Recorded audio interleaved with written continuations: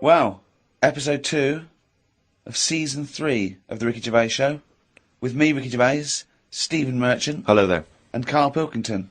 All right. What's been going on? What's been going on? I've been to hospital. I was rushed to hospital, like emergency and that. Had a tube put on my knob. You had a tube put up your knob? Yeah. What's the story? Kidney stones. Ooh. So, shouldn't really be here, to be honest, doing this. He said rest and that. Climbing them stairs on the way in. To be quite honest, it doesn't look like you're expending a lot of energy at the moment. It's like at Zookeeper going, oh, that sloth move today. Calm down. Yeah, but I had to get here. It's been raining. Yeah. I had to come up the stairs. I had to carry the computer. Yeah. Well, that's not entirely true, because your girlfriend was carrying it. I saw her outside. Yeah, but I'm just saying. And then you handed it to me and said, Steve, carry this. Almighty. So Yeah, I know. that's already a lie. Christ almighty. Whinging. Not whinging.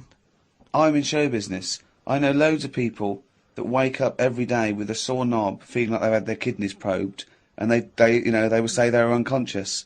So they don't whinge about it. They get straight back onto it. They, a lot of them on TV now. Yeah, straight back to hosting game shows.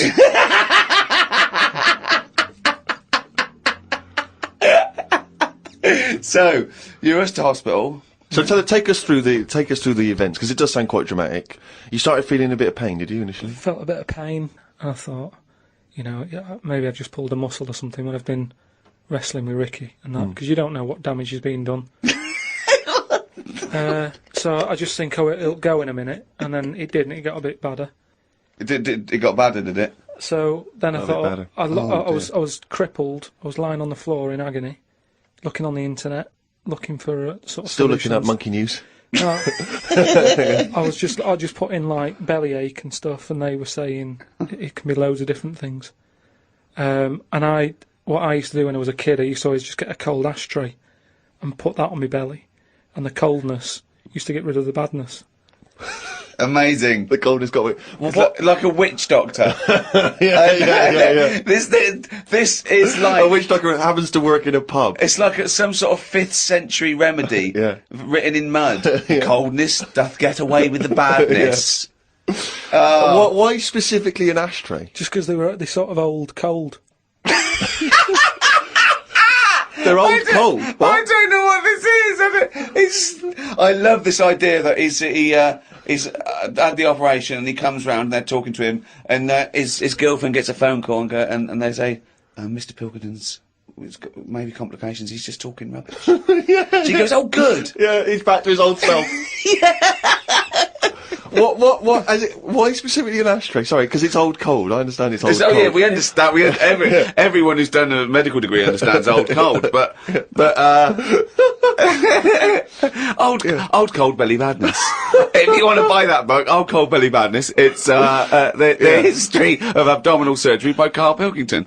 No, it just But you put it in the freezer or something first? You can do if you want, but they're normally cold anyway. It's sort of thick glass and that it holds the cold. But we don't smoke in our house, so I had to use a plate. Oh, well, that's madness. A plate's not going to work. Famously, a plate doesn't work. No! So you put a plate on your belly, but that didn't do any. That didn't work. So called Suzanne and said, "Oh, I'm in agony here." She said, "Go to the doctors then." Good advice. So a lot of people have done that straight away, as opposed to going through the plate ashtray. So he got into hospital, and he went to hospital and he said, "Have you got an ashtray?" They went, no, especially an ashtray. This is no smoking. So anyway, then we get in a cab and whatever. You go there. I have an X-ray. His voice is even more boring than usual, isn't it? Yeah. Fuck me. And they put me on a drip and everything, give me some morphine and stuff, and found out that I had kidney stones. So that's why I was in hospital. And they get them out by... I don't know what's gone on, to be honest. I've got some tube inside me, from my kidney to my bladder. That's helping me stuff get about. And so there's a little tube up the end of your knob into your... Yeah, it's not there now. It's high up. Right. So it's high up between my kidney and my bladder. But why didn't you have the thing where they go in the side? You had the choice to... Because I said to the doctor, I'm not a doctor. I said, what do you think? He went, stop putting yourself down, Karl. He said, we need you in the operating theatre now. He just said, I said to him, what should I have done? Because he said, if you want, go home, and we'll get you in again or something. Something like that. And I said, no, I might as well have it done properly. Have it done now whilst I'm here. Sorry, the choice was have it done properly or go home. It was something like that. He said there's something you can do, and I said, oh, Flush it out. no, because it's too big. It's something like 7mm. And it's basically because you don't drink enough water. Yeah. So anyway, I said, what do you think I should have done? And he said, tube up the knob. And I said, not my favourite one of the choice, but if that's what you think. So he said, yeah, have that. He did me little diagrams, which didn't help.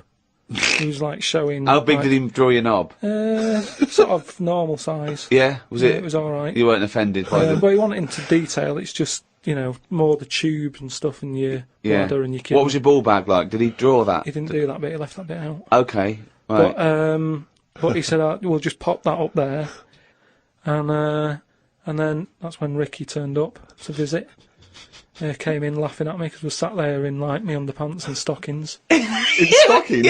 Yeah. Why were you He was there. No, he wasn't in bed. He was sort of out of bed with his little drip, right? He had his little boxer shorts on, just sat there, right, in his pants, right, and he had stockings on.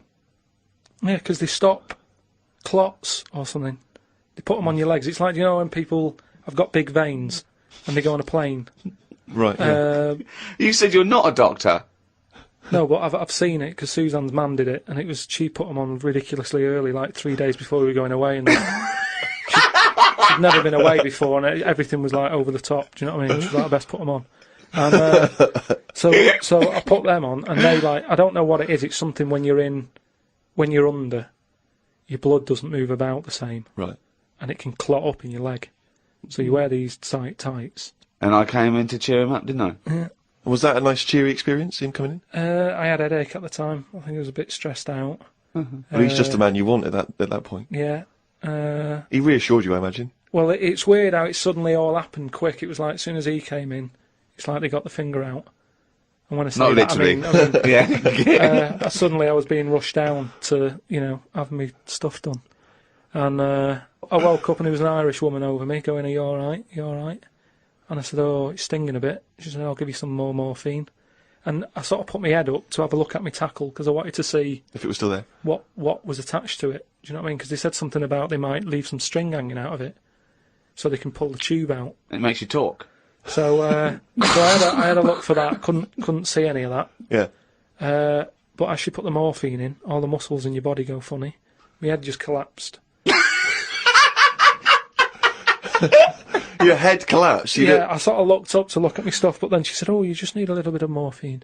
And she put that in, and I just sort of went, oof. And then they sent me home about 2 hours after.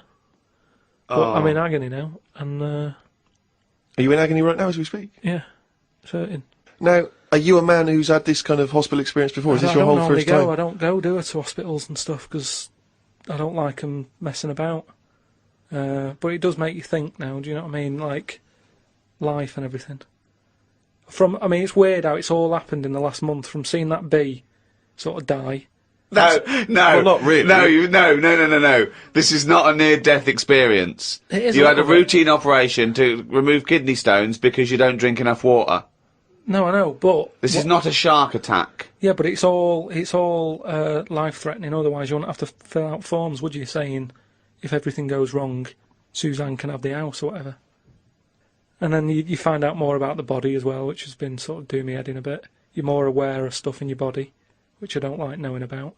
Yeah. They keep taking your heartbeats and stuff, and your blood pressure. I don't like knowing about that. I just leave it. It's happening. Don't be messing with it. Stop measuring it. Stop measuring it! No, do you know what I mean? That's the same with a knob. It's that thing of like, they put that thing That's what on. the anaesthetist was doing when you were under, wasn't it? Yeah. He was comparing the diagram to the actual thing. Oh, God. The fella across the way from me had the same thing as me, but he'd had it a couple of days ago and he was in agony. So that doesn't help when he's saying, oh, I've been to hell and back. Like, don't tell me that. Sure. I don't want to know. Just say it was all right and stuff. So it just the whole thing of a hospital is stressful. You know what I mean? They wake you up like every half an hour in the night, saying, how do you feel? It's like, well, it's 3:30. What are you doing? I've got to have it done again in a couple of weeks. because what they've done now, they've popped that straw up, but the stone's still in there because they didn't have the laser team in with them. Blast the stone, and then that time they're probably going to leave a little bit of string out the end. Then they have to go about 3 days later and they pull it out. Tell you what though, when you are because when you're in hospital, you've got a lot of time just to sit there and think about stuff. And what I was thinking about is, what is the closest thing sort of living that's nothing? I don't know what you mean. What? What's like the closest, like, do you know at some point something's gone from nothing to something? Hasn't it? No, I don't understand what you mean. Something, at some point people were nothing, and then something happened and they were something. Do you know what I mean? But they were never nothing, were they? Do you mean what is the first and lowest and most primitive and most simple form of life? No, He's right here in this room, Rick. say like when you look at a stick insect, Right. you go, right, there's a slight crossover there from a stick to a living thing. No, it's not. It didn't used to be a stick. No, it's not. There's no biological relationship between it and a stick. But there isn't much difference between the two, is what I mean. Of course there is. It's a There huge isn't. difference. They just sit there looking like a stick. That's their skill. Yes, but there's nothing to do with being a stick. It's like camouflage. That's like saying when a soldier puts on combat gear, you're saying he's a cross between a human and a shrub. He's not a cross between a human and a shrub. No, is but he? that's man-made From a distance, stuff. you can't see him. That's the same as the stick No, insect. but that isn't what I'm saying. What I'm saying is, have you seen them weird things that just look like they sort of look like a leaf? Yeah, there are insects that have evolved to look like a leaf. So a bird thinks, oh, there's no tea there. No, That's but not a juicy insect. It's a leaf. I don't eat leaves. Yeah, but at Forget some it. point, something has had it away with a leaf. No, What? at no point has something had it away with a leaf. No, to make it look that much like No. a leaf. At no point did a beetle shag a leaf. There's nothing on a genetic level or molecular level, anything to do with it having anything to do with a stick or a leaf. It's superficial. It's the way it looks. That's all it. That's like saying chameleons must have mated with green once. They are green. No, but it what- looks like a leaf. What I don't understand is, It has evolved to blend in perfectly with its surroundings and fool predators. but then how does it meet? How does it have relationships? It will be going around sort of having it away with a leaf. No, it won't, because it doesn't know what it looks like. It doesn't matter. They do it with pheromones and attraction, and it's not like a stick insect will be talking to a stick for ages and go, "Oh, I've wasted my time here. This club's dead." Rude. I was chatting to her. She was foxy, but she was giving me nothing. But Dave, that's not a stick insect. That's a stick. What are you talking about? That's a stick. You've been talking to a stick all night. I thought, I can't believe it. I just thought she had a great slim figure. no, it's actually a real stick. But I've been reading a lot about, I like spiders and stuff. Just reading about them. And there's one, right? It's got big legs. Yeah. Doesn't use them. It goes around floating in the air on a bit of webbage. Like a He kite. just took a gamble then, didn't he? He took a gamble. He thought, do you know what? I'm going to go with webbage. Don't know if it's a word, not sure, but I could just say web, and I'm going to go with webbage. I'm going to risk it. And it didn't pay off, did it? Webbage! But that's how it gets about. It's in the air like a kite. And Yeah. it's just floating about. I've seen one, yeah. So that's what I'm saying about weirdness. The way all that goes on, and this is what I can't get my head round. You have got your head round. But do they get ill then? He's just, for those listening at home, he has just bumped his head against the microphone. Trying to mate with it because it's perfectly round, this microphone. No, but when I was, like, this is what I'm saying, when I was in hospital and stuff, you do think about how others live, because insects don't have operations. Are they built better than us to survive in this world? the trap you seem to fall into again and again and again is you cannot conceive of the fact that insects and animals do not have consciousness and personality and communication. They do not function in the way that humans do. You've seen so many Disney cartoons, you believe them now to have a life and wear bowler hats and go to work. But just in the same way that the cavemen didn't have Flintstone-type cars and have a little house, But you then- can't seem to understand that animals don't work in that way. But what I mean is, you're saying that no animals or insects know anything, yet when you see them things on nature programmes where a load of ants are having a walk, there's always one at the front who's leading it all. So one of Well, you them's just got to happen to know be something. first. Or there are leaders in. Yeah, but the other ants are going, follow him. No, they're not. They're not. They're not vocalising that in any sense No, that they're you not understand saying it. follow him, but they sort of look as if to sort of say, I'm but going without, this way. Without knowledge, without cognitive speaking. reasoning.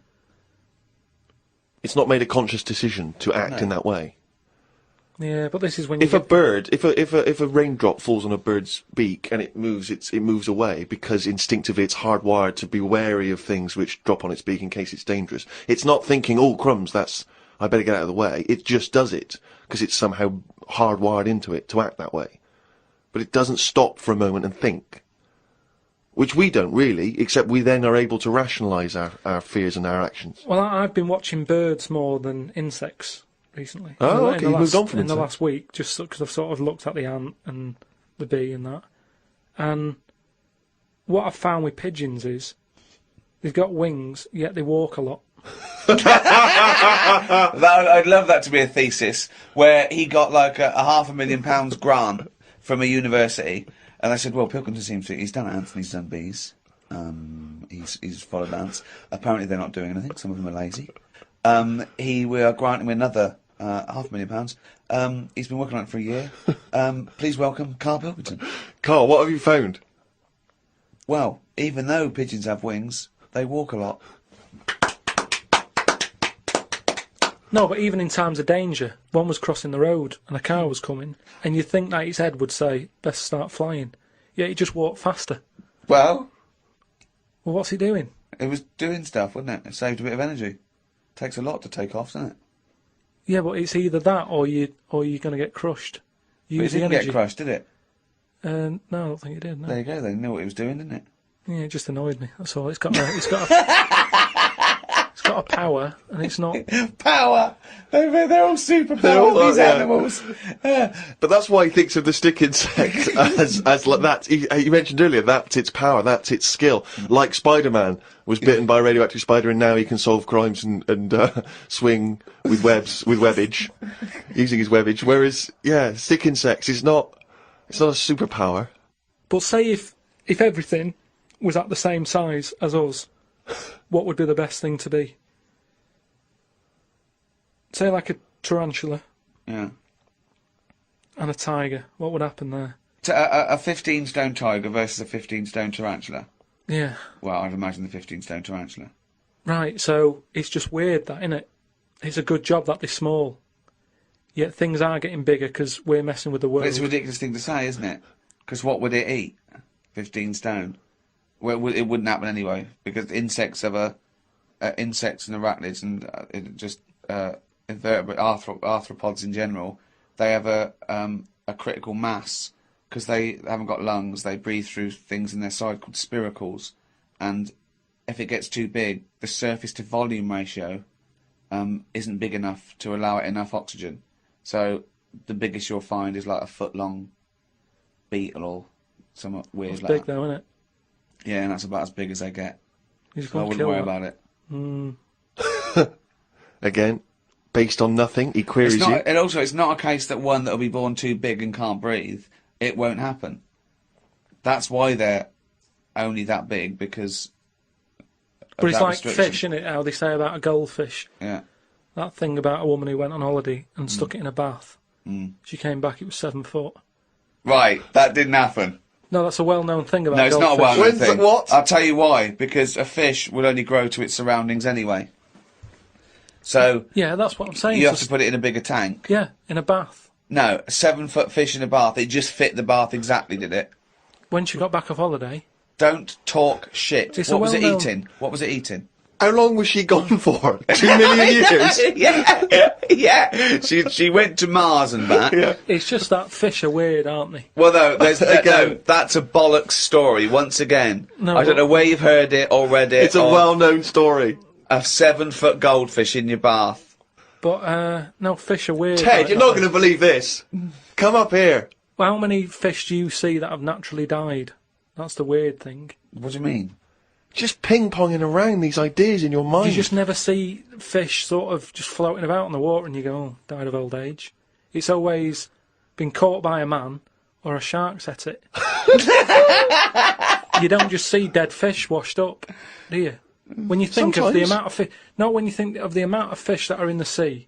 There's loads of them, and yet you never... Because they're eaten walk straight down away. That's what I'm saying, though. Are they eaten when they're dead, or are they just being eaten? Well, most things like that don't die of old age.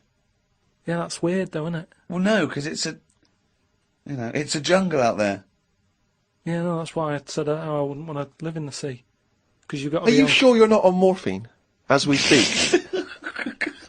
No, but in the sea, you've got to be constantly sort of alert, haven't you? Yeah, amount but of that's stuff. true of all animals. No, worse than the sea.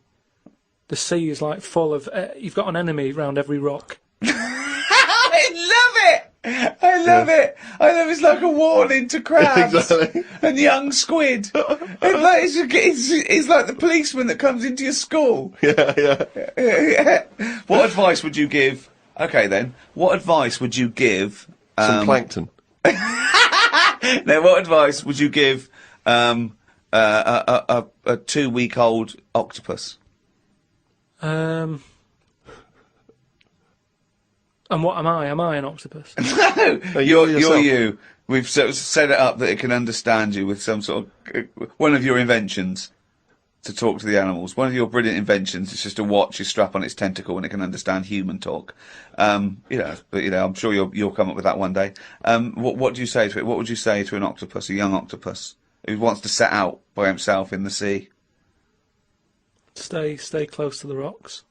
And just let it know about the thing about it can get into a small space. You know, if you look at an hole, don't go, oh, I can't get in there. And sort of squash it and show itself. I can roll it into a ball and sort of say, look at that. Is that hurting? I love the fact that the drugs make no difference. It's like there's no difference. Oh, God. Because that's the only thing that's got in it. It's boneless. So That's its special power. that's what it can do. You can roll it up. And as long as it knows that. But that's the problem with a lot of powers, isn't it? That's the same thing about how people say don't have a go at bees because they're not like wasps. They don't sting you. Because once they sting you, they die. That doesn't know that, does it? It's also not true, but yeah. Do you know what I mean? It doesn't know. So it's not like the bees going around going, I'm not going to sting you because I'll die if I do. What's your point there? I don't understand. I'm just saying... We shouldn't how do- dislike bees. Well, how do these creatures know what to do? Instinct. I suppose it's like that story you told me about the scorpion, isn't it? It's that, innit? What, the scorpion and the frog? Yeah. What, the fable? Yeah. What was it? It was a frog the scorpion needed to get across a river, and it said to a frog, "Can you give me a lift?" And the frog said, "Well, no, of course not, because you'll sting me. You're a scorpion." And he goes, "Well, no, why would I do that? If I sting you and I'm in the water and you drown, I drown." And the frog went, "Good point." So the frog gives him a piggyback, going across the river. Halfway across, the scorpion stings the frog, and the frog's dying. And the frog's going, "No, I'm going to die, and you're going to die. So why did you do that?" And the scorpion said, "Because I'm a scorpion." What do you think that was meant to point out? Just sort of be careful who you help. No. It's meant to point out that you are what you are. You are your nature. No, but it's also that thing of like... I'm telling you, it's nothing to do with if you're what the frog was... driving No, and no. someone's hitchhiking, No. don't pick them up because... No, it's nothing to do with the mentality or the reasoning or the anything to do with the frog at all. The point of it. Well, I don't know. I think Aesop was thinking a lot about the hitchhiking problem. It wouldn't happen. That's the problem with a lot of them fables. They're putting animals together that wouldn't meet. Oh, whereas insects go around shagging leaves. Well, insects are with the leaves, whereas I don't know where a scorpion is knocking around with a frog. I mean, there's that weird one I remember He's watching. annoyed. I remember hearing something about this lizard that sort of gets pally with the scorpions, even though they're not mates, they don't get on. But they've kind of got this agreement that the scorpion can live in their house if they guard it. And there's the local people used to stick their hands down these holes and get the lizards to make slippers out of them. And the lizards were getting sick of this. And I think somehow something happened where the lizards thought, look, enough's enough. We'll let you sleep in our den if you stand by the door. So the scorpion used to stand by the door and stay awake at night whilst the lizard's having a kip. Fella comes along wanting to make some new slippers, puts his hand down the hole, scorpion gets him. Now that's what's weird with that two enemies have worked together. It's called a symbiotic relationship. But at no point did they sit down and go, right, what are we going to do? I'll tell you what, I'll give you shelter. You give me that sting in case there's a fella who wants to make slippers. Because all this happened way before people were making slippers. But isn't it weird, though? Because people, there's nothing that happens like that in people, is there? Of course there is. What, like that, where you don't get on but you work with them? Of course there is. What? Loads of business relationships. What do you mean? No, but Team up normally you even though stay. they're What I mean is you essentially stay enemies. away if someone's being a bit weird. There are loads of examples where you might go, well, I hate to do it, but my only option is to go with X, Y, and Z. But what I'm saying is, though, let me just finish. Go on. I live in an area where, I sort of know a lot of the locals, and there's a local woman who's a bit mad.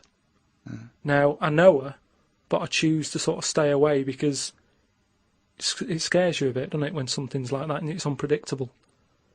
So, when I was in the little corner shop, she came in, right? She screams a lot, just screams for the sake of it, and you don't know if she's upset or if she's just doing it for attention. Then the scream will go from screaming to laughing. So you're like, oh, what's going on? And it was like Ricky. rush hour. It was like rush hour time in this shop, and she chose to go in then, and she doesn't work, so it was like, why is she coming in now? She's had all day to go in. Just picked the busy time. And she was like about 3 places in front of me, and she was only buying a Yorkie and some earbuds. Right? And I thought, A Yorkie and some earbuds. yeah, and I thought, what's the rush? You've come at the wrong time, and you bought stuff that could have waited. You should never have to rush out for a Yorkie or an earbud, is what I'm saying. Right? And I ended up sort of going, oh, I can't stand this, and I left. Now, that was me being like I would expect the scorpion to be, or the lizard. I don't know what you're talking about now. I have I don't no know where idea. okay, what do you mean? No, I'm just saying how, like, I chose that woman could be dangerous, so I'll leave her to it. And that's where nature kicks in. And you go, I don't want to be here. I don't know what she's going to do. She's unpredictable. I'll pop back later. And then, I look out, I can see the shop. I saw her go, and she was, like, laughing to herself again and trying to climb up some ladders. And I thought, once she's gone, I'll nip back. I don't know what my point was. I don't know.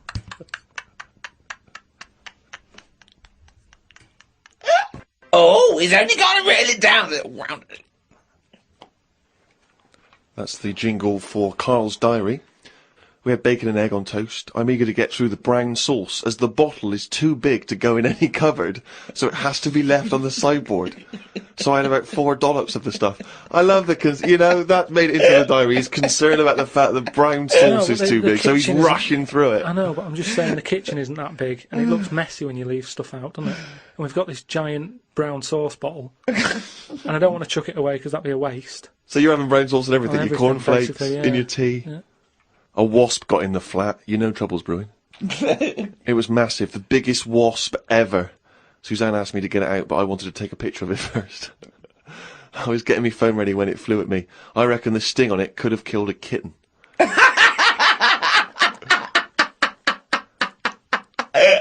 So specific. It ended up flying out the window on its own. Drama averted. Oh, God. We went out for tea. You're always in a cafe. That's what this diary. You spend so much time in a cafe. There were loads of flying ants. I kept kicking the table because I could feel him on my legs. I wouldn't be that jumpy normally, but I still had flashbacks of the giant wasp from the morning. Suzanne told me to stop being stupid because I was ruining her night out. A night out in a cab. Brilliant. Oh, what was it, her birthday? And flashbacks from an incident. Yeah. Like he's some sort of, like, war veteran. What is it? It's the wasp. It could have killed a kitten. Bought some wallpaper. We got back and got on with it. The wall that we've papered before has got a big mirror under it. We papered on top of it again. I ended up reading my phrase book while Suzanne did the rest of the tidying up. Now, what's your phrase book? This is just you trying to master English, is it? It's just a book that tells you little sayings and how they came about. An interesting phrase is potluck. It came about when all people ate is stews. They used to chuck all sorts of stuff into the stew. You stuck your spoon in, and sometimes you got something nice like beef, or you could end up with a bit of frog. It's potluck.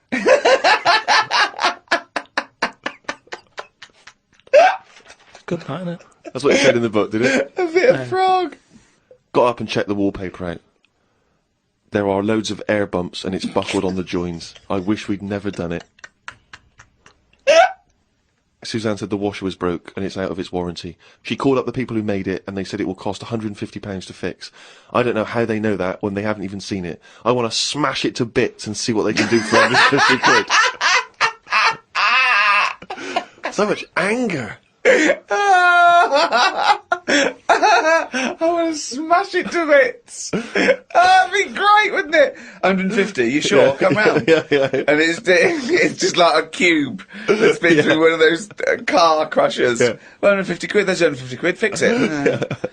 I watched the news and calmed down a bit, because there was a story about some Siamese twins who are having an operation. They've got 2 heads, 4 arms, 2 legs, 1 liver. The doctor said they will have 1 leg each. I felt bad worrying about the washer when people have bigger problems like the Siamese twins. Ricky and Steve asked me to do a poem about one day a week, so I thought I'd do one today. I can't obviously do it justice, so I should let the master read it. You've done another poem?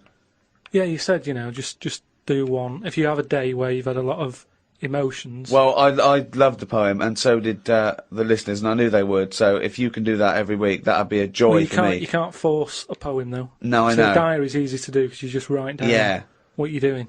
But yeah. you've got to have some really meaty subject matter to be able to write a poem, Rick, as you'll discover. I know. Right, so, you've heard what problems I had that day. Go on then. Bubbled wallpaper. What a mess. Washer dry and knackered. What a mess. Siamese twins separated. 1 leg less.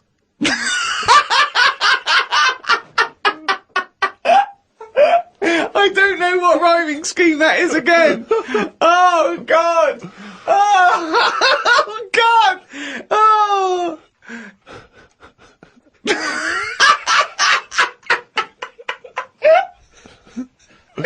Oh, fuck me.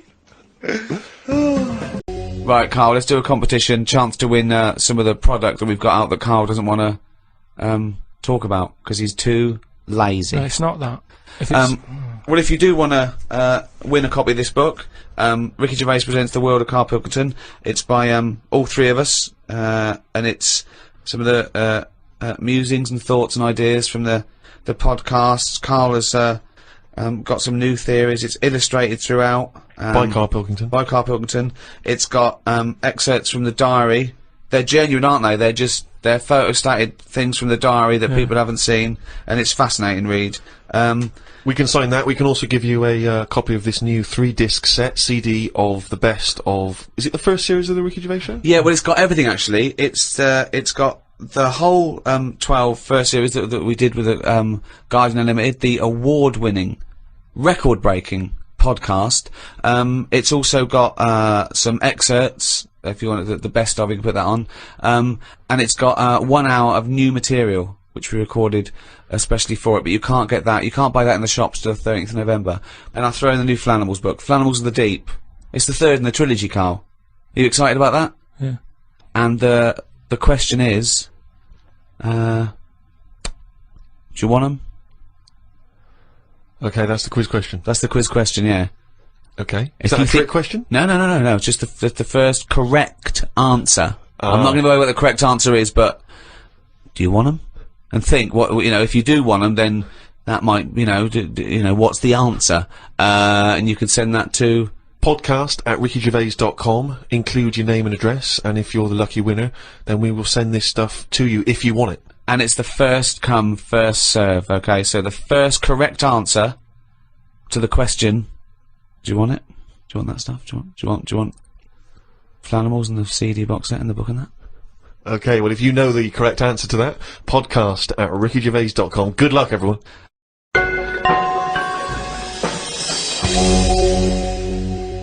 Well, thank you for listening to the first of these 3 special podcasts with Guardian Unlimited.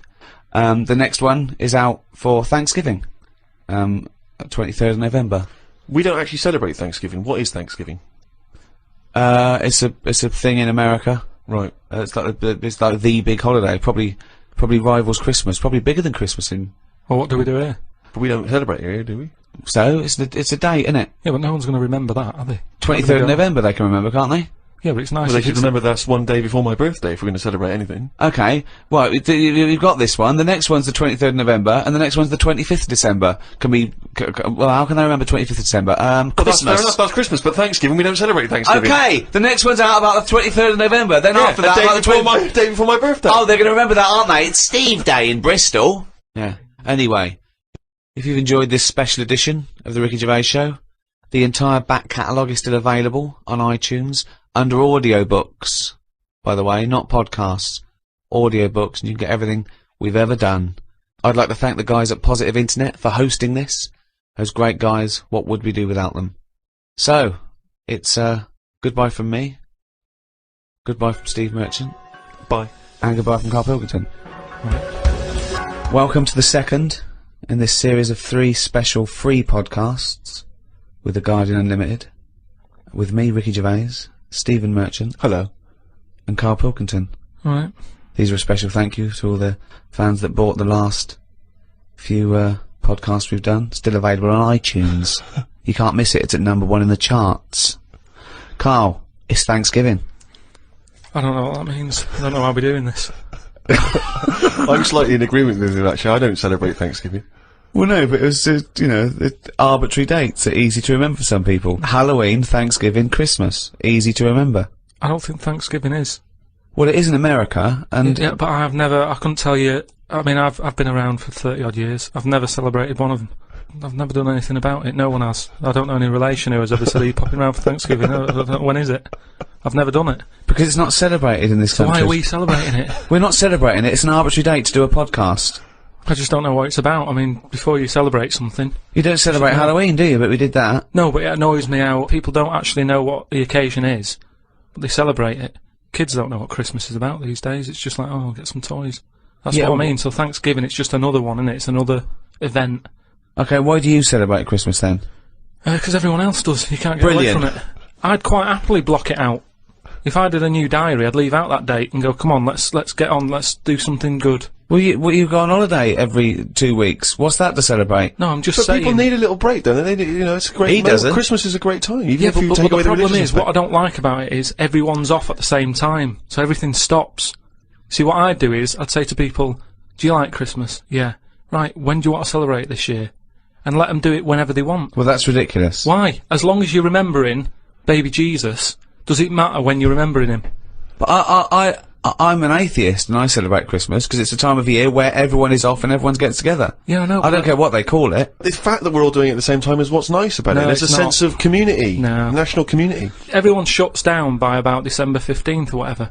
And then it doesn't get going again till like January the 6th. But what is it you're missing out on during this period? Just there's like 2 weeks there. I mean, that bit between Christmas and New Year, you might as well delete that out of the calendar. Yeah, because heaven forbid you can't pop down the library because it's closed. all that reading you've got to catch up on. I'm just saying that we're wasting time. What are you doing though? I've never seen anyone on this planet waste as much time as you. If you're not on holiday, you're following an insect around the fucking park. So don't give me that shit. I'm just saying that I don't like fun. Never a true Well, word there said. we are. We've got to the nub of it here. You don't like fun. This is true. You don't like Christ anything. almighty, you do not like fun. No, organised fun. I hate that thing. I've said it a bit before about, it's that date, that's what you've got to do. Will there come a time when someone goes, we've done enough of this. Will there come a time, and Thanksgiving? Possibly. Yeah, possibly, yeah. Things change, don't they? And you'll be happy then, will you? In 5,000 years' time, when we all worship Glong. Yeah. We, just make a change.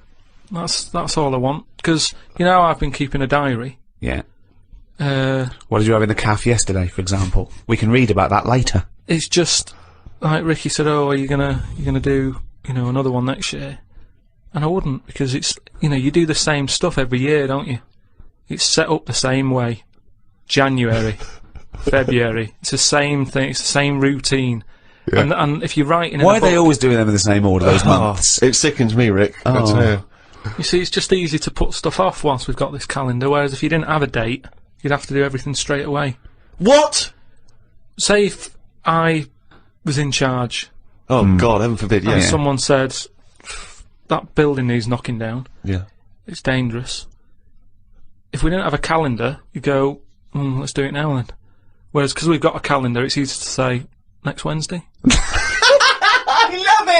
I love him! His theories are amazing! I mean, I don't know, maybe he is a real visionary thinker. Maybe he is free. You know what I like about him though? All his thoughts, they're about freedom of expression in a strange way. He's not burdened by anything. He just goes, well, why do we think like that? But he questions everything, like a true visionary scientist. But who gets a diary come Christmas time, which I know you hate, you know, for the next year, and thinks, what a piece of shit. Now I've got to I'm put just gonna something do stuff when I want to do it. I'm going to take out next Wednesday. There's no such thing as next Wednesday. No, but what I'm saying is, before the year's even started, I know in that new diary I can whiz forward to December 25th and I go, another Christmas. I don't know what you mean. So everything's set in stone before I've even started the new year. It's like, oh, Pancake Tuesday, that's coming up. So someone's already Remember decided. It's Tuesday. Someone's already decided. Someone's already telling me what I'm doing on half of the year. But all those pages are blank, hell. Carl, for you to fill up with stuff. Oh, guess what? Guess when my birthday is again? 23rd of September. I'm just saying, move them about a bit, move the days about a bit, so it doesn't get predictable. But when we changed Pancake Tuesday to Thursday, do we tell anyone else? Yeah, they do an advert on the telly, just saying, don't forget to buy your pancake mix.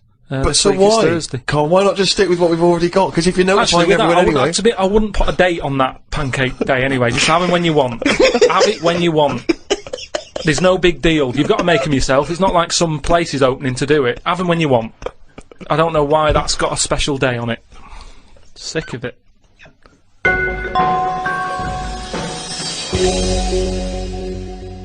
Happy Thanksgiving. Thanksgiving is based on new settlers to a new land surviving. Yeah. And I was talking to Karl in the week.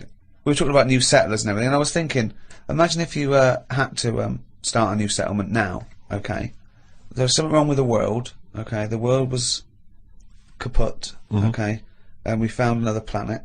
So, Karl, if you had to go to a new planet, don't worry about starting life again. They've got sort of like these breeder clones that do all that, but you can choose 6 people from this world to take to start this whole new world, okay? So you need, you know, as I say, you don't need to So worry what's about, happening here? Is this... it's going to be wiped out, okay? It's going to be wiped out, but there's enough on this spaceship for you and 5 other people, okay? And they've got them there. They've got these sort of breeder clones there, so it's going to be populated. You're going to have the workers, the drones, everything like that. But you want to take 6, I suppose, sort of world lords to teach, to lay down the politics, the teachings, the laws, the government. Okay. I'd hate it. And how long have I got to make a decision on it? To the end of this podcast. Right, go. Who do you take? Who's the first person you take, and why? And where are we going? Mars.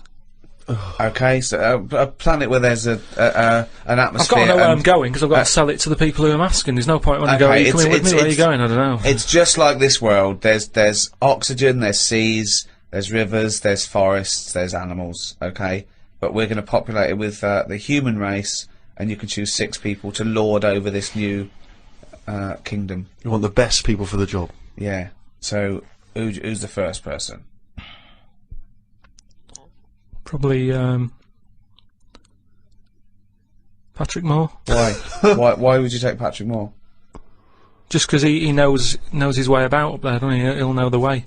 So just have him. I think that will, whoever I pick next, if they see that he's going, they'll go, right, you know, it's going to be a long Moore's journey as on it board. is. You don't want someone who's going to be going, is it left here? Is it right? Do you know what I mean? And he could play the xylophone on the journey. But Carl is Moore the most useful person to have if you've only got 6, because he may be very useful getting to the planet. No, but I've once always you got wanted to there, meet him as well. I've always wanted a chat, and that'd be a good chance, wouldn't it, when I'm in a rocket? How long's it taking to get to Mars? I don't know, a year. That's what I mean. No, it's so, not Mars, it's somewhere else. Okay, so it's a year to get there and then... yeah, well, that's what I mean. So it's a good chance to have a chat with him about stuff. And I think he'd be up for it as well, to be honest. Yeah. I think you know. why do you think that? Just because he spent his whole life talking about what's going on up there, isn't it? And yet he's never been. And I feel sorry for him. You know, most people when they're into something, they get to go to a place, don't they? Sure. People who don't know who Patrick Moore is, he's an 80-year-old astronomer. Yeah, that's what I mean. So let him have a bit of a good life. So Moore's on board. Yeah, Patrick Moore. He's on. Right, out 5 others. 4 others now. Jamie Oliver. Why would you take Jamie Oliver? Just food and that. You need someone, because they say that like you know, you can feel down if you don't eat. He couldn't convince 8-year-olds to eat a carrot. What's he going to do in this brave new world? They're all going to be on turkey Twizzlers. I think he's got the right attitude. He wouldn't be faffing about. Remember, we've landed now on this new world. Yeah. I don't know what it's like. The people who've Listen, made me I go, love Jamie Oliver. I think he's great. Yeah. But he wouldn't be in my 5 people to start a new world. That's all I'm saying. Nor would Patrick Moore, because he knew the way. Well, what chef would you pick? I wouldn't pick a chef. Why would I pick a chef? Because you want someone who's going to, like I say, food's important. When you're low, there's nothing better. If you're a bit fed up, there's nothing better than having a good... But Carl, I don't think you quite grasped that these people have to start civilization again. They have to be wise people who can make the laws. Yeah, and before you do all that, you need a good meal.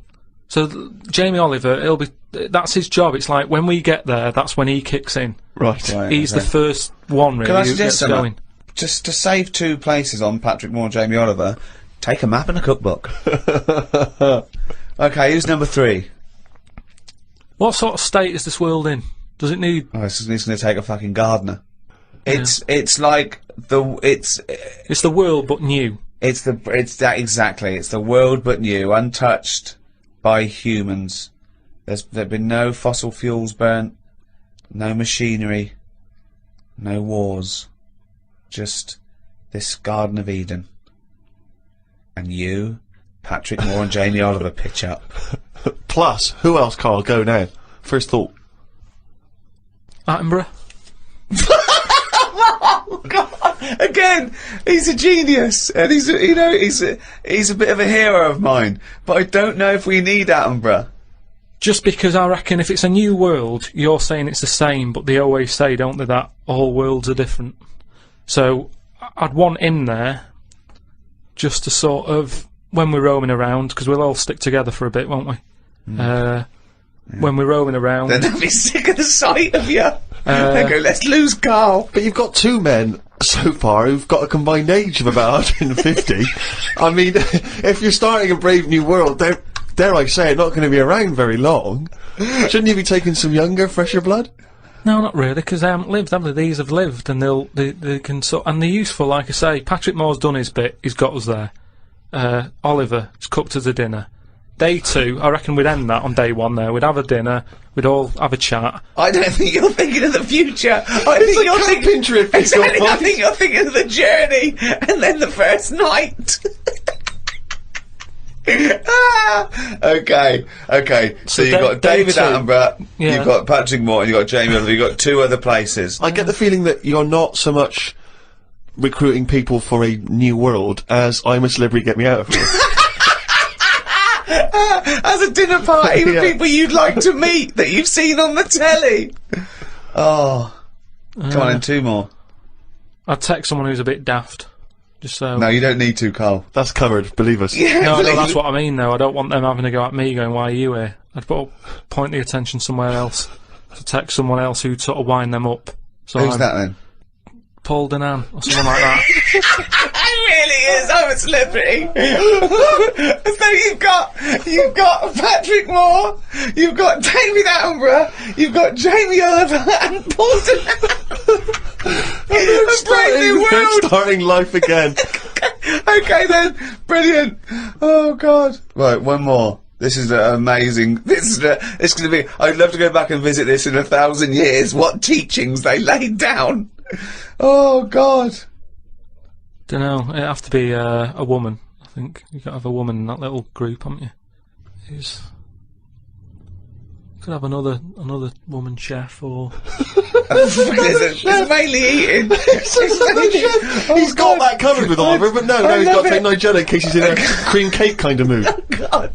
Oh God. Delia Smith was furious. She packed her bags and everything. Or a nurse. Now you're thinking. Abby Titmus?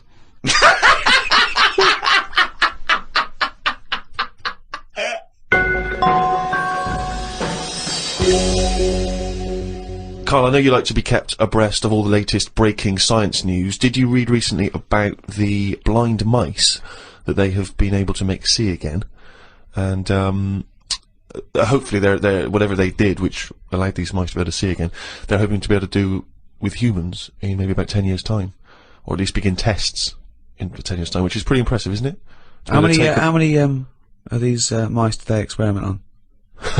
3, probably. Right. They were. It wasn't taking place in a farmhouse, was it at all? I didn't read the intricacies of the. Did they have tails? Did they still have their tails? The 3 blind mice? Because yeah, I don't know. Again, Well, I'm not sure. Well, what's your concern? Well, I think I know what happened there. Really? Yeah, I think the farmer's wife probably got annoyed at them running after her. Right. But how could they run after her? Because they're blind. I don't know. I think they used a sense of smell and hearing. They could hear her clogs, and they followed the sound of the big flat clogs. Right. But you know, they got their comeuppance. They lost their tails, so now they're blind with no tails. Is that not the story? I think you confused. Okay. Another more recent story. Okay. With that one. Okay. Yeah. Well, we'll leave that then. I don't know. Karl, thoughts though? That extraordinary, isn't it? To be able to, to be able to cure blindness would be a remarkable achievement in science. It is, but it's just that thing how they say they've done it on mice and what have you. Yeah. If I was blind and I went in for the meeting with the doctor, yeah, and they said, "Do you want yours doing?" and then they said like, "We've done it on mice," that wouldn't be good enough for me. I'd say, look, when the blind fella gets in, don't say we've done it on mice, just say we've done this on eyes. Because if he goes, what eyes? Just say just a pair of eyes. yeah. As soon as you say mouse's eyes, it's like, well, it's not the same, and it sort of, it would make me go, I'll leave it. Yeah, and then you wake up and you can see, but you've got very tiny eyes right in the you've put in mice eyes. I'm scared of cats. It's just eyes. I think I just don't like having my eyes messed with, and even if I was blind, I wouldn't like it. Right. And I think mine are more active than most, my eyes. What do you mean? Well, I went for a what's her name, Steve. You don't know. I've had problems with my legs. Oh, Christ Almighty! He's the same. What are you? 33. He's a hypochondriac. And you talk like you're a 70-year-old honestly, the slightest thing. He's got time off work for this. We went to the dentist 3 times in 1 week. He goes now. His legs rubbed 2 times a week for some reason. I don't. In and out of the kidney hospital, and they're going, "There's no kidney stone, Mr. Pilkington." He's going, "Oh, right. Christ Almighty, do some fucking work." No, the thing is, I've been in the last like 30 odd years. I've been working hard, and I've let my body get run down a bit. How have you? Like, you're 30. What are you? 33. Right, 33. Sorry to start off with such a hard question, but how have you been working for 30 years? Well, I just have. I sort of I got on with it. At 3. At 3. No, I'm Well, you just didn't saying. get on with anything at school, did you? Because you were just pitching about. Yeah. You weren't working out there. What was the first job you got? How old were you? I was 15. Right, okay, so you've been working for 15 years then, okay, good, Yeah, but right. I had my paper round when I was 10, didn't I? And that was hard graft. That's why I'm bald and that. Getting up at 4:30. It all adds up, doesn't it? All adds up. So anyway, when I kicked my height when I was a kid. He always says this, like it's a classic story that everyone should know. Everyone and knows, also like, the phrase "kicking my own height." Yeah. Explain what you mean. just kicked my height when I was a kid. No one understands. You kicked your leg up to the kicked height my that height. you were at that time. Yeah. Yeah. So I if kicked you were, my height. It's not a well-known phrase. You can't just go, I kicked my height. so you're 4.5 foot, and you've put your toe up into the air 4.5 feet by kicking. Yeah, but I landed on my back. Right, 'Cause okay. I don't Imagine seeing that in the playground. They go, get Karl Pilkington to kick his height. I bet he falls over like a It fucking wasn't in penguin. the playground. My dad got me to do it in the garden. Brilliant. But So- why did you He fall sold over? tickets, the neighbours were cracking up. Yeah. Why did you fall over? Did you hit I just yourself in didn't, the I didn't head? have a kick the height. I mean, my leg got high up, but I was that chuffed that I got that high, I didn't think of putting my leg down again. What's it look like? What the fuck did that look like? He's got to think it all through. I thought it was automatic. No, In like, no. It stayed there. You sort of stayed Oh, balanced. Christ But you didn't almighty. think, well, I'm loving this. This is brilliant, but what should I do now? I got my leg up. I'll just keep it up. Whoa! It looked like a Hitler salute with his leg. What were you doing? So anyway, I landed on my back, Yeah. and I did some damage, I think. And it's because Definitely. of that. You sure you didn't land on your head? And it's because of that, like all them years and what have you. Yeah. I've had like a trapped nerve in my leg. Right. So I thought, right, now's the time to have it done, because when you get older, I mean, it was a kidney stone thing. Once you've sort of looked at, you know, death and what have you, it just makes you think, got to start looking after Do you your think you body. could die of the slightly bad leg that you've had for 15 years? Well, it Do you just, think that'll eventually kill you? well, it could do if I can't run away from danger quick enough. Right. Again, you're thinking of Jurassic Park coming true. Well, whatever though, I'm just saying, you've got Yeah. to look after yourself. You know, if there's anyone listening could out always there hop. who's got a problem, get it sorted. I'll tell you what That's all though, I'm saying. if you have to fight off danger and you kick them, put the leg back down immediately after. So anyway, so I went to see this fella, to like a professional leg rubber. Professional leg rubber. Yeah. And he sort of said a few things that were quite interesting. Remember that time when we had a chat on the last lot of like podcasts? I said, "Am I in charge of my brain, or is my brain in charge of me?" Yeah, do you remember what I said? That's the most stupid thing you've ever said. Yeah. Well, listen to this then. So I go and see this leg rubber, Professional leg rubber, yeah. right? And he is professional. Yeah. Right. so Remember, a leg rubber. You haven't said doctor at any Yeah. point in this He's a conversation. leg rubber. So this whatever, however profound this is, it came from a man who is self-confessed professionally leg rubbing. not just leg. Does he do back, left and right? Or? back rubbing as well? He does it all. Right. Right. So I'm in Professional there, rubber. and I didn't mention about how I thought my brain was in charge of me and stuff. I'm lying there. He's bending me about and what have you. The first problem he came across is that my nerves aren't long enough in my Right. body. I don't know. My nerves aren't long enough for your body. He was lifting my legs up and I was going, right, whoa, stop that a minute, that's hurting that. He's like, what do you mean? He said, I've only got them like just about... Well, that's your tendons. No, but your nerves are in your legs as well, and your tendons don't hurt, it's your nerves that kick in. It's your nerves that make you Well, go, yeah, that but they hurts. hurt because your tendons are being overstretched. Well, I'm just telling you what he said. Right, so he lifted the leg up, and I went, right, Was stop this doing above a that. laundrette, this surgery? No, it's a proper place. He had like towels and all that on the... Oh, okay. Oh, he's got towels Oh, there. okay, yeah. Yeah. So, Definitely a laundrette. so I'm lying there. Other people's towels. He's got towels, underpants, bras. halfway through he said, you haven't got 20p, have you, for the dryer? Okay. So I'm lying there, and he lifts the leg up, Yeah. and I'm like, oh, that hurts a lot. So he said, oh yeah, short nerves. And I said, what do you mean? He said, you know, your outside of the body is longer than your inside. Right, he doesn't sound like a doctor. He does not sound like a The doctor. outside of your body's Yeah. longer than the inside. So he had me lying on my front and what have you, and he was sort of crushing me back. Right. And he was going, does that hurt? I said, yeah. It was like 48 quid this as well. Put me through all this pain and what have you. Well, you got some good advice, though. He said, you're pretty stressed, and I said, yeah. So it's, you know, I've quite a bit of stress in my life. And I explained to him about the kidney stones and that. I said, oh, you know, that's He went, oh, shut the fuck up. He probably said that. He said that's where you were probably got a lot of tenseness. And A lot of tenseness. Is that the phrase he used as a no, trained he's professional he's rubber? Or? He's a doctor. He's definitely a doctor. So anyway, he said, do you relax much? You haven't got any Lenore, have you? I want these sheets to come out nice and soft. He said, do you, you know, you should learn to meditate or something. He said, because you're all tensed up. We're living in a stressful world, as they tell me about it. So when I was telling him that I have problems relaxing, he said, that you're obviously the sort of person. Who's gullible enough to spend 46 quid for this hokum? He said, you're the sort of person whose brain is in charge of them, rather than them being in charge of the So brain. all you did was you met a person as stupid as you. Yeah. No, but I thought it's interesting that this is what he does for a living. Yeah. And he picked up, that was the first visit, that's the first, I'd only been there about 22 minutes. Yeah. You get half an hour for 48 quid. Right. But, he picked up on that Yeah. within like 15, No, he saw 20 right minutes. fucking sucker coming. No, he did pick up on that, yeah. But anyway, don't go to him again. The reason, well, I am doing, I've got locked into it, I've got to go at least another 3 times. Why? I'm trying What to do get you out mean? of it. I don't know, I didn't realise that you have to have a minimum amount of things. So what I'm saying I can't is, wait. What's the wisdom he's going to come up with next week? That'll be brilliant. I will kind of, yeah. No, but what I'm saying Your is, blood's paranoid. we were talking, You've got jealous bones. You're the sort of person whose stomach's hungrier than you. What absolute fucking nonsense.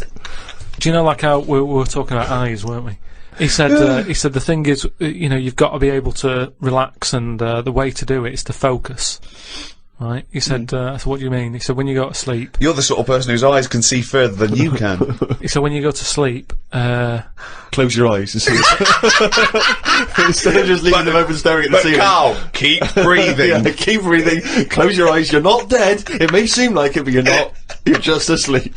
so he said, Oh, fuck me. he said, what you've got to do when you go to sleep, focus on your toe. Right? Okay. He said, and just think about nothing else. I said, He's a witch. Did he say you could put a toad under the bed? no, he just said, focus on the toe and see how you go on and what have you. Next time you come in, let me know. Anyway, I gave this a go, focusing on the toe. So what does this mean? You mean you sat in bed staring at your toes? No, this is it. He said, like, lie down, Visualising shut it. your eyes, and sort of look at it, sort of thing. So I was lying there, and it just wasn't working because Oh, Karl, this isn't medicine. I was, You were even though thinking the of a eyes, finger. well, no, He found out he was thinking of someone else's toe. Next day, doesn't someone work. called up and said, Karl, my toe's better. no, the problem was I was still using my eyes even though I had them shut.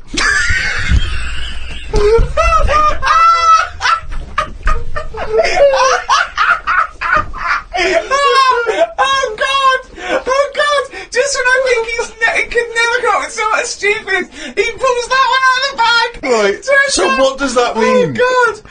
You were still using your face even though they were shut. What does that mean? I was straining them. I had them shut, but I was sort of looking down at me foot. You were trying to see through your eyelids at your toe. Well, I was looking down, so I'm thinking that's where the foot is. Because of that, I was straining them and they were stinging, so I had to pack it in. I'm gonna die! I am going to die! Right. So if anything, this okay. guy's just made your stress levels worse. Yeah, That's I said that to amazing. him. That's amazing. Okay, if someone out there's listening, could you put in order the top 10 most stupid things Karl's ever said? And to me, that is number one. That is now number. Well, that's overtaken. Is your brain in charge of you, or is you in charge of your brain? Oh, that's amazing. So what are you saying, in a way, is that the free market, capitalism being what it is, which has allowed companies, food manufacturers to make them more full of more salt, more fat, in order to attract you, in order to make more profits, is actually resulting in obesity? I was in a cafe, right? I normally like to go in there, and I might have beans on toast, Cheese on cup top. of tea, I might have a bit of cheese. Yeah, cheddar on top. Only if they offer. I sometimes sort of think I shouldn't have it, so I'll only have it if they say, do you want cheese? Oh, okay. And then it's down to their problem. Do you know what I Yeah. mean? It's kind of like, they made me have that. Yeah. So, anyway, I'm sat in there. Look how Ricky's glazed over just thinking about cheese on toast now. I'm sat in there. This little fella, I'd say he was from, like, Africa or something.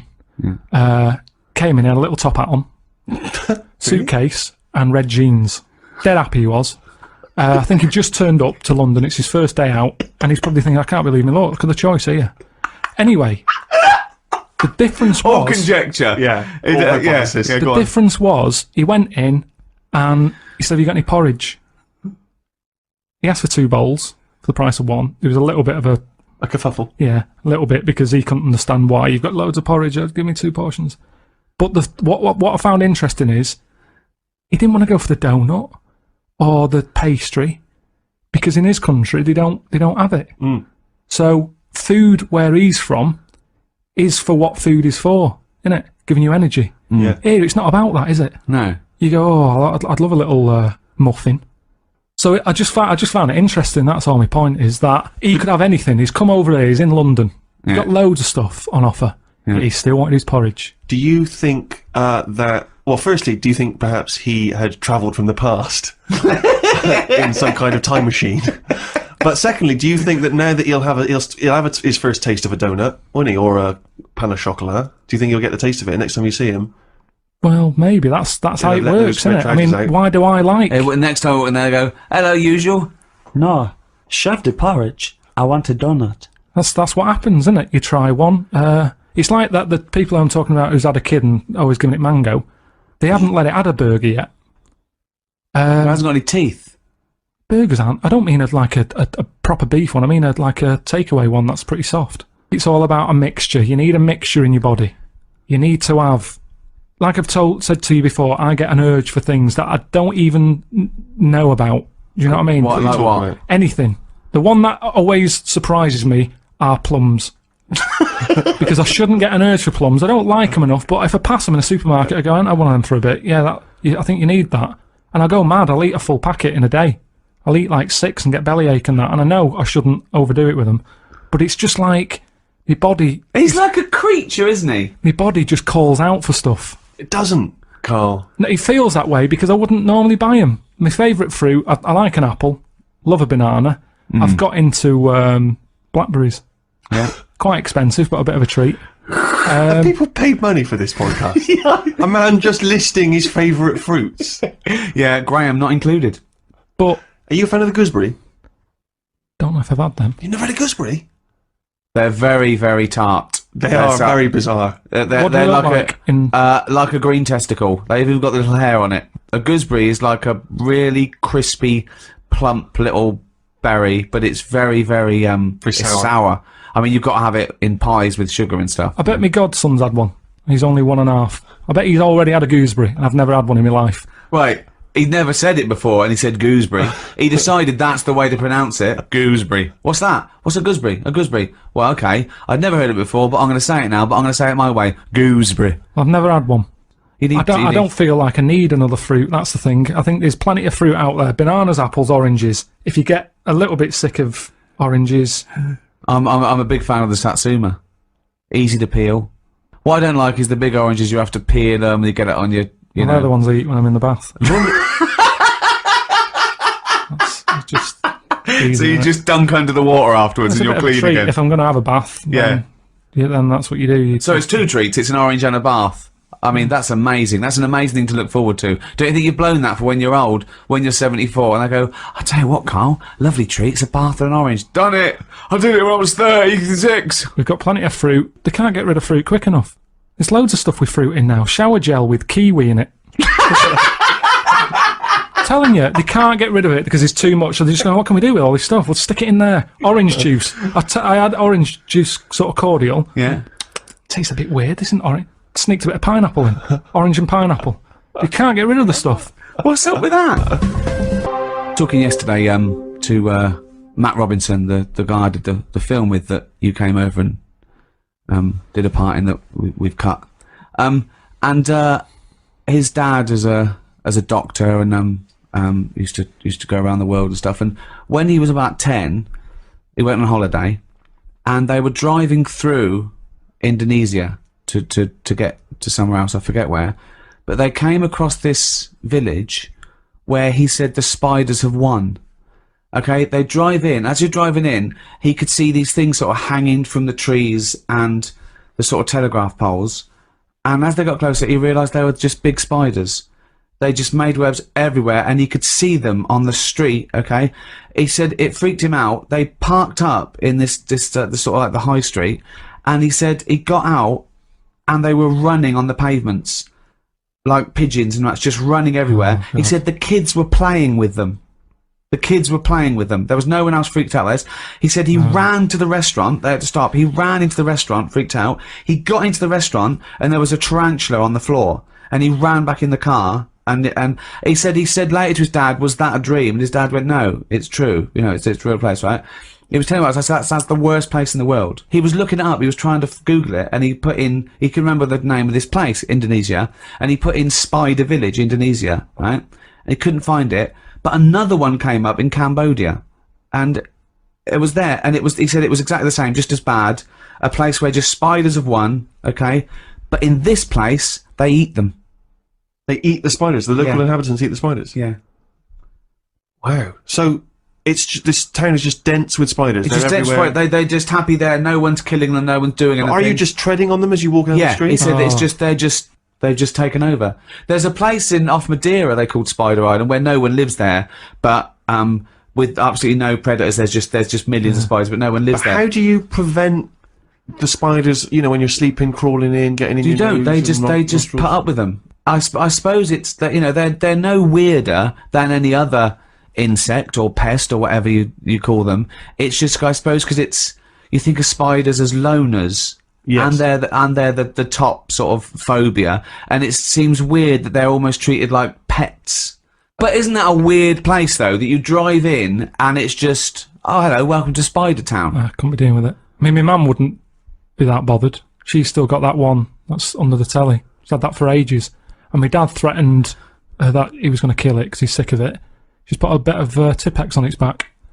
So she knows. What? So she knows. Well, how many spiders are there? What, you think you'd kill it and then replace it out of guilt? It's not like a budgie. No, but you can sort of say, oh, I don't know, it's gone. And then if one turns up again, he'll go, your spider's back. Yeah. But now she's marked it. What? So hang on. It Well, has that's weird. it has a web underneath the telly. It's always under the telly. I don't think it bothers with a web. But what do you mean she keeps a spider under the telly? It's just there, and she's sort of like, it's not a problem. They get rid of flies. They're not dirty. It just Well, it doesn't sits get rid there. of flies if it sits there watching It Coronation doesn't Street. do much. Honestly, it can be there in a corner. I don't know what it does. I don't know. It just sits there. But she likes the fact that it's there. It's that thing, innit, of older people like that, don't they? They don't like change. It's like part of the family, you know. All the kids have left home now. She's got this little spider with Tipex on its head. I like the way that she went to a drawer. She had an idea. She was worried about it. She was worried about her husband killing it. I know. This is for your own good.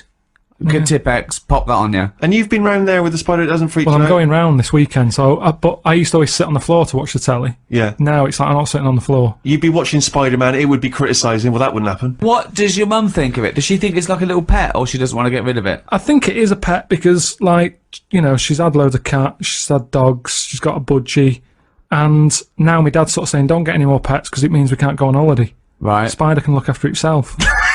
I love the idea. Someone say, do you mind coming? We're on holiday for a week. Do you mind coming around with a fly every 2 days? Yeah, I just keep an eye on it.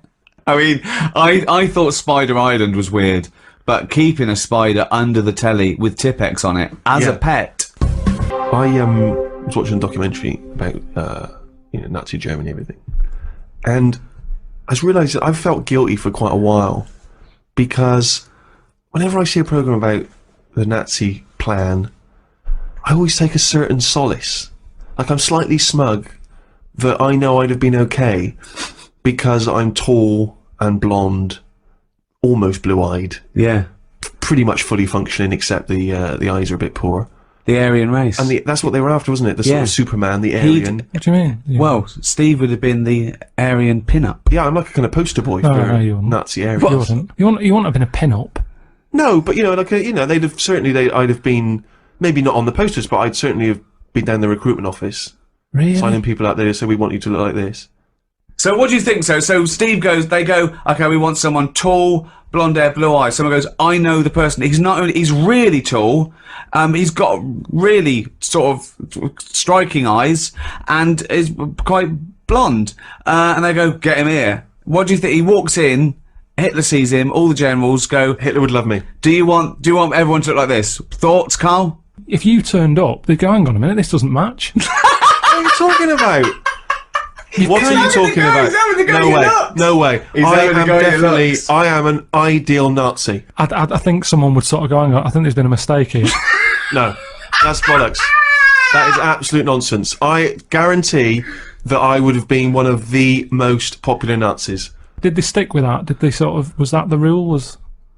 Or did they see someone like you and go, hang on, we need a lot more on this list because I've just seen something out there that ticks all the boxes and it's a little bit off.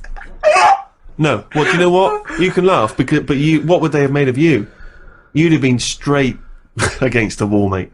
No, but I'd been alright, because but Hitler was a bit like me, wasn't he? Yeah, you did He was look like a about slightly 5'8", proper dark Hitler. hair. I mean, he made me laugh, Hitler. Doesn't make many people laugh, but No, I know, but you know what I mean? He's going, oh, we've got to be blonde. I go, hold on, whoa, Adolf, take a look at yourself, son. Do you know what I mean? yeah, but he was just, you know, he was aspiring to something more like me. Well, at least dye your hair. Why didn't he just at least peroxide it? If I said to Hitler, we got to do this image, right? Because people are laughing at you, because you're going around saying you want tall, blonde-haired, blue-eyed fellas, and you're a little short, brown-eyed, black-haired fella. Right, first of all, okay, put these contact lenses in. Little blue contacts. Oh, look at that, your eyes pop. Lovely. Okay. Let's dye your hair, peroxide that, maybe, you know, like Dave Sylvian, give him a little quiff. Okay? Now, Some right? build-ups in his shoes. Yeah, some Cuban heels, some maybe high heels. Right, now go out there. Now go out there. That would have been an extraordinary look if that was the man that we knew and feared, giving those speeches. Peroxide hair, Yeah. Cuban heels. Wouldn't I'd have been but- able. Imagine I'd have found Anne Frank in a second, just passing by. Oh, yeah, here just- in the top yeah. window, in the attic window. He would have Hang had to, yeah, he'd have gone, lads, don't bother going inside. Go look at this, get a ladder. Here she is. on, typing. Yeah. I'm not saying it's a good thing, Carl. I'm just saying that, you know, one can have these guilty thoughts. Only those things that I said where I get an urge to slap a kid or something. When did this happen? There's just little things like that. The other day when I was in the park and there was a goose just sat on the edge of the pond and I just wanted to run up and kick it. It's because you're not allowed and it's there and it's almost like going, come on. You just want to give it a little boot. And it's same with babies, sometimes you just want to slap their head. Not hard. Oh, God! But I'd say that's the weird thing. I have Ricky has nothing- that impulse when he sees you. I don't have anything where I sort of, want to be German or something. That's too... I'm not saying I want to be German. I'm saying I feel guilty because when I see those things, I think, oh, I'd have been okay. Yeah. What would you have done, though? Do you reckon you'd have helped out, or you'd have kept quiet, just done your bit? I'd like to think I'd be one of those people who would have pointed and said, no, you can't be doing this. This is out of order. But I know in my heart I probably would have just kept stum. Because I'd have liked the... Oh, he's already talking German. I'd like the uniforms. I'd have just kept my head down. Well, you might have had to survive. Well, I just think I think I'm living in the best time for me. I think if it was about ages ago or something, it wouldn't have been right. I think I've just been lucky. But if you were in one of those situations, whether it be Nazi Germany, anywhere else, where you see oppression going on, horrors, would you stand up and fight for justice, put your own neck on the line, or would you just keep quiet? What do you mean keep your neck? What do you mean? Well, this is the thing. For instance, If I knew Anne Frank was in my loft, well, yeah, would Perfect. You, yes, would yeah, you if protect you knew her? Anne Frank was in your loft, and your dad came in and went, right, whatever you do, don't harbour any Jewish people. The Nazis are right. Also, they're looking for spiders under tellies. Your mum, you and your mum sort of looked at each other. So, what would you do? You met a little German fella. Ah, young Karl. It's a little round-headed no, fella. I'd probably just go, no, I don't know who's up there. Well, we are checking, and if we find her, then you. Well, that's will- ridiculous, real. Well, what do you think, though? Of course, it was a threat of death. If you harboured someone, Yeah, but that was I'm why it just was so. That was why it was so heroic. Well, hang people on. hiding. Sorry, could we people. just have this conversation played out, please, Rick? Go on. You're the German. Hello, Karl. How are you? Yeah, I'm all right. Yeah, what's the problem? You're losing your hair. You're stressed. A little bit. Yeah, it's Oh. bad times. Right. You're not hiding anything from me, are you? No. Oh, okay. No one. When you're asleep at night, do you hear the creaks of anyone upstairs? I'm quite a sort of once I get to sleep because my restless legs and that, I'm normally pretty tired, so I'm out like a light. If I came round, could I look in the attic, and if I find anyone? So yeah, I've got to go out. I mean, Well, I it's- tell you now, if I go on and find someone, I will kill you. well, I don't know if anyone's up there. I wouldn't say it's his job. I'd say you go and have a look. Yeah, but Well, don't say that. You're meant to be protecting her. Just say it's No, up you've to got to you. get him off the Go and set. have a You've got look. to say, no, she's not there. I just checked. Don't worry about that. Listen, I wouldn't lie to you. You'd say, But this is the point, Cole. Are you willing to put your life on the line for someone else? And I think fundamentally, Not you would for be. not for her. I Why know. for her? She's got her whole life to live. What's she's she a done? talent. She's writing. You're not doing anything. What are you not doing? writing. Staring at she's ants? innocent. More like she's innocent. I'd say Anne. I'd go up. Anne. Yeah. Listen, they've been again. I think you should move out because this is sort of dragging. It's stressing me out. They keep knocking. I'm going to get dragged down with you. So can you move out of the loft now? You've been here a few weeks. But that's It's the no point. sort of life, Anne. You've been up here, you might as well be some sort of moth. There's no light. You sat there writing, so I don't know what you're writing. You've been up here for weeks. What are you writing about? I've kept a diary, and it's a bit of a struggle. You haven't been out. So, can you just move, please? That's what you do, is it? But I don't know how much you're meant to do. But this is the point, isn't it, Karl? It's about what are you willing to do? People, during that time, protected people at their own expense, at their own personal risk. They went through, they lied, they got food, they forged documents for them, they tried to sneak them out of the country. They did incredible acts of heroism to help other people. And you're doing saying nothing. You're going to kick her out on the You're street adding after to 2 it. weeks. You're adding to it. All I'm saying is, I'd say, Anne, I think they think you're up here now. I think it's best if you move on. I don't think you'd have even welcomed her in the first place. Why can't you? I can't leave here. Well, I tell you what, I think he's finding something a bit suspicious and he's going to come up. So I have warned you, Anne, don't moan. And I'd leave her to it. And then if they turn up again, I'd go and have a look. Well, no, because then you'll still get done. I won't get done. You've harboured her now. You're in trouble. So either go through with it and protect her, or stitch her up and get yourself out of. What are you going to do? I'd say, right, Anne, listen. Go on. You've had one conversation. She's not listening to you. She's busy. She's writing. Anne. How are you getting up there? It's just a little, what's it, ladder? What are they called? A loft ladder. Yeah, a loft ladder thing. I go up there, give it a bang. Right. Hang on a minute, she says, stop her writing. What do you want? Well, what? Oh, your dad go, Karl, what are you doing? I go, I'm talking to Anne. Who? Anne Frank. Who's Dan Frank? The woman in the loft. Well, you're not harbouring Jewish people, are you? I don't know what she is. She's just up there all the time. What? I didn't know she was Jewish. I Yeah, wouldn't know she was Jewish, you know. I just sort of, she'd just be there. I'm talking about my mum and it's my mum and dad's house. Yeah. I'm younger. Yeah. There's a woman in the loft. It's just the norm. Right. It's just the norm. Right. Well, it must have been with all the Jewish people about. How's she getting Everyone must fed? have had a Jew in the loft. Who's...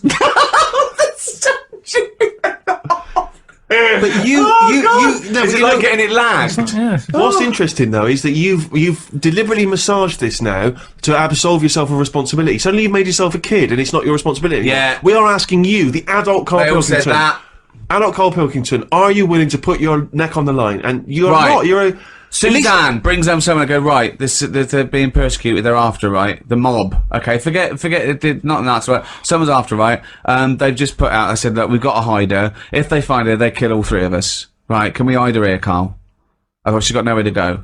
Let's at least take the risk. Well, let's set some rules. Go on before. then. Right. How long are you going to be in the loft for? It might be a year.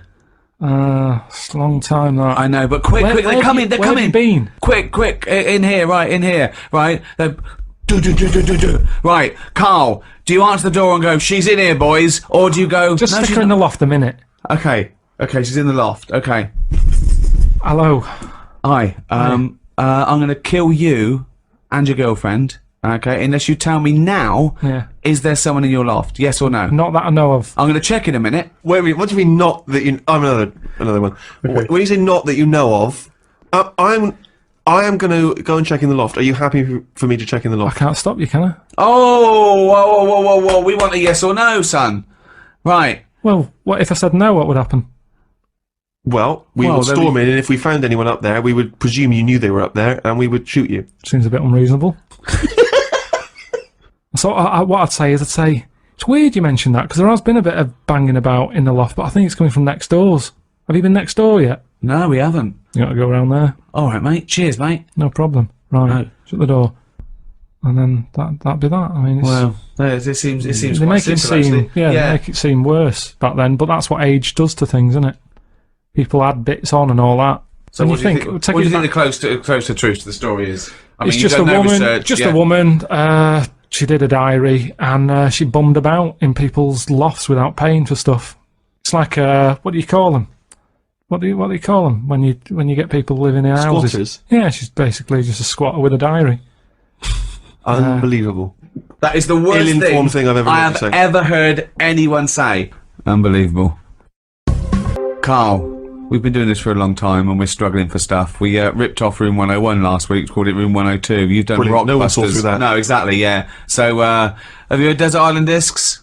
Yeah. Good, let's do that. Right, forget the 8 records, we Well, hang can't on, play them for- anyway. We can't play them anyway. I know, but for people who are listening in other countries, they may not be familiar with those island discs. Oh, it's a program. It's a real national institution here. They get prime ministers and leaders of men and really eminent people to go on, and you talk about your life and you choose your 8 favourite tunes.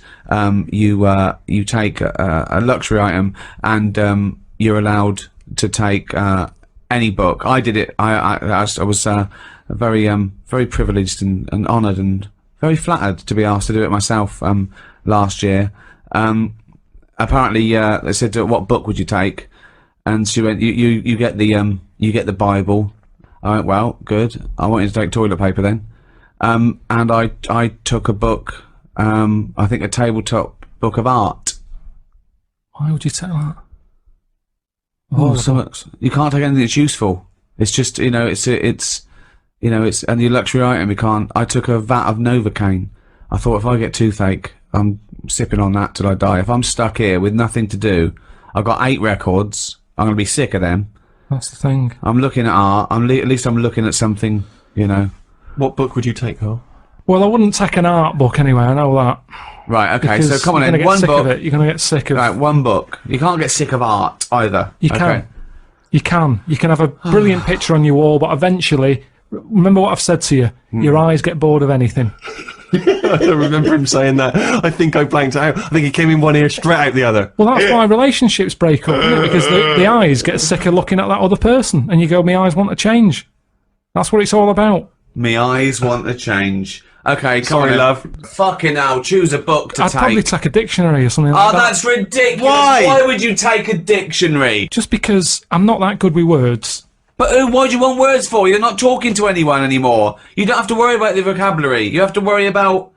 But there'll be a lot of talking to yourself, probably. It'd be nice to sort of Oh, so interest you're me. going to bring yourself up on your grammar, are they? You're talking to yourself and you go, "Oh, Karl, you're an idiot. You don't say it like that." Well, if you've got to talk to yourself, it'd be nice to have Why are you someone... talking to yourself, you maniac? Because there's no one else about.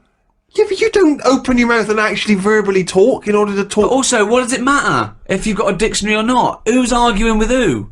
Because sometimes I feel frustrated when I can't get my point across. But it's just you! Exactly, already that's know even your more point. annoying. So- Look how so- you're getting annoyed now. You're annoyed with me because I can't explain what I mean. Yeah. I don't want to be annoying myself. Why would you be annoying yourself? But you'll already understand your point. You don't need to vocalise No, it. sometimes I think through what I'm saying. And I Yeah. think, does that make sense? And sometimes I'll go, no, it doesn't. And I'll go, why is that? And then you're working it out in your head. Now, if I've got a better vocab, I'll have a good little chat. What? Good little what? With yourself. Karl, you already On a understand. desert island, you've got there, you're not reading the Bible, you get a dictionary out, so you get a better vocab so you can have a decent chat with yourself. What are you saying? It becomes a point, if you're not keeping yourself interested in anything, your brain's going to turn to mush.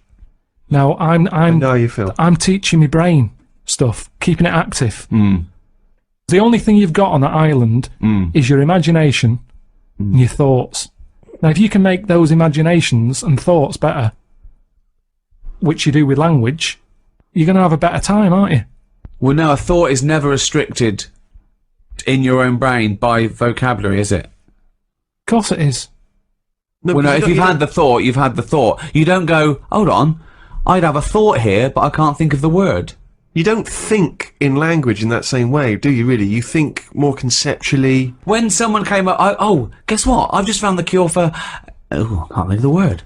What? it, I won't I've mention just it worked anymore. out the cure for I can't think of the word. Let's look it up. What is it? Cancer.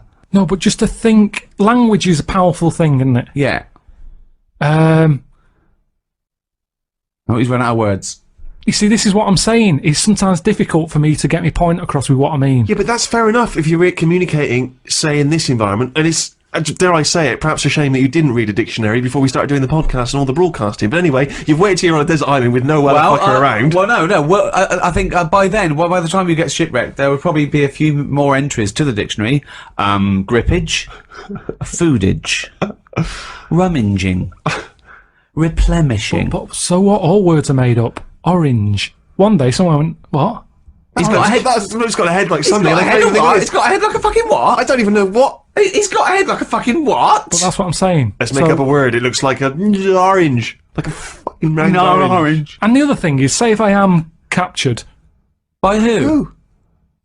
What? By who? By a boat that's passing. Why are you Captured? captured? You mean saved? Alright, saved then, yeah. Okay. If I'm there you go again, you see. I went for captured instead of saved.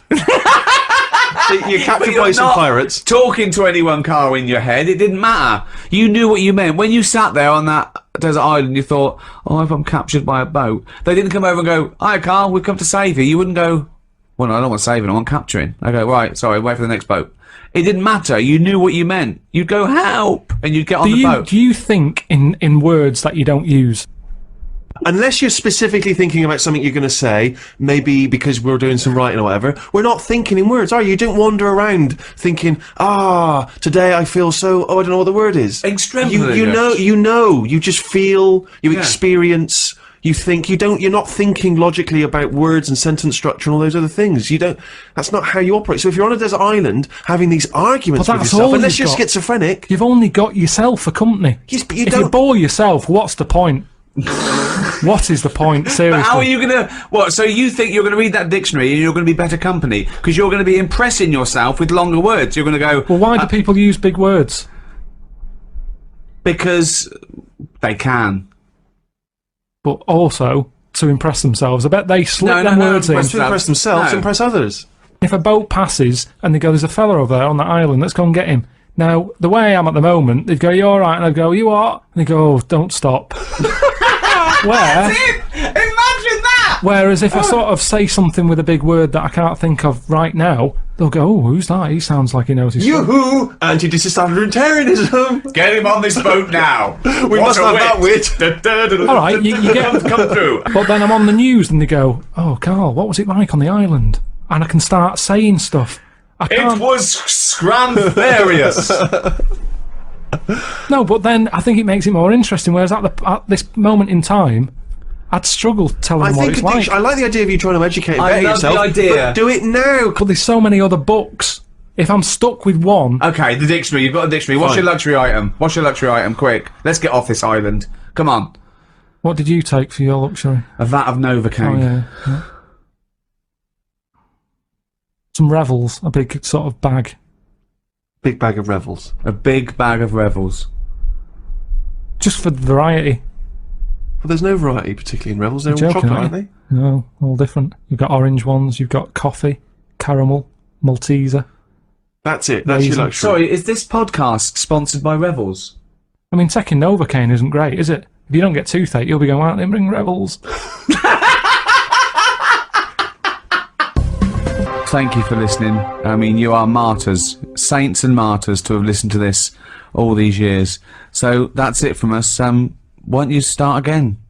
Go back to the beginning and listen to all of them. The back catalogue, 5 series. See if you can find one wise word from Karl Pilkington. And if you're listening to this in the future, I'll tell you what, the world's gone downhill. No, it'll just be different. I don't think it'll go downhill. It's just going to change, and things are going to be different. We've talked about fat people. Is that a bad thing? Mammoths were fat, weren't they? Yeah. Then they died out. Then you get the Ice Age, and then this has happened. It's all going to happen again. That's what's going to happen. Brilliant. You just decided that now. Definitely. Well, that's what happens, isn't it? A weed grows out of a crack. Put weed killer on it. 2 weeks later, it's back again. That's what the world's like, a big weed. We're just a weed in the universe. Good night, everybody. What I thought I'd start doing is start a diary. Okay, why? Just because I sort of had a bit of time on my hands and that. Just thought, write it down, write stuff down. And do you hope that this one day will become one of the great literary documents like Samuel Pepys' diary? I haven't heard of that. Is it any good? You've never heard of Samuel Pepys' diary? No, the most famous diary other than probably Anne Frank's. I've heard of Anne Frank's and that, and I thought if she's sat in a loft, knocking stuff up, not much going on in her life at that point, yet she was still writing it down. Yeah, whereas Thought, you've I'm been on to holiday. Gran Canaria, yeah. I thought, so there is stuff going on that I can chat about. Start a diary. Sure. You started a diary. Yeah. And what are you gonna do? Did you keep it up every day? Yeah, just. Oh, can I read it, please? Well, a diary is meant to be sort of. Please, can I read some out on this podcast? Karl. Some of it though is only relevant to me. It's sort of. Oh, this is. Please give me it. Oh my God. I mean, this isn't. I haven't just. Look how big it is!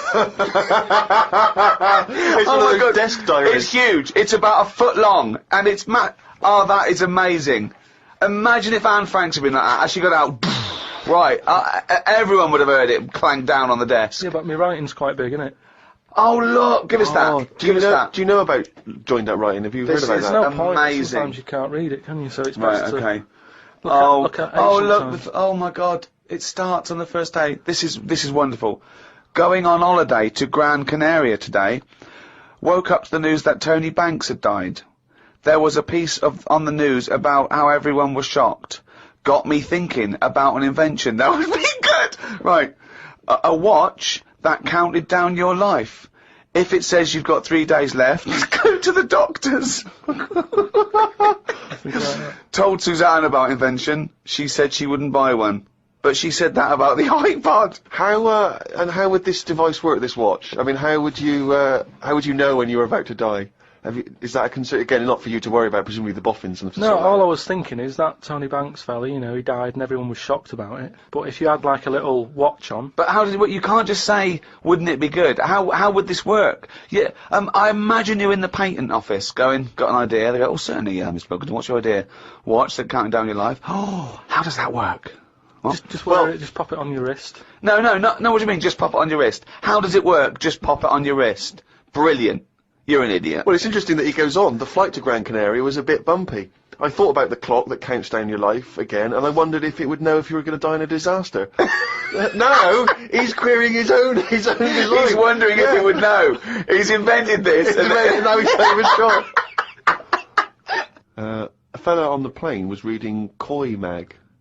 It was a fishing magazine. I glanced over and noticed he was reading the Pond of the Month article. Don't think they could make it into a weekly magazine. Well, to be fair to you, because I remember seeing a guy on the train once reading Carp Monthly, a magazine dedicated entirely to carp, and it had Carp of the Month. And I just thought, you know, once you're like 3 months in, the editor must be stressing, have we got any more carp? We got a carp that's actually done anything? I reckon if they used the same one twice, there wouldn't be many complaints. No one would be noticing. No, that's the carp they used 2 years ago. There was a really fat bloke on the plane. He was playing on his PSP. While I waited to go to the toilet, I looked at what game he was playing. It was darts. He's that fat and lazy, he can't even face playing a more active game on a games console.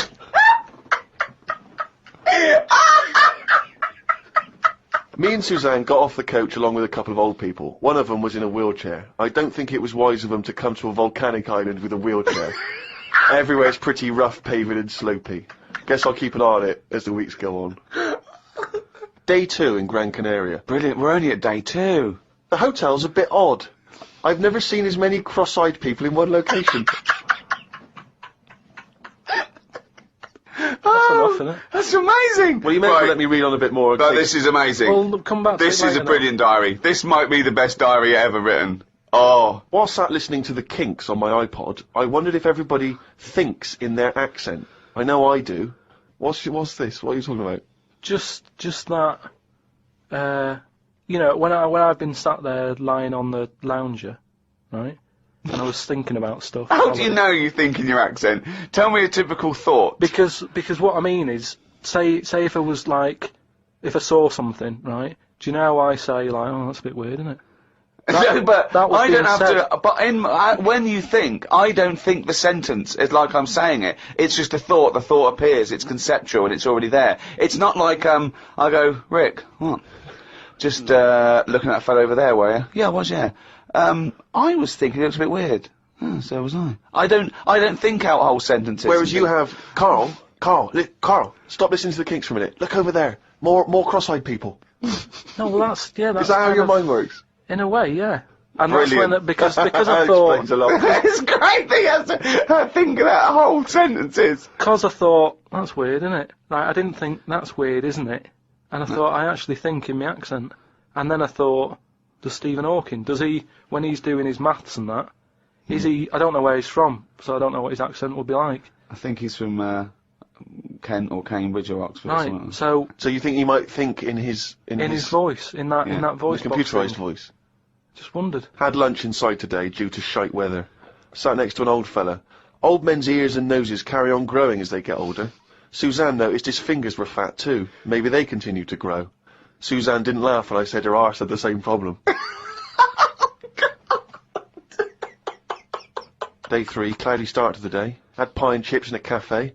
Had a bit of an argument with Suzanne because I thought it was daft that we were paying for food when we were on an all-inclusive holiday.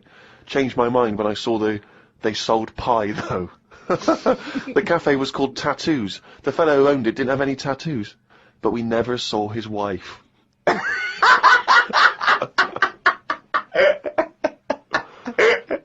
Oh, brilliant. Had a drink in a bar. Everyone sat and watched one of the local cats lick its bollocks.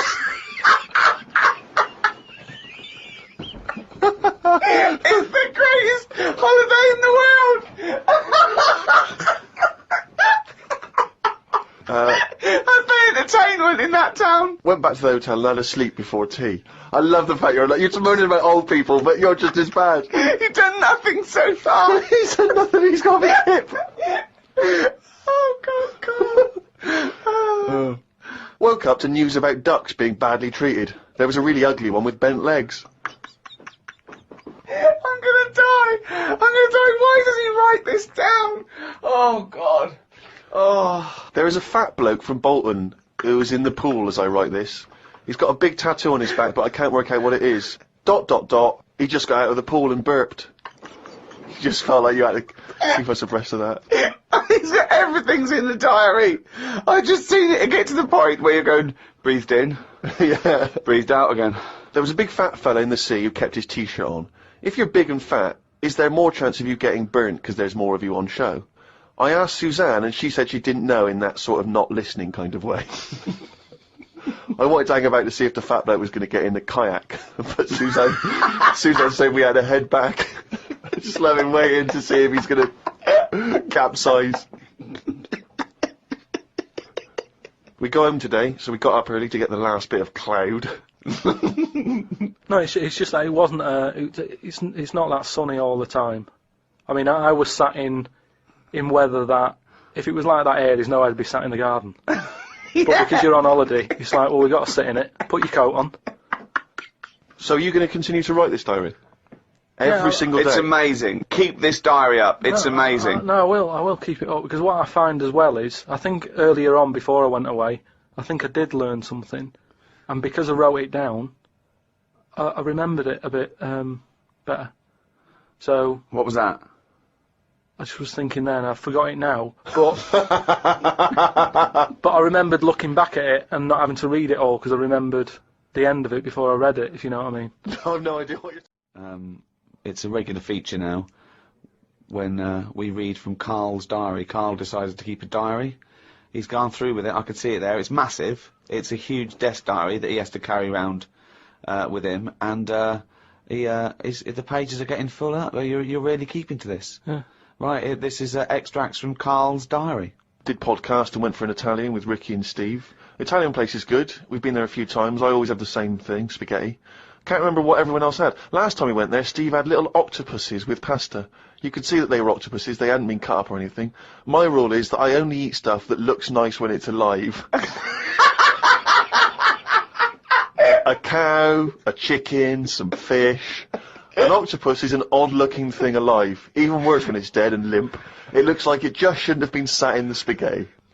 Yeah, I agree. I agree with that. Ricky drew another picture of my head. We've given a few of them away as prizes, but he draws so many of them that they won't be worth as much anymore. Everyone will eventually have one. Like those pictures of a boy crying that caused houses to burn down in the 1980s. What does that mean? What are you talking about? Don't you remember I mean, if you're listening in America, they might not have made it over there.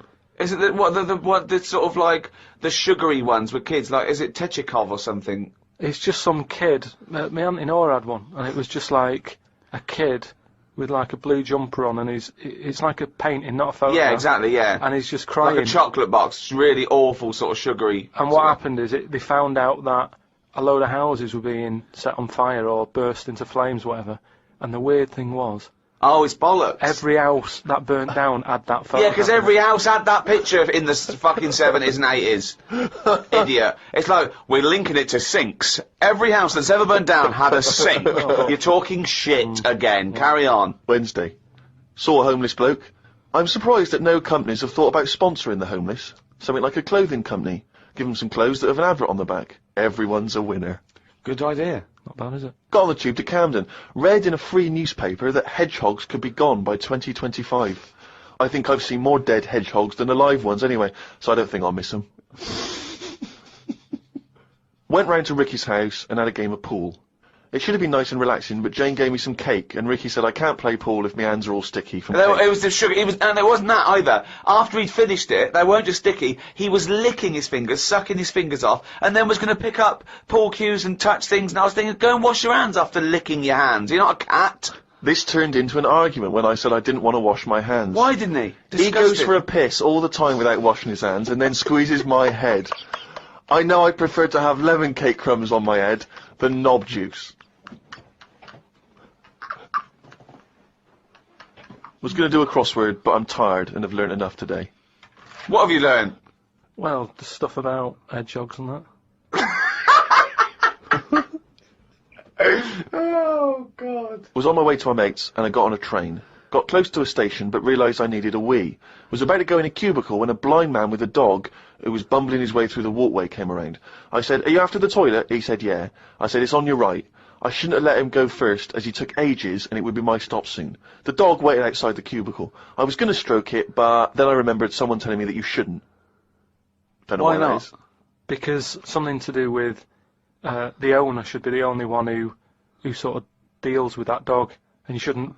Well, you shouldn't stroke it because you'll cover it in fucking lemon cake. No, but just because, you know, if you stroke it and that, it might like me and want to go off with me, and he'll come out and be lost and stuff. Yeah.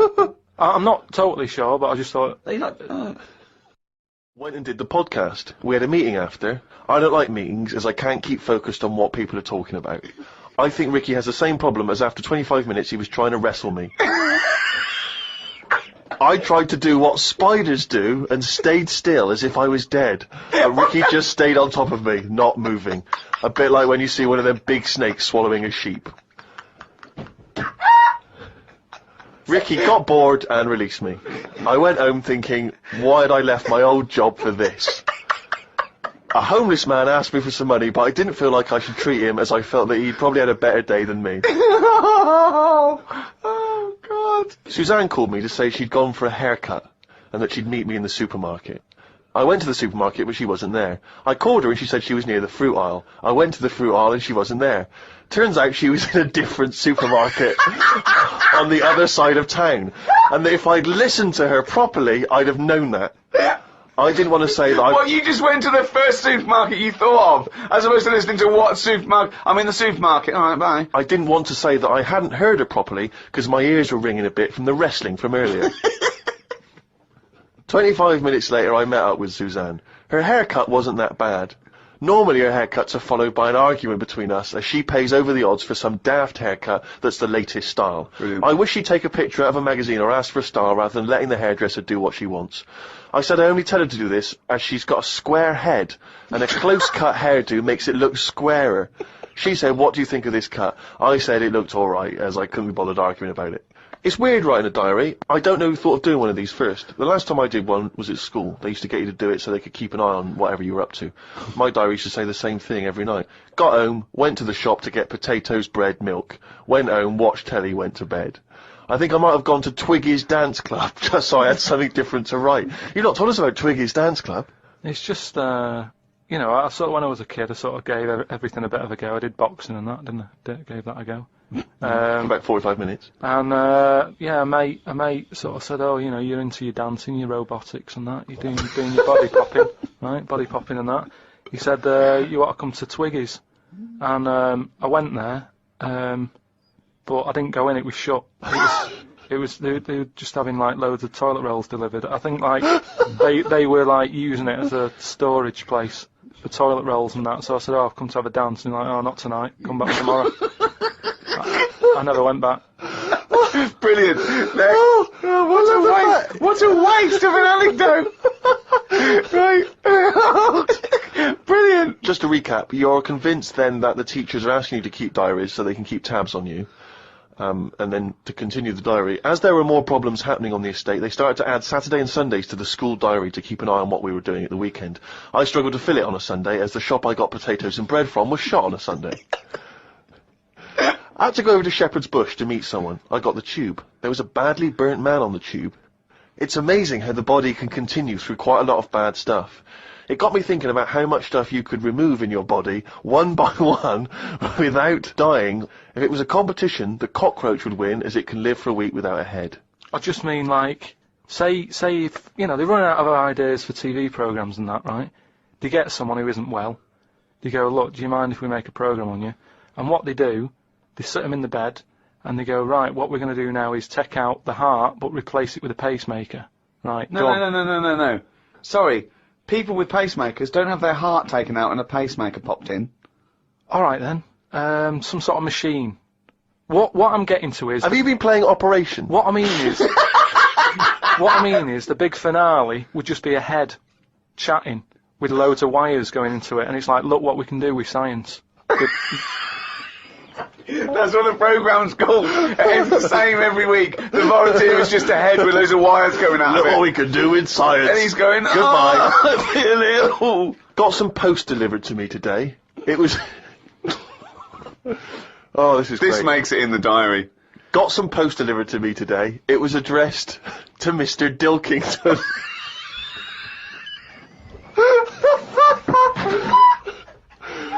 I don't know why that's so funny.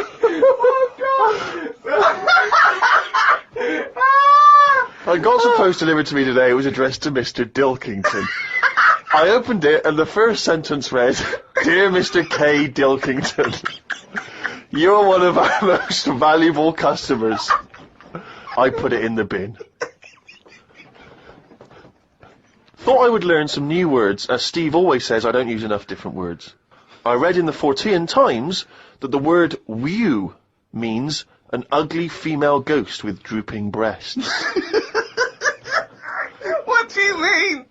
Is that how am I pronouncing Who's that right? using that word? Who is using that word? It was just W-E-W-E. Let's call it a woo. An ugly female ghost with drooping breasts. I think I'm right when I say there are too many words in the world. I don't think I will ever get round to using the word woo. Watched a health programme. Wasn't watching it properly, but heard some doctors say that we only get so many heartbeats in a lifetime, so don't do too much exercise. I told Suzanne, and she said I probably hadn't heard it right. We got talking about death. Suzanne said she didn't like thinking about it. I said she might end up being a woo.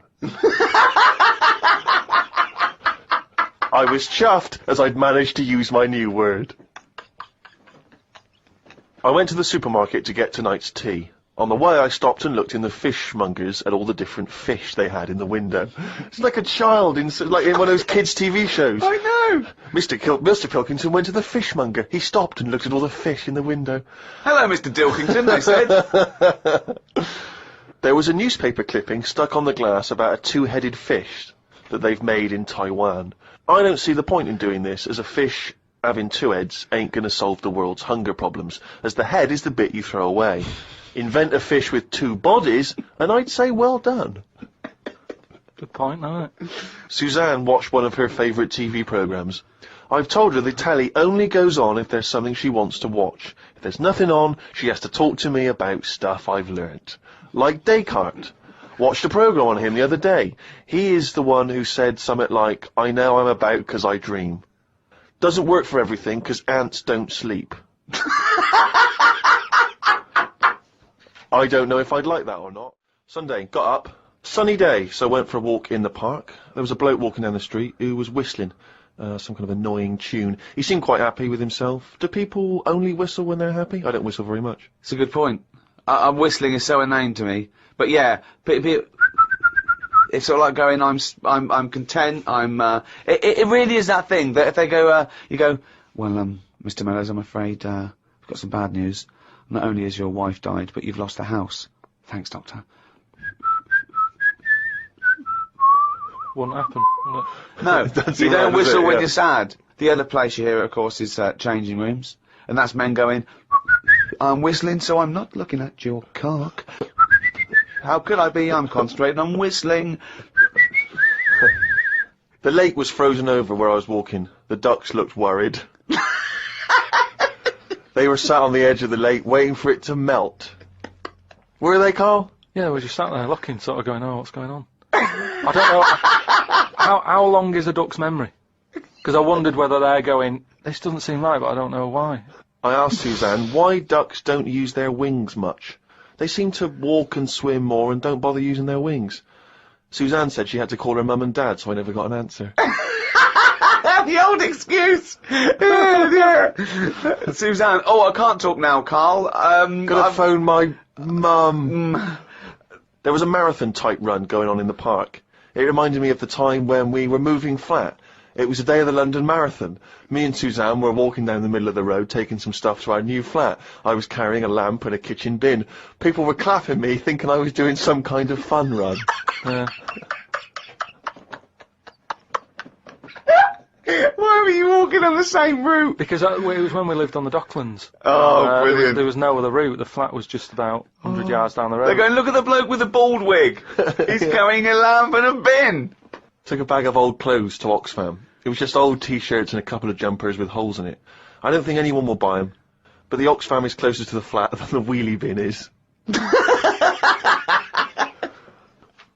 On the tube on the way back home, saw an advert for a book about a woman who works in a funeral home. She went into work one day, she goes to work on a body, she takes the sheet off of one of the bodies, and it looks exactly like her. This is called a doppelganger. What's a doppelganger to you? It's the thing I read about them ages ago where someone was walking down the street. Yeah, and he sees someone who looked a bit like him. And no, this was weirder than that. Go on. He remembers, like, going down that street as a kid on his bike, whistling. Yeah. And then he's walking down the street, going to get some milk or whatever from the shop. Little bike comes whizzing past. He hears the whistling, he goes, that's weird. Looks at it, it was him when he was a kid. So it's like a time. Shit. What do you mean it was him as a kid? This is like a different form of doppelganger. It's just Well, it's impossible, it's rubbish. some sort of time thing, isn't it? No, it's time, but that's sort of- impossible, so don't It's worry some about kind it. of time thing, Rick. No. Yeah, just so some what kind you of time read thing. again on the internet, or it was a short story, or something someone told you.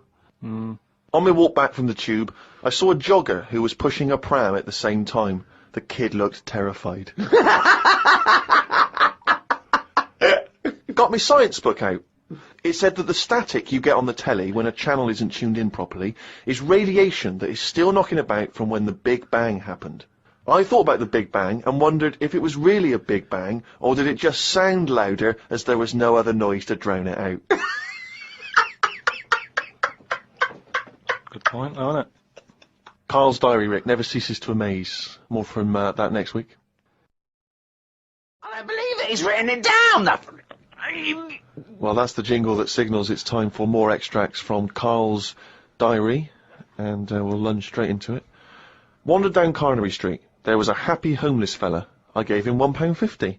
I thought of a tongue twister after giving him the money. It goes, if you can't treat a cheerful tramp, what sort of tramp can you treat? It's good, that. All Say right. it fast. If you can't treat a cheerful tramp, what sort of tramp can you treat? Good, isn't it? Good, that, yeah. You've got too much time on your hands, Karl. Learned some famous quotes to see if they are as good as my sayings. Number 1, treat every day as if it's your last. Very famous saying. Now, is that something you do, Karl? But you know, my problem with that one is that if it was your last, you wouldn't want to be doing much. That's the only problem I've got with that. I wouldn't want to, go to a fairground or whatever, because you're going, oh, it's my last day, what am I going to do? And I think you'd spend so much time worrying about what you're going to do that you'd end up staying in. I think you're right. You've taken some of the poetry out of it. I think it means live life to the fullest, right? I like the fact that you were musing on the idea that if it was your last day, you'd go to the fair. It's getting such a 19th century way of spending your final day. I know, yeah. Well, the thing is, the other thing is that, the only thing that people get depressed about in terms of sort of like, life and death is, not the knowledge that they're gonna die, but more the knowledge that they know they're gonna die when they're dying. If someone told you, no one ever knows when they're gonna die, no one ever gets an illness, no one ever gets hit by a truck, everyone passes away peacefully in their sleep, dreaming they're riding a big marshmallow, right? Then you wouldn't care about anything. It wouldn't matter when. It wouldn't matter if you died tomorrow or in 30 years' time. You'd just live life to the full. You'd have it, every day would be great. You'd go out, you'd come back, you'd fall asleep. That would be amazing. There'd be no stress. There'd be no angsty, we're all gonna die stress, because it wouldn't matter. Because it would just be your life. Wouldn't it be amazing if someone guaranteed you, Karl, you're gonna die in your sleep? I'm not gonna tell you when. Yeah, but some people do, don't they? Well, exactly. Yeah, but we I never want know that. we're going to, because we stress. What if we get a dreadful illness? What if we, you know... But we're almost not letting people die naturally anymore, are we? Because we're always bodging stuff up. What do you mean?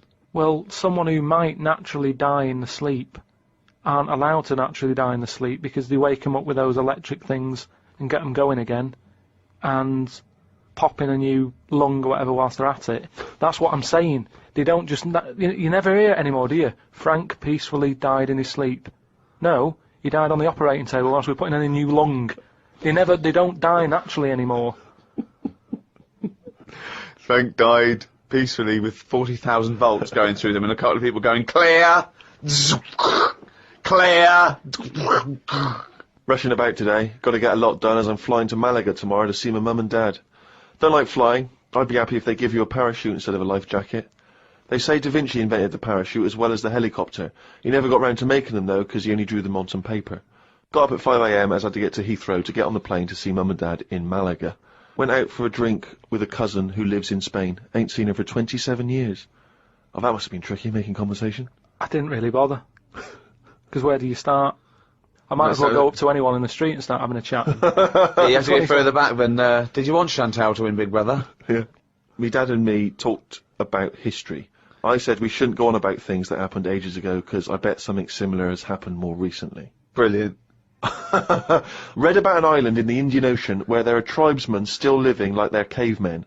A helicopter tried to land and the tribesmen chucked spears at them.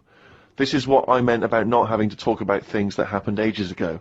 We have got new cavemen now, so why do we talk about the old ones?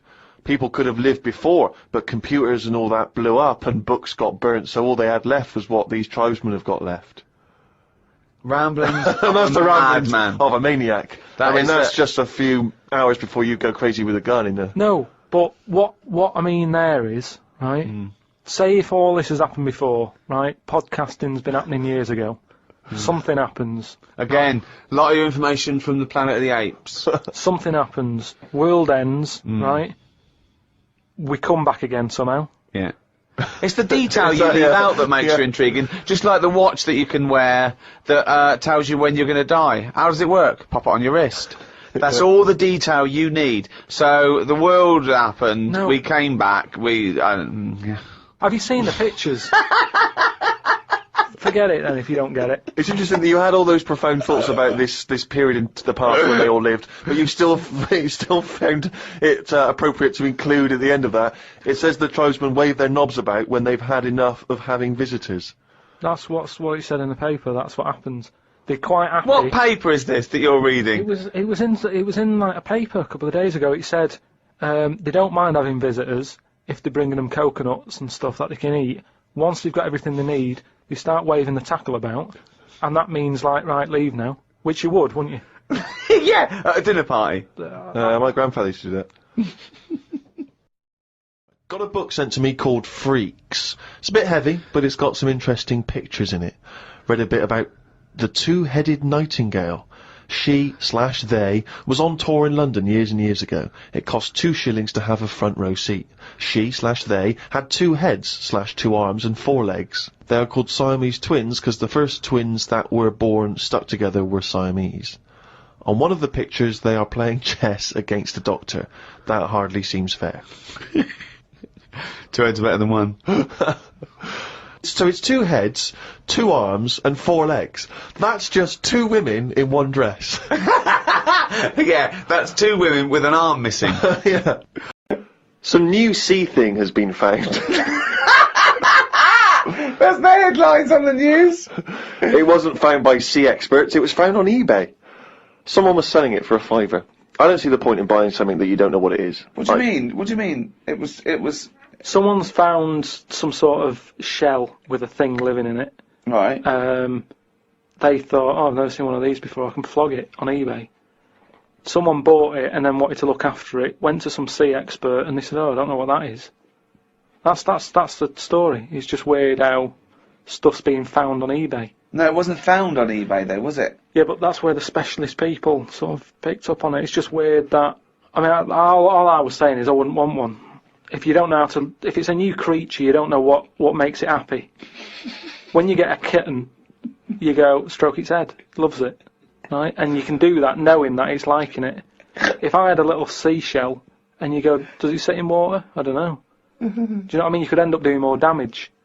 So that's why I wouldn't want it. It's nice to have rules, and it's nice to know what you're doing with something. Well, as you write in the diary, it's like if an alien landed and wanted to live with you. As much fun as it might sound, it wouldn't be long before you got annoyed with it because it wouldn't eat the food you gave it. That's what I'm saying, but I couldn't have a go at it because it might not like pasta. It might not. Got up and put the radio on. I listened to the story that the vicar read on Radio 2. Yeah, that could be it. He was saying how Jesus was 33 when he died. He said he was more into the idea of doing a lot in your life than living for ages. This was linked to the news about the doctor who's come up with some stuff that he's been injecting himself and his wife with that makes you age better. I looked it up on the internet. It wasn't worth them doing it because they are already old looking. I don't know why people want to stay looking young. You can wear a bald head better if you're old because hairs are replaced by wrinkles. It's drivel. No, it's not drivel. It's Pointless. just A pointless entry to a diary, that. it's not, because that could be like an important bit in like world history. What? The fact that someone's trying to make people not age. Age is good, isn't it? When you see an old It's been person. going forever. What has? People trying to age better. No, but he's talking about if you're 90, he wants people to look like they're 30, and that's not good because how would the world run when that's going on? Well, I agree. But You know, when again, people- it's not a revelation. If I like chatting to old people because they know a lot of stuff.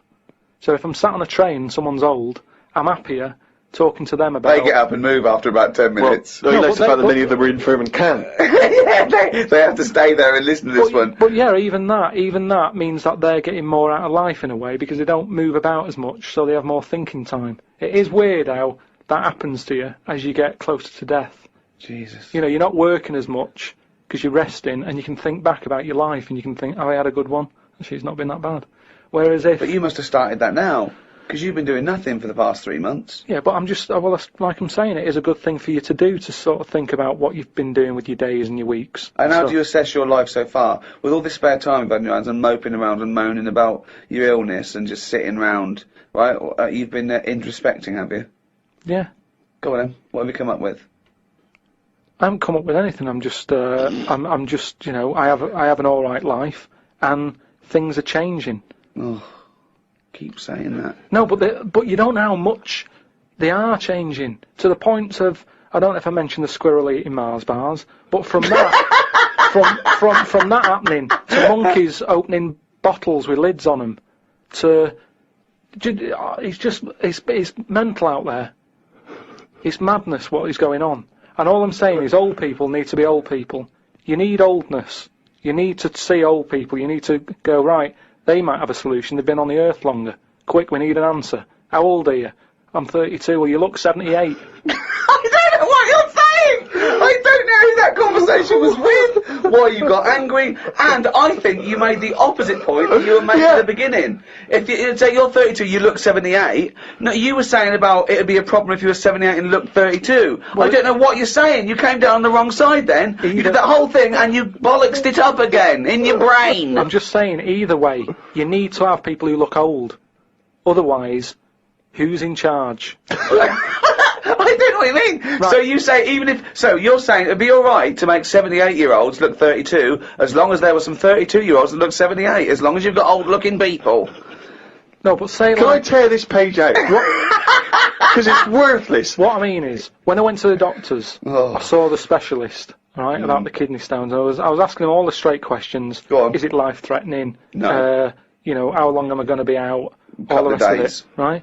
Now, As it turned out, it is life-threatening, and you've been out for 3 months whinging about the fucking thing. Strange. Now, he was quite old. He looked about 55. And that reassured me in a way. In a way it didn't, because he's one of them doctors who didn't open his eyes much, and I kind of thought, I hope you open them I don't know what you're wider. talking about. What do you mean? What? What do you mean he didn't open his eyes much?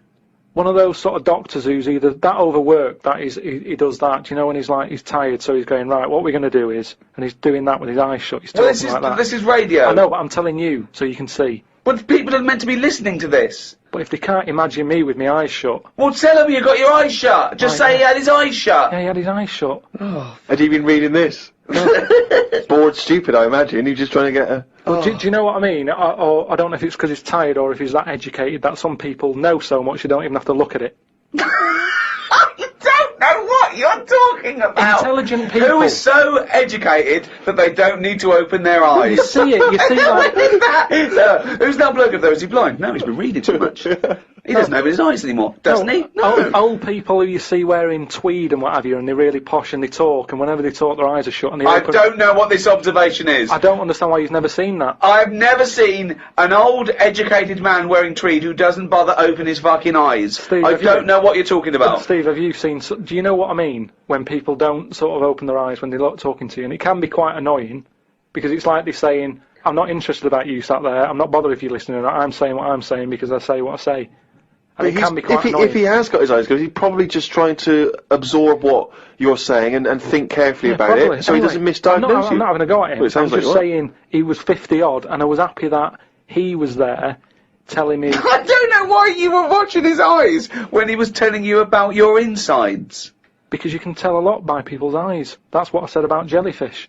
But, you know, just lines in a face tell a few stories, and I don't think we should get rid of them lines. Looks like the world's fattest man is having an operation to get rid of some of the fat. He has to have an iron bed because that's the only thing that can hold his weight. There's also a man whose skull has fell out. He's in hospital somewhere. I hate that. It would make me panic. The hospital is busy with people coming in to look at their head. What are you talking about there? That tells us nothing. Right, it's impossible for a skull to fall out. How are scholars in 10,000 years going to be... What are they going to decipher from that? They can sort of go... There's not enough incident detail. But how did his skull fall out? Circulation problems. But answer the question. How did his skull fall out? Fall out of what? He was at home, and I don't know if he was combing his hair or something, but it come off. What did? His skull. What do you mean, his skull? Do you know what the skull is? It's a part of the head. Well, no, it's the structure of the head. It's the bone. Do you mean the top of the skull? This is only useful if you have all the salient facts. Then it would be of interest to us. We could. But I couldn't take that on. I'm busy. I'm not going to start looking into stuff in depth. Just get the details. God. You're such an idiot. You are the best, idiot in the world. Well, I don't want to be premature, but that entry is followed by, I injured my toe the other day by dropping the toaster. Instead of letting it hit the floor, I tried to catch it with my foot. I didn't think I'd done any harm, but my nail looks like it could fall off. I might show it to the doctor when I get my kidney stones out. We could easily get by without nails on the feet. They are more trouble than they're worth. You're so wrong. You're so wrong. I think on the days when cavemen without shoes and animals need nails, I don't think we need them now. I honestly... Because you hear about ingrowing toenails, right? So that's a problem. You've got to cut them. Stuff gets under there and gets infected. Get rid of them, you won't have any of that. As long as you wear shoes. No, you'd have unprotected toes and fingers, wouldn't you? I didn't say on the fingers, just on the toes. So why do you need them on the fingers and not the toes? Because you use your hands to do stuff. I've said about toenail out, it'd be good to have it growing on the head.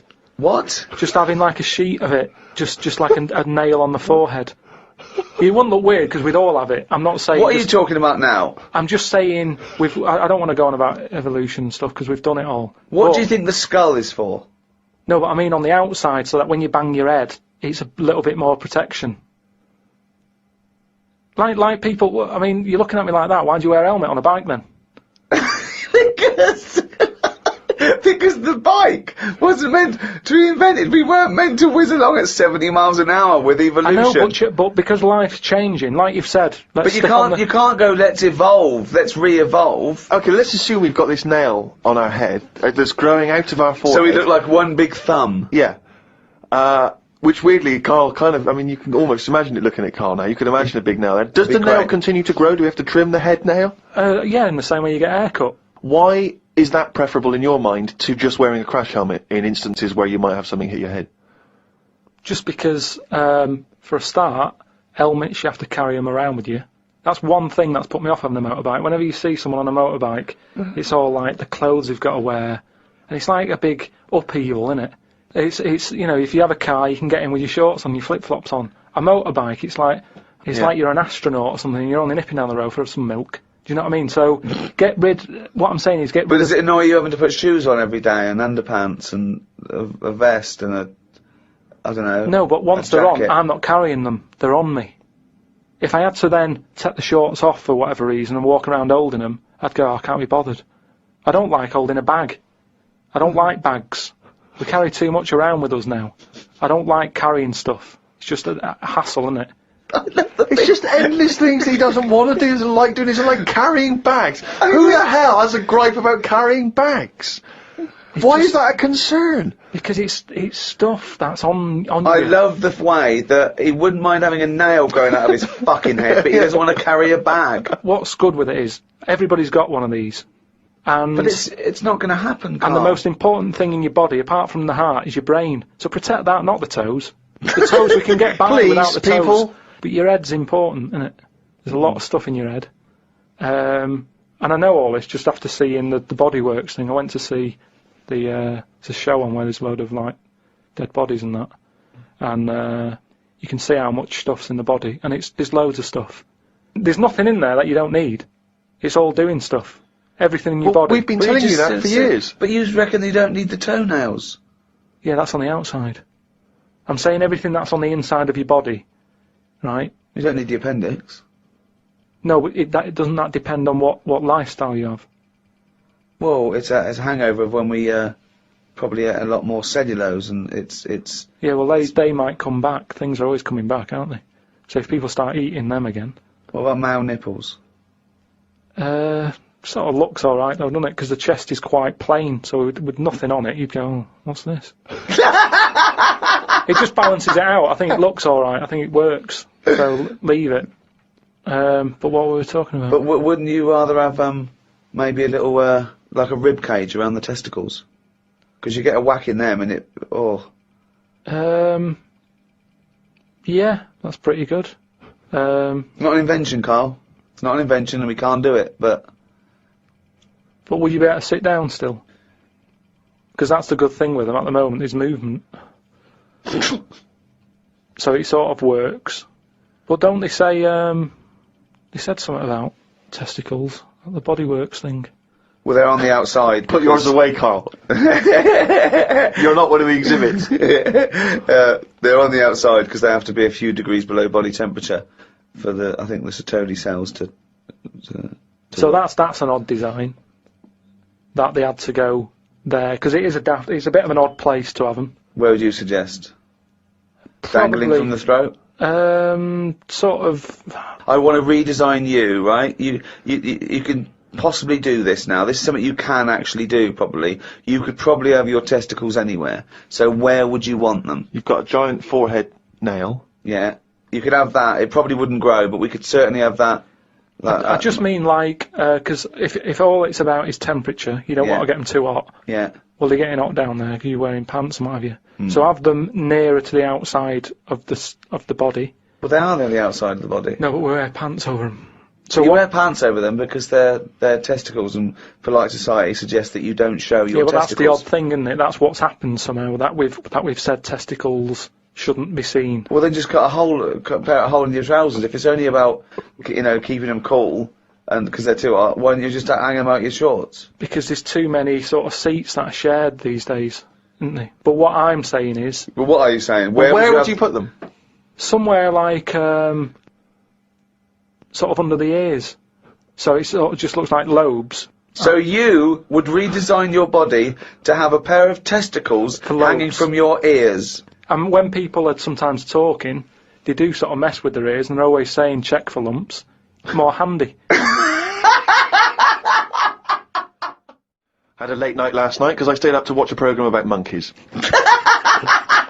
It's already good. Of course you did. It's already good. Now, before I read on, I mean, is this not some kind of monkey news? Is this not a late return to monkey news? Well, it's not that good. Is it not? Whereas the other monkey news is... Oh, chimpanzee, that's some more shit. This is what he says. This is what he gleaned from the programme about monkeys. It sat on a bridge and wanted stuff off people to walk over the bridge. What? So it was acting as some kind of toll booth, This was is it? ridiculous. No, it was a bridge in like the jungle. Oh, shut the fuck up. And it's a monkey that sat on a bridge, and a lot of tourists go through the area. No, it's a monkey to look at them. who realised that if he sits there, he'll get stuff because it look like it's a cute little chimp begging. No, but every time. Yeah, because you give a monkey, I'm as bad as him now. If you give a chimpanzee a banana, and he starts realising that humans have things to give. Yeah, but it's all Squirrels sorts of learn stuff. that. But you don't go, you wouldn't say, went to the park, the squirrel's waiting at the gate. You have to give them a toll to go in. They're only going to give them a nuts, they come up to you every time. You fucking idiot. Went to bed after watching it and fell asleep thinking about it on the bridge right now. It's a bit bad, really, because the monkey should work harder for its food. It made me remember the slug I saw yesterday that was eating bird poo. Nobody would ever help a slug with food like they do with ducks and monkeys. A slug's life is pretty bad. The only time they come out of their den is when it's raining. Den. So even their days out are depressing. It is. Do you know what I mean? No. It is like, it's a horrible thing to be in it. A slug. Love him talking about what is it like to be a slug. No, just because like the monkey, even though it was being quite aggressive, everyone was like, "Oh, give it some water," and it was well like kitted out. It had like chocolate bars, bottled water, some like fizzy stuff, and all that. An iPod, it was listening to Monkey News. He could have had one if he wanted one. It was getting away with murder on that bridge, and that's just because it was furry.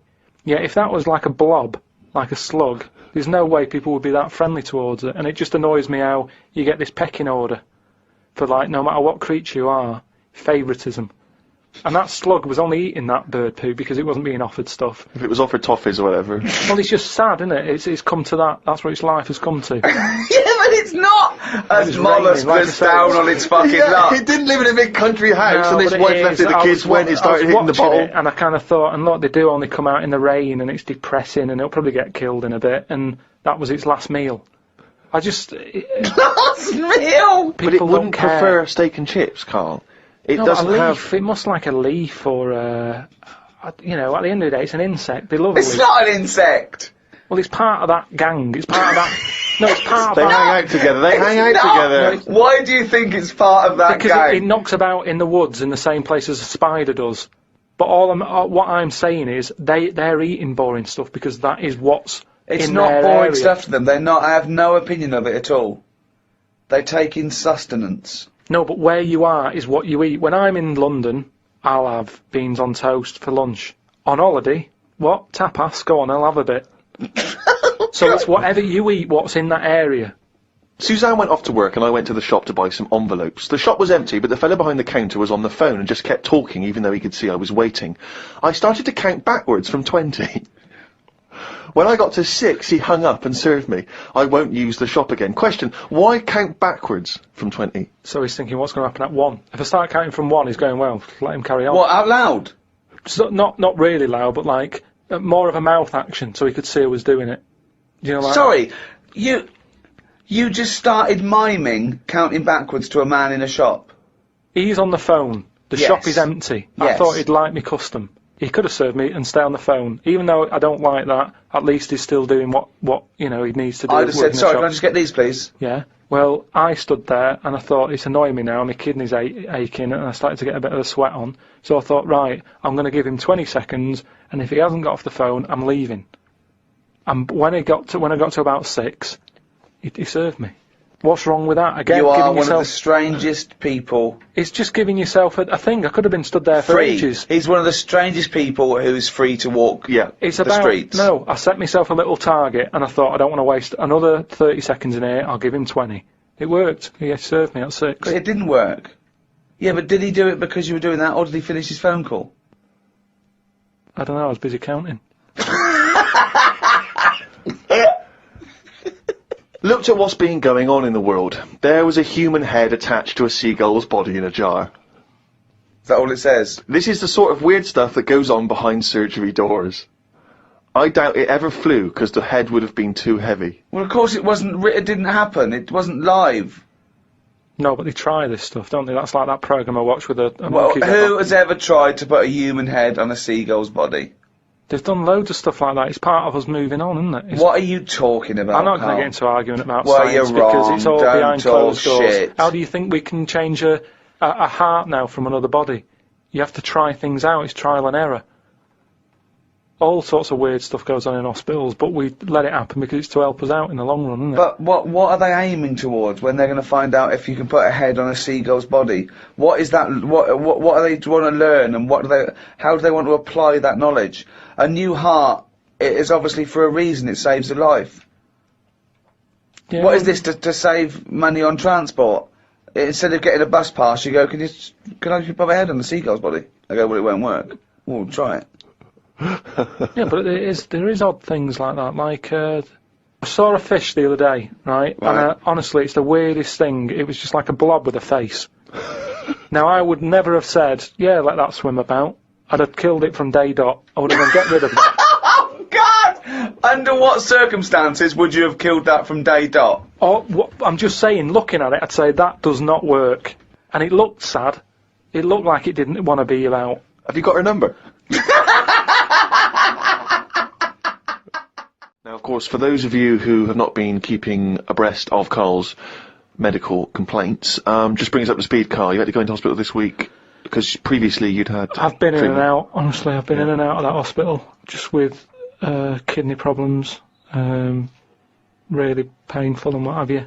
And He had kidney stones, alright. No, but sorted. seriously. Monday. I had a bit of a lie-in today because I have to get up early for my operation tomorrow. Not only have I got to have tubes shoved up my knob, but I also have to get up at 5:50.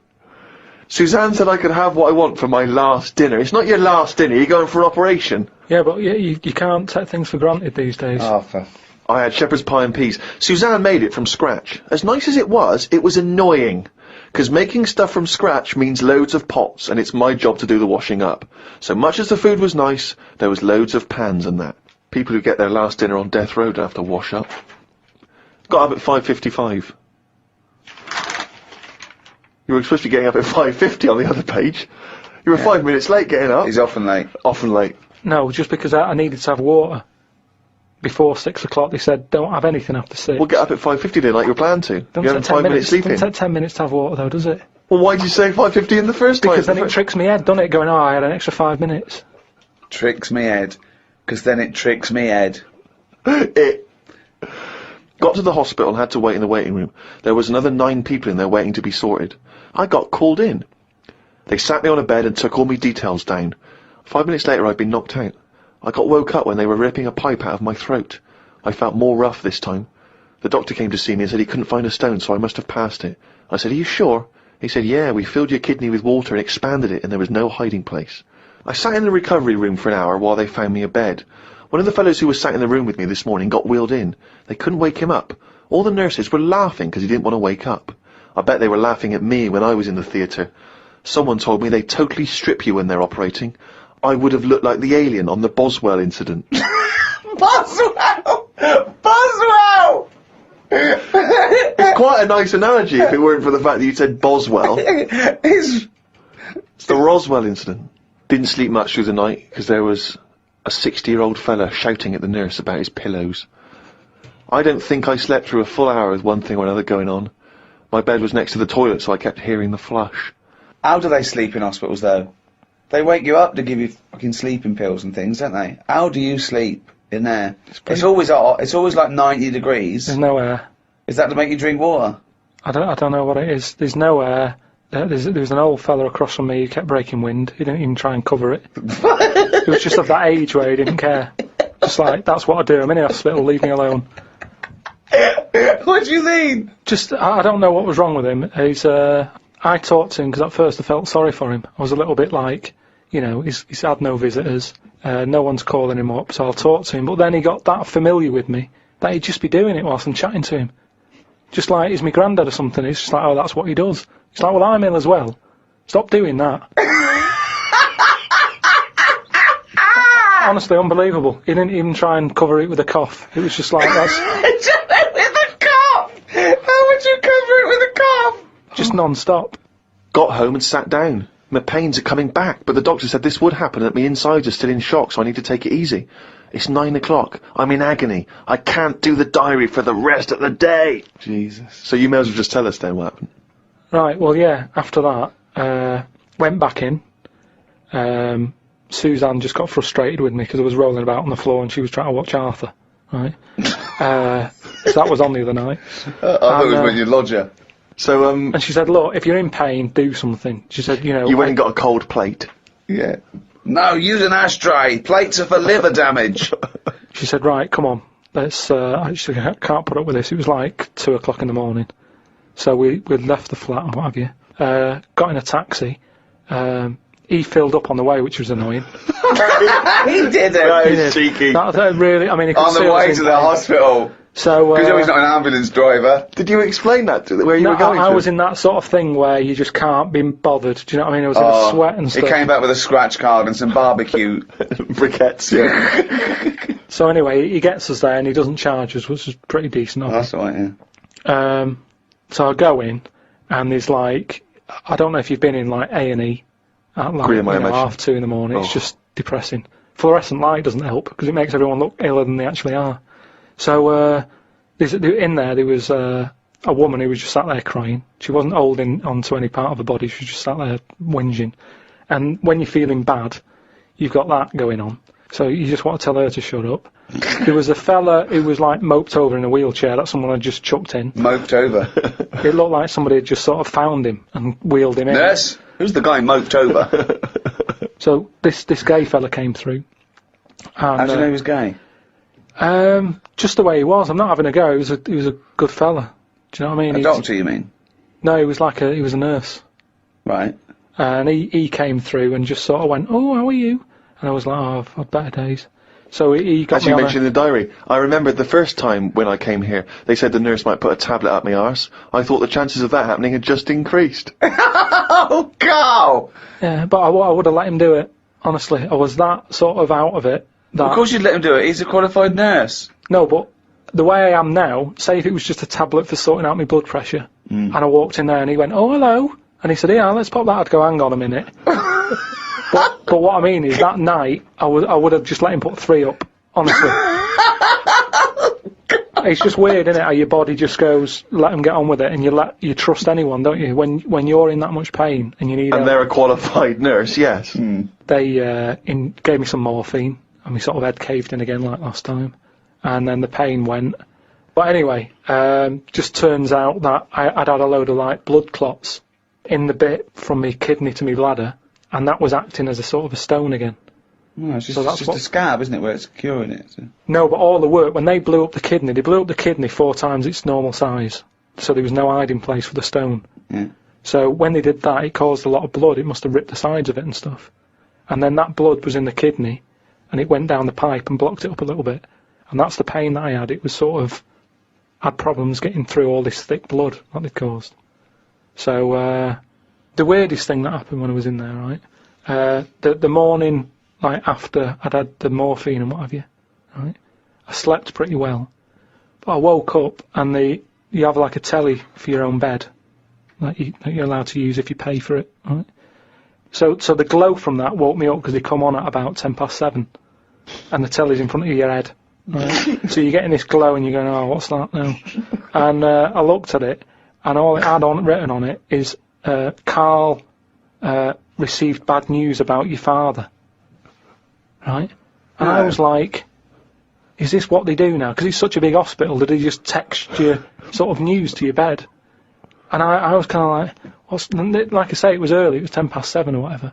Thinking, what's going on? I didn't have my mobile, Suzanne took that. And I was looking at it, I read it again, I thought, it might come up with more, like, what's up with him? Turns out it was just a review for Neighbours. It just tells you... It tells you what's on the telly that day.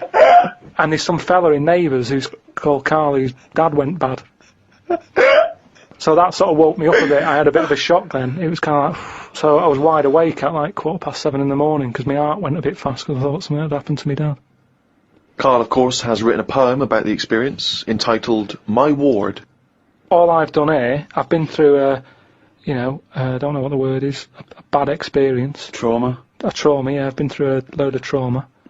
So I'm just finishing it off with a little sort of picture for people. Go on then. In my ward. And it's called my ward. Me, a Chinese fella, and an old bloke who looked like Mr. Burns from The Simpsons. Don't know what was wrong with him, but breaking wind was the symptoms.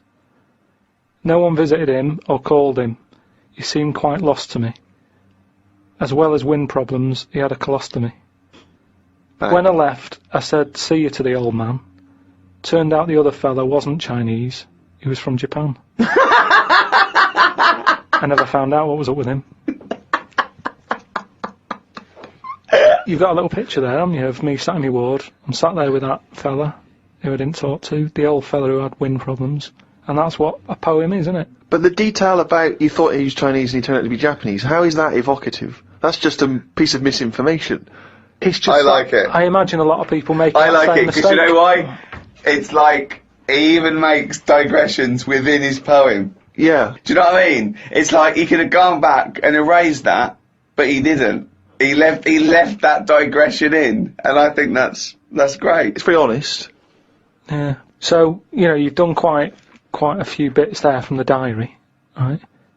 The other week you were saying a diary to sort of be famous and what have you, it's got to have a big event in it.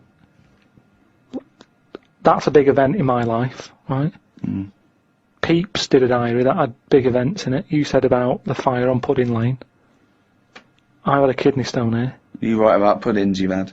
So is that as big as, is that a proper diary thing? It's a proper diary anyway. I think personally, the 5 or 6 pages you've written about your ill health are genuinely interesting, and I'm sure in years to come it will be an interesting evocation of the NHS in this modern age and how what it's like to be in hospital.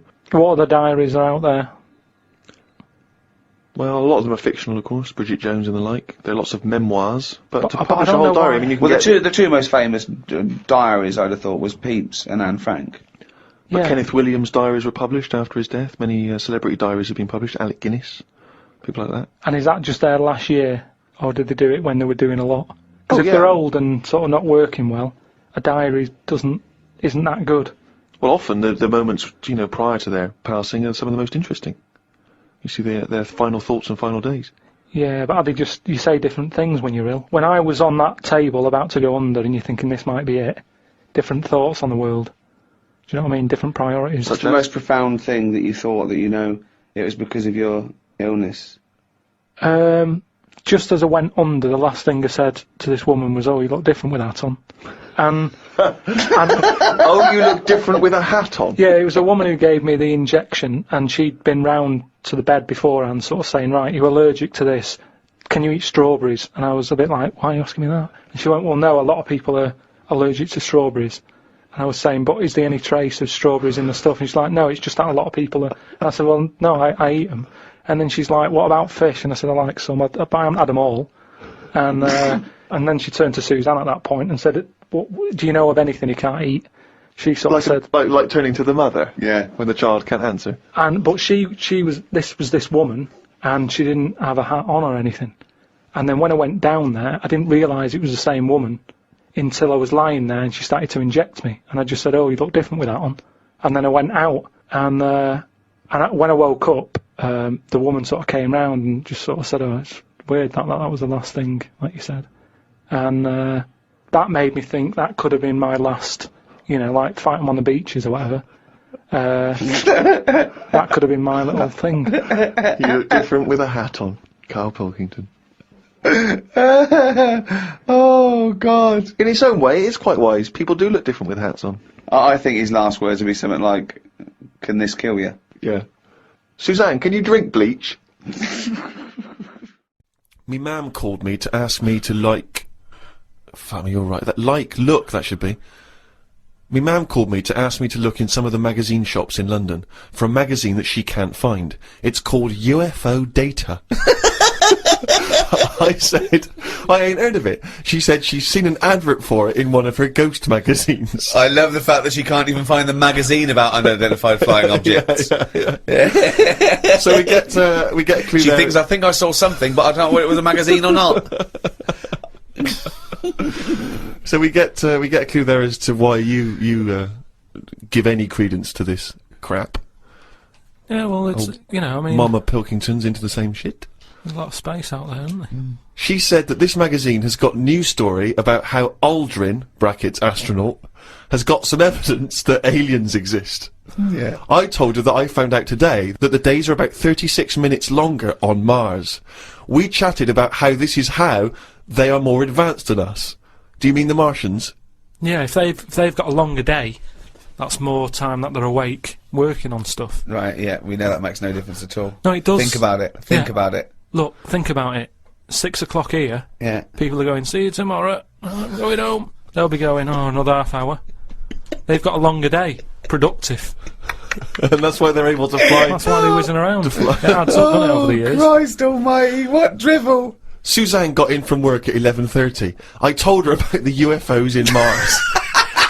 She said she's too tired to chat.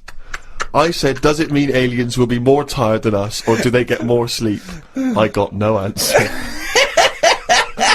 I love it when It Suzanne scares goes in. her. She never indulges No, you. it does she? scares her. Anything with ghosts and UFOs, she sort of... It doesn't ignores scare her, does it bores scare her. No, it freaks her out. Scares her. Okay. I'm knackered today, and the face feels dry and spotty. Oh God, what's wrong with you? It starts off moaning! The first thing he does is start moaning! He wakes up and goes, oh, fuck me, I didn't die. Oh, God!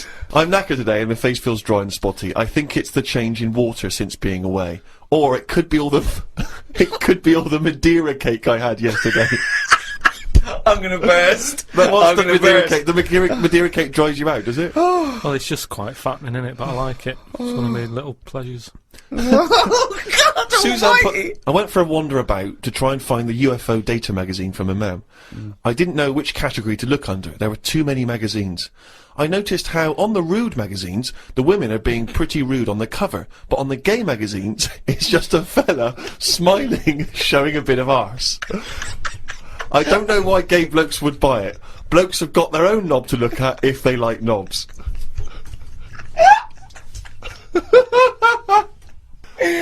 Why were you looking at the gay magazine? No, I wasn't. It's just that Oh, you they were? No, I You noticed studied them. Yeah, because I you've was written looking about for UFO data. I don't Yeah. know where they put it. I don't think you find evidence of other worlds down men's pants.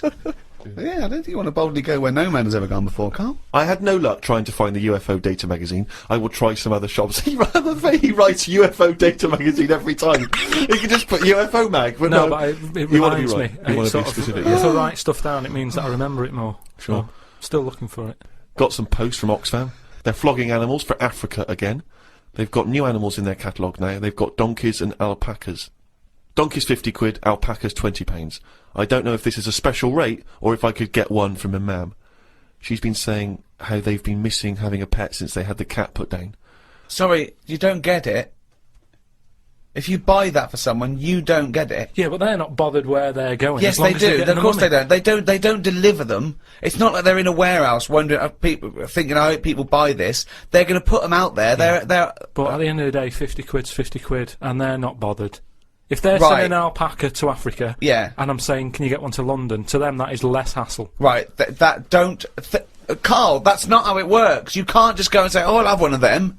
They're not bothered. It's for charity. Carl, of course they are. You can't buy an alpaca for 20 quid. Christ almighty. Plus postage and packaging. They're big bastards.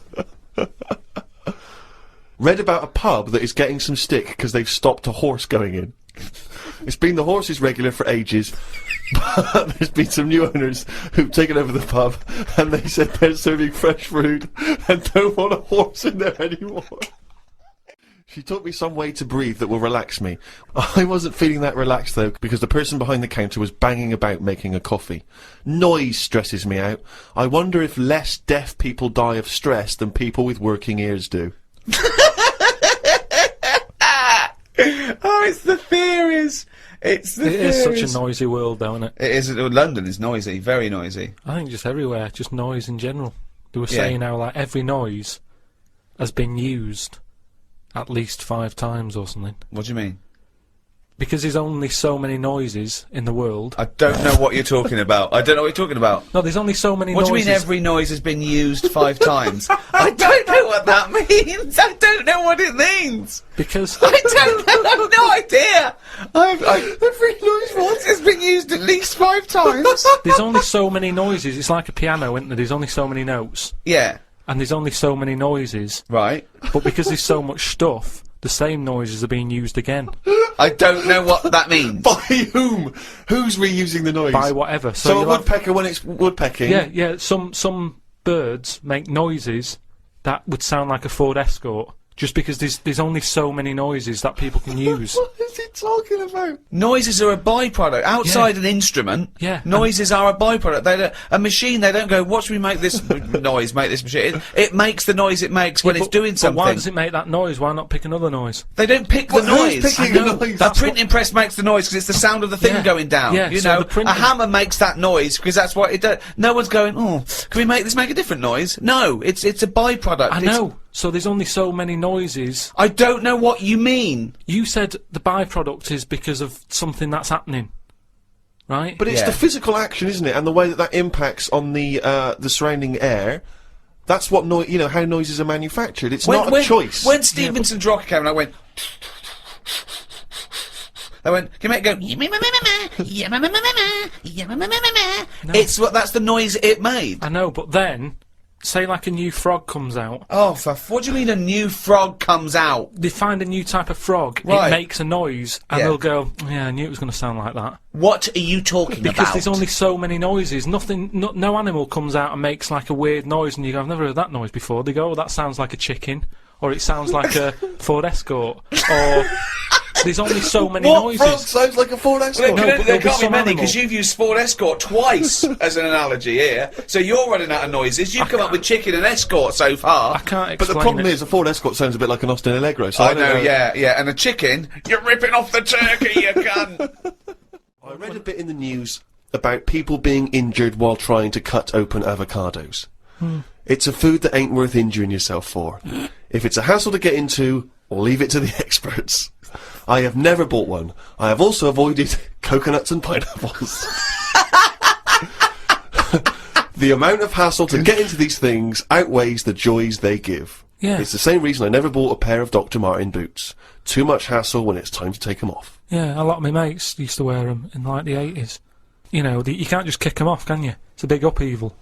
You've got to unlace them. You mean? Yeah, I mean, since I found shoes with Velcro on them, brilliant. Just the way, I don't understand why laces... Is it because you can't tie your laces? No, I can do it, but it's wasted time. You're so lazy. Wasted time. That gives him more time to sit around and look at insects, How long eating does it take to biscuits. take off a pair of boots? Well, it's 14 ridiculous. seconds? He can't fit his days as it is. No, but I don't understand how some inventions sort of catch on and other things don't. But this is what I mean. He's got too much time on his hands. Sitting around at home thinking, why are we not using Velcro more? But there's Why one are we Velcro manufacturer going, yes! At At last, he last. said what needed to be said. Why don't you get it sponsored? Because you could wear a Velcro toupee. Because that would be great if we could do that. If someone could invent a little hairpiece for Karl, Velcro's the little bit of fluff he's got on the top of his head, his shiny orange-like head. Pop a little Velcro toupee on. I would love that. I would love to get him wearing a wig. But why necessarily reduce it to a toupee? Why not some kind of carrying device? You know, he could carry goods and things around in there, sandwiches. Yeah, he doesn't look like carrying a bag. Well, what about that? A little thing you carried around, a little Velcro thing you carried a pot on your head for your sort of like keys and trinkets and money and that. Well, no, I've told you about that idea that's out there but hasn't caught on as well, the tie. Right. The tie with loads of pockets and stuff in it. Yeah, but you got to wear a tie. Yeah, but that'd be quite nice, wouldn't it? I've never wore a tie because I always think, what's the point? It's just hanging there in the way. Can you imagine this image of Karl walking around in his big Velcro shoes, a tie with an apple stuffed in it, car keys, Yeah. iPod? No, but don't you think it's a good idea? Would you wear it with a shirt and collar or just a t-shirt? No, wear it with a shirt. That's what I'm saying. It's an invention that will smarten up the world. Now, a tie, what does a tie do exactly? Yeah. What does it do? Nothing. Right, so I'm saying make it do something. But I'm saying don't wear it at all. Pop your keys in the trouser pocket. No, or because take a bag. because the world is getting more and more scruffier, isn't it? When you look I back, don't know what that means. I don't know what that means. when you look back at like Victorian times and everything, everyone wore a hat. Right, they wore a tie, they wore a suit, and it was a nicer looking place to look at. When you see it on pictures, you go, what a smart world that is. Well, you can't see cholera and things on pictures, but sure. No. No, but I'm just saying it's better to try and cover it up with a bit of, you know, Cloth. yeah. Yeah. The world looked nicer with more cloth. Whereas now everyone's rowing about scruffily. So what I'm saying is, if we make the tie more useful and give it a purpose, it might come back and the world will look tidier. But a tie, its purpose is to look smart, really. Well, originally it was because we didn't have buttons, so it kept the collar up at the front. That was the invention. It was a useful invention, the tie. Yeah, that's it was right. called a tie. It tied together, okay? Yeah. So then, when we had buttons, that we didn't really need the tie, but it was a symbol of smartness, like saying, I've made an effort, Yeah. okay? But now, that would go away. So now, you wouldn't look smart with a tie. They go, oh look, it's like a bag round his head with his apples and oranges and his keys and his sticks he's making a nest out of. So it would be scruffy. It would make the tie scruffy, so it would defeat the object. So now when you're carrying stuff round, I mean, crawling on all fours because your shopping's so heavy round your neck, they'd go, look at that scruffy fucker on all fours. Oh look, but look at his lovely head of hair. It's Velcro! It's a hat! Yeah, well, that's the other problem, isn't it? I can't go back to a wig now. My theory about reading old news is right. It's less bad when you know it's old. It was a story about a weatherman who was fired yesterday for having a nude picture of himself on the internet. But that happened 2 days ago. He's probably got another job by now. So old news isn't as shocking. Well, old news isn't news though, is it? It's olds. What are you doing? Just reading the olds? No, but what I mean is, if someone Stick the video on of last week's news. I just want to catch up on the olds. yeah, but then it's still news. News is something that you don't know, isn't it? If someone tells That's you something, everything to you. That's information, Carl, not news. Yeah. but news is information. No, And the what- key with news is the word new. No, I don't think it is it? It's is. just information, but they tell you at 10 o'clock at night. It's like, what information's gone on? Bong. Here's some information. Yeah, that you didn't know before because you couldn't have because it only happened today. Bong. Yeah, but never mind that. I'll tell you in a couple of days. It doesn't matter as long as you get the same info. Bong. Yeah, we can't call it news though because it's misleading. We'd get done. It's called olds. Bong. Yeah, but listen to me theory. What I'm saying is that if someone in your family, you know, it's Christmas and that, I don't want to bring the tone down, but someone dies in your family. Now, say if you're away on holiday, and they don't call you because they don't want to ruin your holiday, and you come home, and they go, Uncle Frank's dead, and you go, oh, when did that happen? And they go, 2 weeks ago. Now, because everyone else has got over it, it's not as bad for you. Because part of bad news is the way everyone's walking around moping, going, oh, have you heard the news? Frank's dead. But because everyone's got over it, time is a healer. That's what I mean about old news. It's better than new news. But yeah, but according to you, the only news that really matters is stuff that affects you. So it doesn't matter when you. There was an earthquake. When was it? Yesterday. Phew, that's all right then. Often the aftermath is worse than the actual event. 2, you only care about things that actually happen to you. So the doctor goes, "You got a kidney stone." Oh, when did this happen? 2 weeks ago. Oh, that's all right then. Doesn't make sense. No, but the world But is... you're not upset about dead Uncle Frank just because other people are upset. You'd be upset personally. Would it make any difference when they told you? Yeah, but it is everyone else's emotions that make it worse, I think. Knocking around people who are miserable. What about warnings? What about when they do things like smog warnings or, you know, there may be a... I don't like it on the news when they sort of say, news just in. I think, oh, what's this? You think, oh, what's going on? But it might be useful It might to be know it. important information. No, it just makes you panic. What? Yeah, but sometimes knowing stuff keeps you alive. Yeah, I don't know if I like it. It's sirens, you see. I don't like sirens, do I? I've said to you, I think it's a scary noise. Well, it's meant to be so you get out of the way. No, it's not meant to be. It's a sign to get out of the way. I'd prefer it if it, like There's a I've voice. said. Hiya! Could you just move out of the way Well, it can for be us? anything, as long as we know. It can be a chicken noise, but as long as you know Oh, that that's not going chicken to freak noise. people out. No, but it sort of make you smile. But you go, oh, best get out What, of you're the way. cycling along and you hear what sounds like a giant chicken behind you? And you smile because you know that even though someone is burning to death, there's something clucking in my way. Do do do do. Do do do do. Oh, that's probably a guy having a heart attack. Going to my mum and dad's today. I'll cut to the chase, Rick. They basically, we got about 4 pages where they drive to his mum and dad's. Oh, but Jesus I'll skip Christ. past that because it Yeah. takes fucking forever. Got there, mum and dad, his mum made him some dinner. The old woman next door, brackets, whose man was a witch, just pop that in brackets. Just pop that in brackets. I think we've discussed that before, actually, the old woman whose mum was a witch. Whose man was a witch. Yeah. Oh. The old woman next door has been worrying because she keeps seeing adverts on the telly about changing to digital TV. She's saying she doesn't want wires drilled into her walls because they'll make a mess. Me dad told her that it doesn't matter because it'll probably won't happen until 2012 and she'll be dead by then. He didn't say that to her though. No, did he did. They've got, you know, she's old. It doesn't. She knows she's going to die. I mean, it's something we've all got in common. And he's right, isn't he? Why is she worrying about it? Maybe that's sorted it out. Put it into perspective for her. You will be dead when this happens. Don't be worrying about it. But everybody worries, don't they? You've got that little sort of hole in your head that you fill with worries. You know, everyone's got to fill that little worry hole with worries, and that's hers. Worry hole. Everyone's got to fill the We've worry just hole got to with worry. assume that there's a worry hole. A worry hole. Don't be filled with Unbelievable. worries. I love the fact that you know doctors in a million years would dig this up and go, humans used to have a worry hole. Went to bed around midnight. Suzanne and I decided to sleep tops and tails because it made me get a bit more room. Me dad had cut a bit off the mattress to fit it between 2 cupboards. It's amazing how much of a difference it makes just sawing off a bit of the mattress. You sort of roll to the edge, but the weight of the blankets keeps you in. This is like something from a Roald Dahl book. No, it's just, you know, you think anything, you can sort of trim anything, can't you? And it normally works. But with a mattress, I mean, he only took off, I don't know how long that is, but he's sawn off about that much on the mattress and then has stapled it back together again. Amazing. And it just makes so much difference. Of course it does, because a mattress is a very carefully designed object. Yeah, you wouldn't think so, though, would you? Well, you just would think if you had a it's full of fucking brain in sponge. your nut. No, Someone took his brain out of his worry hole? Oh, God. He sawed a mattress in half. So we decided to sleep tops and tails. It just gets stranger. So strange. Why? he did it to make the room nicer with the cupboards on either side. So he sawed a mattress in half. Well, not in half. Can you imagine how much hard it must be to saw a mattress in half? What did he use? What, a big electric saw? Well, it must have been, yeah, because there's a lot of springs and stuff in there. Jesus. So what happens to the springs? They just spring out the side. Well, some sort of stick out a little bit, but you're not lying on top, are you? They come out the side. So it's just got a bit of gaffer tape and a staple gun. Unbelievable. Hey, man alive. It's like, Does he run it as a hotel?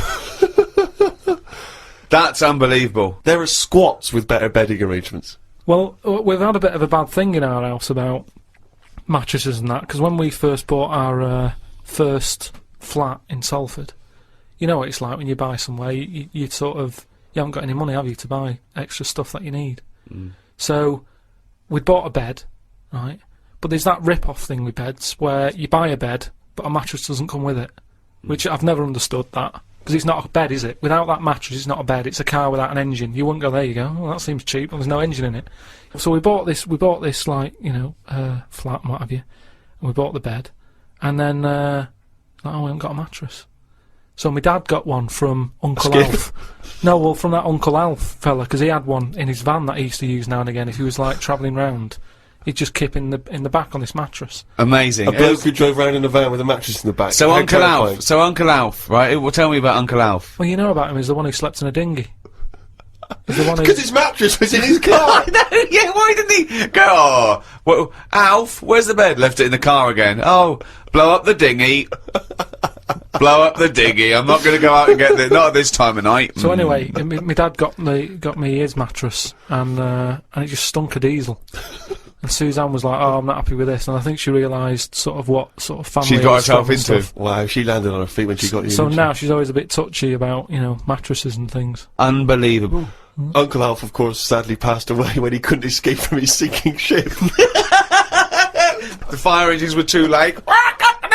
No one got out of the way because they were laughing so much.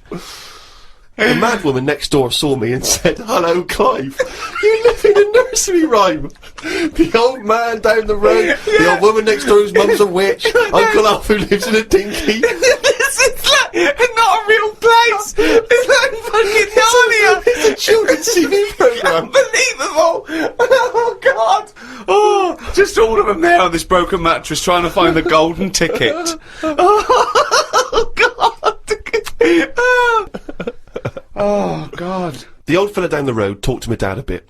He kept bees in the back garden. Oh, for fuck's sake! Here comes the bee man. His Yorkie dog was knocking about when he was messing with them, and it ended up getting stung 150 times. Oh, little bastard! What is he doing? It's not dead, but it cost a lot to get all the stings out. I don't know why people keep dangerous pets and insects. The amount of gear he had to wear to play with them is barmy. I don't think he's playing with the bees. He's not playing with them, is he? Well, what is he doing then? Well, I don't know, but I think you should get the dog the same protection. Yeah, but that's just it, isn't it? It's like, you can't mix your pets. If you've got a snake, you don't have a mouse. Do you know what I mean? They don't get on. And it's the same with them. Don't have bees. I can't imagine one bit of enjoyment. The only thing he does is the honey. And it's like, well, how much is that to buy? It's not worth messing about wearing a big white suit just to get some honey. There's a shop down the road. Bees are kept for a very good reason, aren't they? What? For honey. Yeah, no, but like I say, you can buy honey for next to nothing. Where do you think... What do you mean? But where does the honey come from that you buy? Yeah, from some proper bee farm. Let Yeah. them do it. All he's doing, he's not making loads of pots of honey. He's looking after himself. And the thing with honey is it doesn't go off either. No, it doesn't, no. So get 10 bees, Yeah. get the honey made, kick them out. but you eat the honey, that's the point. Yeah, I know, but It that's doesn't. honey. You can't eat it and then it's still there in the jar. It's not magical. Maybe in your world, No. yeah, Uncle Fred had that never-ending jar of honey. But how much honey do you eat? What I'm saying is, it's one of them things in it that you buy, and you can move into a new house, buy some honey, and when you leave that house, that honey's still in the cupboard. You don't eat that much of it. So get 10 bees, get your honey's worth. 10 bees! Imagine keeping 10 bees! Well, just get them to do the graft. If you've got loads of bees, they're not all pulling the weight, are they? Because they'll go, well, I'm not doing any, because I'll leave it to the others. Whereas if you've got 10 bees, you know that none of them are pulling the weight if there's no honey. That's what I'm saying. No, no, it's not a workhouse. Bees don't knock around saying, I got a bad back. Anyway, back to this reading from the twits. The news covered a story about a fish that knocked about 400 million years ago. It was 33 feet long and had a jaw strong enough to eat a shark in one go. All the dangerous stuff seems to die out, and yet things that you think wouldn't stand a chance, like worms, are still here, yet they have no legs or eyes. I saw a future human in the news article the other month about the future woman. She had 3 breasts. They looked alright. Well, no, that's not. I can't see how that's going to ever evolve. No, well, they say about how, about evolving and that. I read that, there's going to be ugly people. People are starting to go ugly. Yeah, they're still going to have bilateral symmetry, I imagine. I don't know what that means, but Well, I'll tell you now, right? They're talking about, like, people who are just like, you know, you look at them and you go, oh, look at the state of that, right? And it'll get to a point when we're all so ugly that no one will have it away, and we're just going to die out. Well, that's not true either. That's not true either. That is the biggest worry. Well, no, so... That's the world's biggest So worry. as we evolve and we change, our mindset doesn't change. We're still going, I wish we looked like they did 1,000,000 years ago. I don't fancy anything. No, but look how things do change. But why are we all going to get ugly? I don't understand. It's just the air and stuff, innit? It's just, The air or yeah, the just, hair? you know, the air that we breathe and stuff, and the food we eat. Everything's changing, and we're not going to look that healthy, and we're just all going to go ugly. You've only got to look at some stuff that's in the sea, and you think, look at the state of that. What's and that's that got because to do with the human evolution? But the stuff Because in the they've been sea is around still longer. propagating. Yeah, but they've been around longer than us. But it's still reproducing, so your theory falls down. But they're deep down, aren't they, in the dark, so they probably can't see what they're having it away with. If they were up on the outside, they'd have died out ages ago. Why? Because they wouldn't fancy the other stonefish or Yeah, because they're sea really slug. odd-looking. I can't remember the name. I think it was a viper something. It was just a head. But Carl, A the fish reason... that's just a head. It was well ugly. Watched a programme about the twins this morning. It was filmed 16 years ago. They are mental.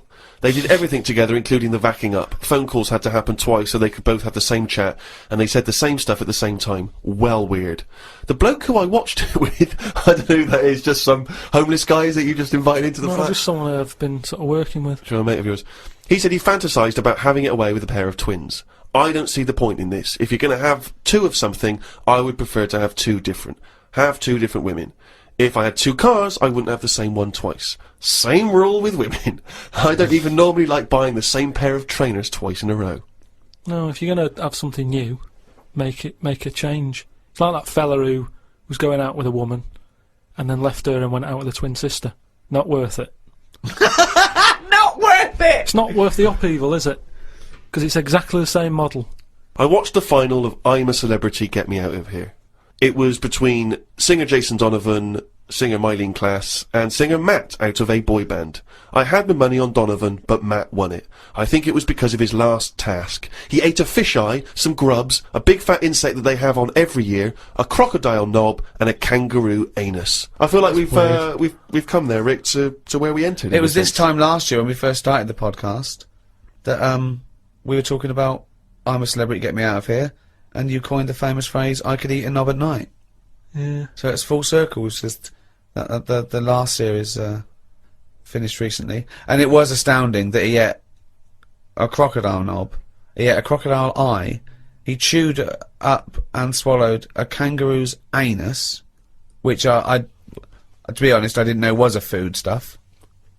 Could you eat any of that? If I had to eat any of them, it would have to be the anus. What, really? Yeah, more than the other stuff. I couldn't eat anything that's still alive. No. I 'cause, agree. I I think it's couldn't a eat bit- any of that. bit I don't know under what circumstances I'd have to go, right, that's it now, we're not going to survive, the ship isn't coming, there is nothing on this island I can eat, give me the crocodile's penis. So it wouldn't bother me. I could eat anything. I could do almost all of the challenges on that programme, but I couldn't cope in the camp. I couldn't cope with the lack of food and the uncomfortable bed. That's all that would do my head, and I'd drive people spare, whinging and complaining. I couldn't cope with any aspect of it except the physical challenges. I couldn't cope with sleeping with people snoring, the things crawling over you. I'm not so squeamish about that, like snakes and things. That's all right. But the eating is ridiculous. It's out of the question to eat a worm or a grub. It doesn't concern me. I don't know why. I don't see really what the difference in it. The texture's probably the same as lots of other things. What would hunger do to you, though, do you think? Would you think I would change? Do you think, if it really was a choice, if someone said, and I knew I would die if I didn't eat worms... I think you would, yes. I think you'd complain and you'd whinge for a while, and you'd try and put it off, and you'd hope a ship would turn up. But when it didn't, you'd start chowing down on a bit of crocodile anus. But then where's the rest of the crocodile? Well, yeah, that's I a say, good who's point. been eating that? How come I've got this? You know, you're meant to, work together as a team in bad time, and yet I'm being handed an anus. Forget it. Woke up to the news about an elephant in India that had sore feet, so the locals have made it a big pair of slippers. Tried to look online for a picture, but I couldn't find anything. Sure they've made it 2 pairs of slippers. Well, I'm only going by the facts in the diary, Rick, and I would have thought that they were absolutely bona fide and fact-checked and completely Yeah. accurate. I'd be very Yeah. surprised if there's any mistakes in here. I'm sure they've done this for an elephant before. I thought elephants have bad memories. No, Well, no, but fair enough. I thought elephants have bad memories. If they have, I'm guessing it's going to keep forgetting where it's left them. I mean, just to get if it's a myth, the myth completely wrong. Yeah. Elephants never forget, that's the saying. Not they always forget, so you can buy them slippers every year. Carl says, I haven't had a pair of slippers for years. He thinks they're dying out. No, I love slippers. I love a pair of slippers, I love mate. a pair of slippers, mate. Just wear socks. Slidey on a no. slidey on a piece of lino. I know. And what about if you maybe opening a brand new box of thumbtacks? You drop them all over the floor. You're trying to pick them up. Rick, I've got to pop across the road to get some milk, but it's right opposite. I'm surely not going to go in my socks, though, am I? But I don't want to put on the shoes. It's mad. No. Pop some slippers on. Well, perfect. Yeah. Yeah. But you shouldn't go out in your slippers, Why not? Just across the street, mate, to get some milk. because they're inside shoes. You don't go roaming about on tarmac in slippers, that's basic. But you don't have any slippers, so No, you're but- just tiptoeing across the street, you know. I with put your- my shoes on. But you can pop out and get the paper and the bottle of milk, can't you, in the slippers without any harm done? No. Huh. Apparently not. That'll make it into the diary. Tried to have a shower, but there was no water. I love it when he calls me and things go wrong with the flat. But I like the fact that he tried to have a shower, but there's no water. How long did it take you before you realised he was there for 20 minutes? Yeah, after 20 minutes, he said, Suzanne, should I be dry? Yeah, I'm freezing cold. Yeah, no, you should be sort of wet and warm. Right, there's no water then.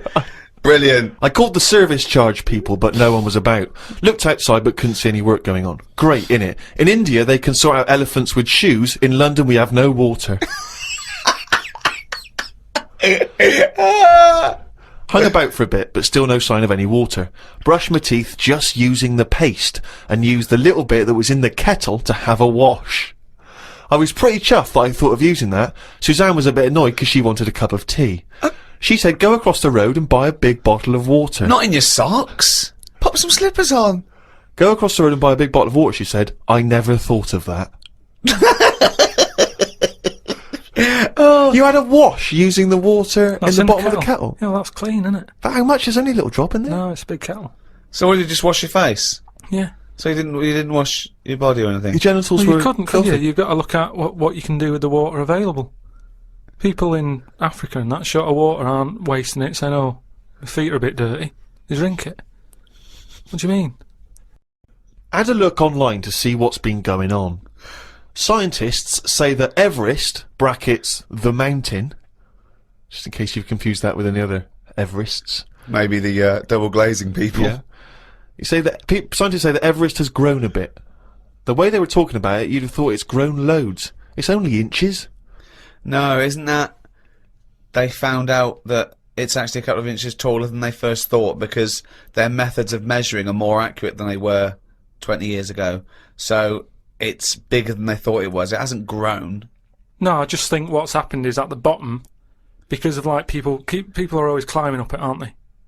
Right? Yeah. So they're sort of wearing away the Don't soil at the bottom. talk rubbish. So they've It's always also, pushed it down. it's It's also just measured against sea level. It's not measured about when you get... Otherwise, they'd just dig a big hole, wouldn't they, and go, right, it's down to here. If the No, but peak does it, is measured at the end against of the day, sea though, level. does it matter at the end of the day? No, but it's just nice to know, isn't it? Yeah, but that's what I'm saying is we don't need to know that. It's not going to put anyone off. Like Brian Blessed, who's always climbing up there for fun. He's not going to go, oh, I could handle it last year, but 2 more inches. Forget that. Going to be shattered. So don't worry about it. It doesn't matter how big it is. Something else, though, that's happened since, right? They were climbing up there, and someone got near the top, and they were sort of climbing up like that, holding the cliff edge and that. And they'd forgotten the flag. Had to go back. No, their hand hit the bit of rock, and it went like, ding. I'm like, what's that? It went, ding, ding. Put another hand up, ding, ding. Piano under there. They don't know how it's got there. Right, you're talking shit again. Someone's been tipping. Well, oh, right. Up Everest. Okay. The council won't even take away your washing machine unless you pay them. They're not going to sneak up Everest. No, this is the problem, innit? Because the council won't take anything. People are going, what can we do with this? Oh, yeah. Well, I'll tell you what, yeah. Just sneak up Everest. It'll take you 9 days, and you may die. But just pop it up on Everest.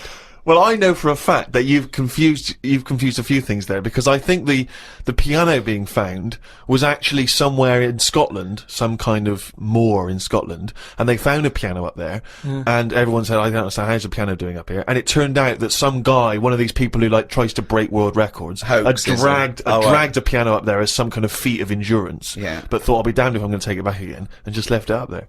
It wasn't, bloody tipping or aliens or anything. My dad used to bury things in the garden because the council used to charge for like washing machines and mangles and cookers and pets. So I'm just thinking in millions of years when they dig that up, they think that dogs used to cook and like do washing up and things. Yeah. I love the idea of burying utensils. I think of the hole big enough to bury a washing machine. Or a mango. So whoever kind of bought that house after your Yeah, dad, I don't know. they got a little treating store. Yeah, lovely little themed rockery. Yeah. The weather is weird this morning. 1 minute it's sunny, then it's thundering, then hailstones, then it's sunny again. People will be saying it's global warming. I don't really know what that means. everything's changing all the time, innit? I wonder if years ago, when we first came out of the sea and we walked on land upright, did people blame the weather for that? Good point, isn't it? No, it's so stupid. Yeah, ridiculous. We didn't come out of the sea and instantly start walking around like humans and go, oh, can you believe it? We were swimming around, we were having a whale of a time. Do you know what? I blame the weather. No, but now they would, if that happened. It's the same way, say like evolution, right? We talk about it a lot, right?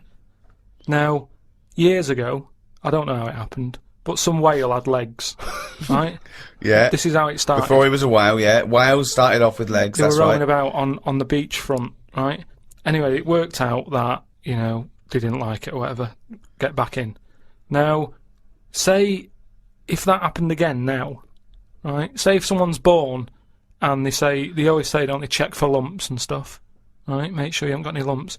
Now, say if Sorry, who says this and what's the... like magazines and doctors and that are always saying, check for when you were lumps. first born? Yeah. Okay. But arbitrary decision, Yeah, that answer. yeah. But Go on. all I mean is, now, say if like our evolution thing is kind of like the next level is for us to have 3 legs because we're that busy on the world now. But it Everyone's doesn't work like that. multitasking. Why would it work like that? Because that's nature, innit? It deals with it. If people are getting stressed out and getting achy legs a lot, because they're going, well, what you're doing there is you're using 2 legs like you've got 3. You need another one. But the problem is, No. Let him finish. say if someone grew a leg now, because it's like, well, we need 3 legs. Yeah, but... Let him finish. Okay. People would go, oh, I found a lump, right? And the doctor would go, oh, whip that out. Now that could be a 3rd leg that's growing. But Karl, evolution doesn't work like that. It does work like Suddenly that. something isn't born with a perfectly formed 3rd leg that can be passed on. I know it's a lump. It starts off like a lump, and if you left it alone, Yeah. it would eventually, over a bit of time. No, over many, many millions of years. Yeah, but it'd grow as another leg. But we're not letting that happen anymore. It also wouldn't happen. Limbs don't work like that either. They do if you keep putting extra pressure on 2 legs. Karl, you're honestly, what you imagine the process of evolution and natural selection to be is, it's beyond me. It's No, incredible. but it depends whatever your surroundings are. That's what you change to, isn't it? Like the Well, you don't change to it. You're either selected or you're not. So, what happens is there's a genetic throw up. So something's born, a llama's born with a slightly longer neck. And if that gets, the leaves that are slightly higher up and it survives, it lives longer, it passes on its genetic material. Soon, if that works, now over millions and millions of years, that they're the dominant species, a new species is thrown up with a slightly longer neck, and so on and so on. And it's gradual. It's just a slight No, advantage. sometimes it happens quicker than that. There's been animals that have had eyes and then they go, oh, they don't need them. They go in the space of a fortnight. What are you talking about? There's a lizard somewhere where it's roaming about in the dark and it used to have eyes, and they used to be like, why have we got eyes and that? What's the point in having these? Because we're keeping them open. And they were getting more tired. Because at the end of the day, if your eyes are open, do you know what I mean? Blind people can stay up longer than someone with eyes.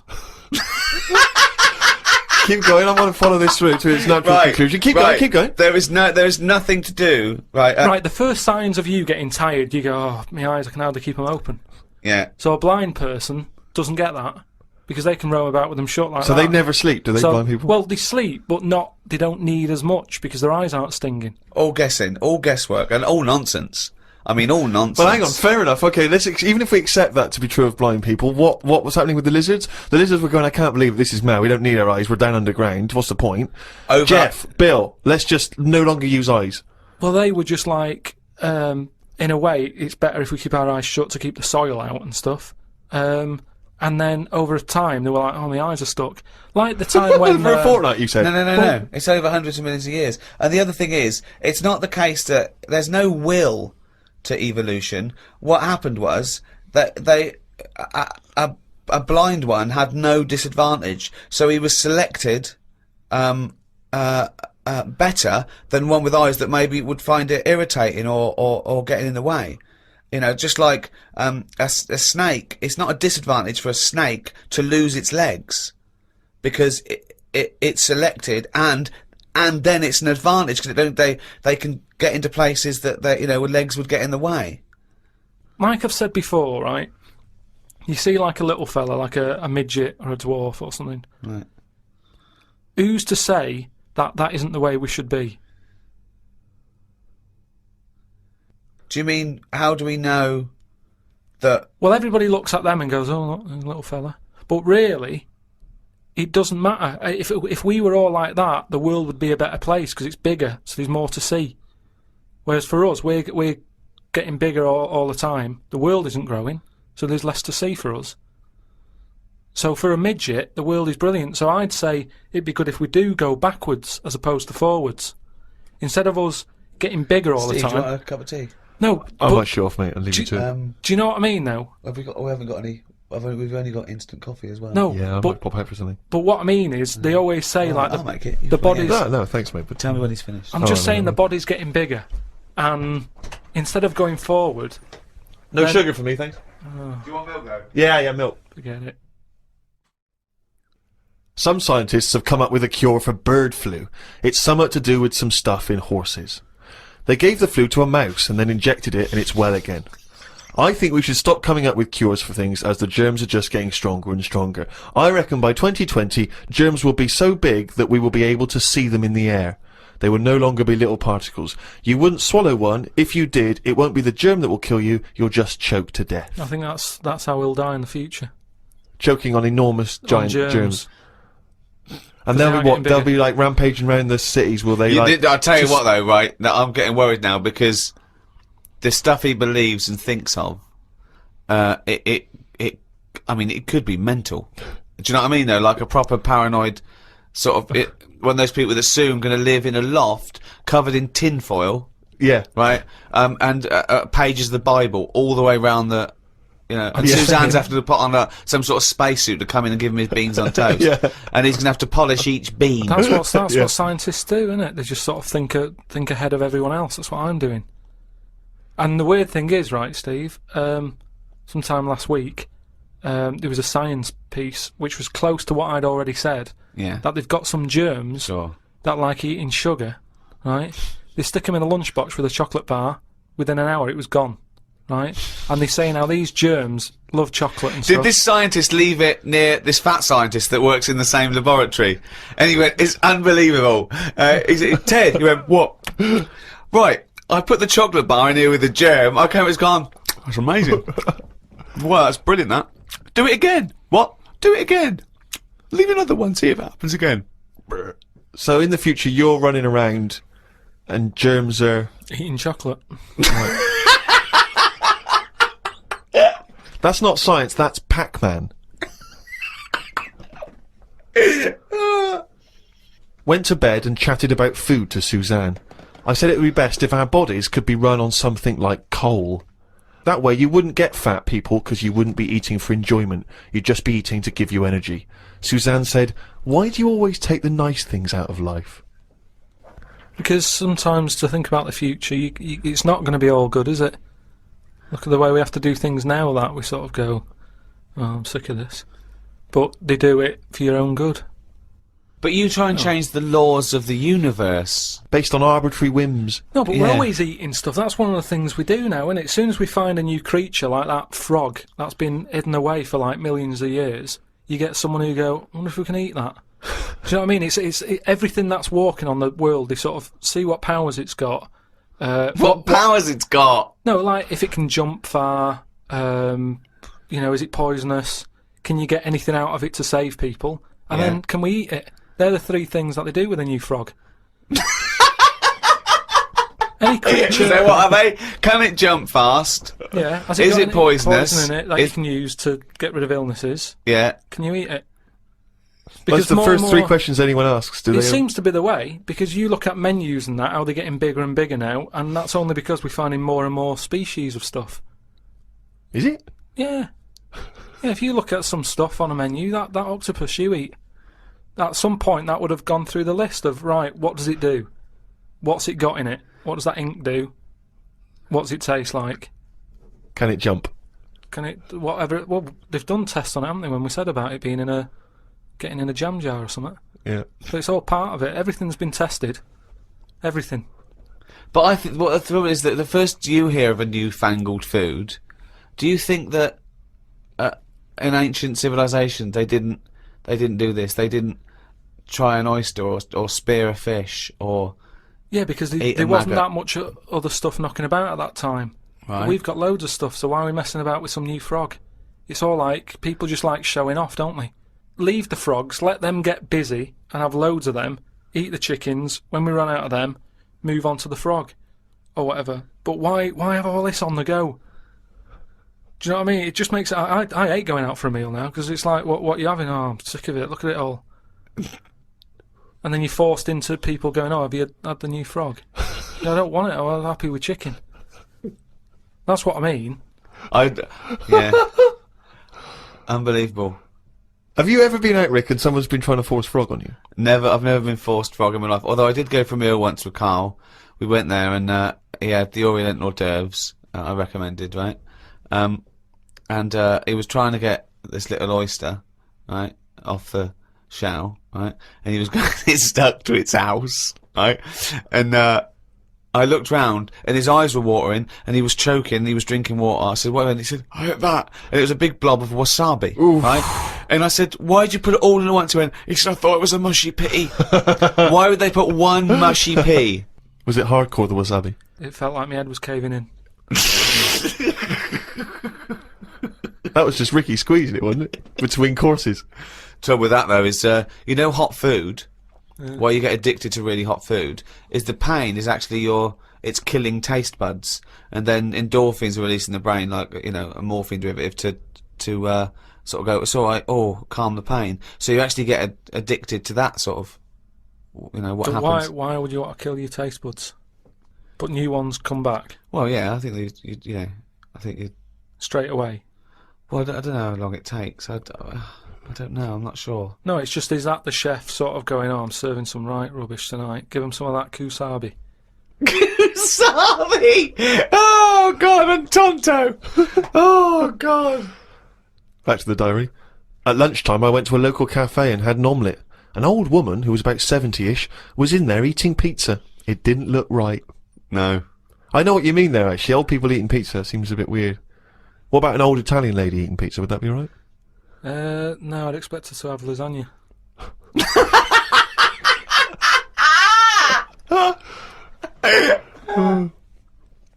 Told Suzanne that I had read that we will have spoken to aliens by the year 2025.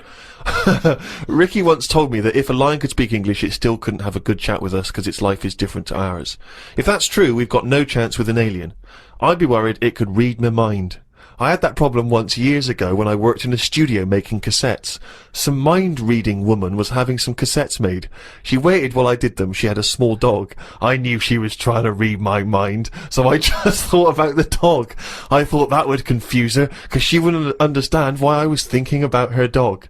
There's so many elements in this. There's a woman who can read. She used to... Read that minds. again. Read that again. Okay, we're gonna have an instant replay no, now. I'll tell you Any what, I can tell you what psychologist it is. listening, or psychiatrist, or just, well, anyone really, listen to this, what Karl's put in his diary. Okay, Steve, away you go.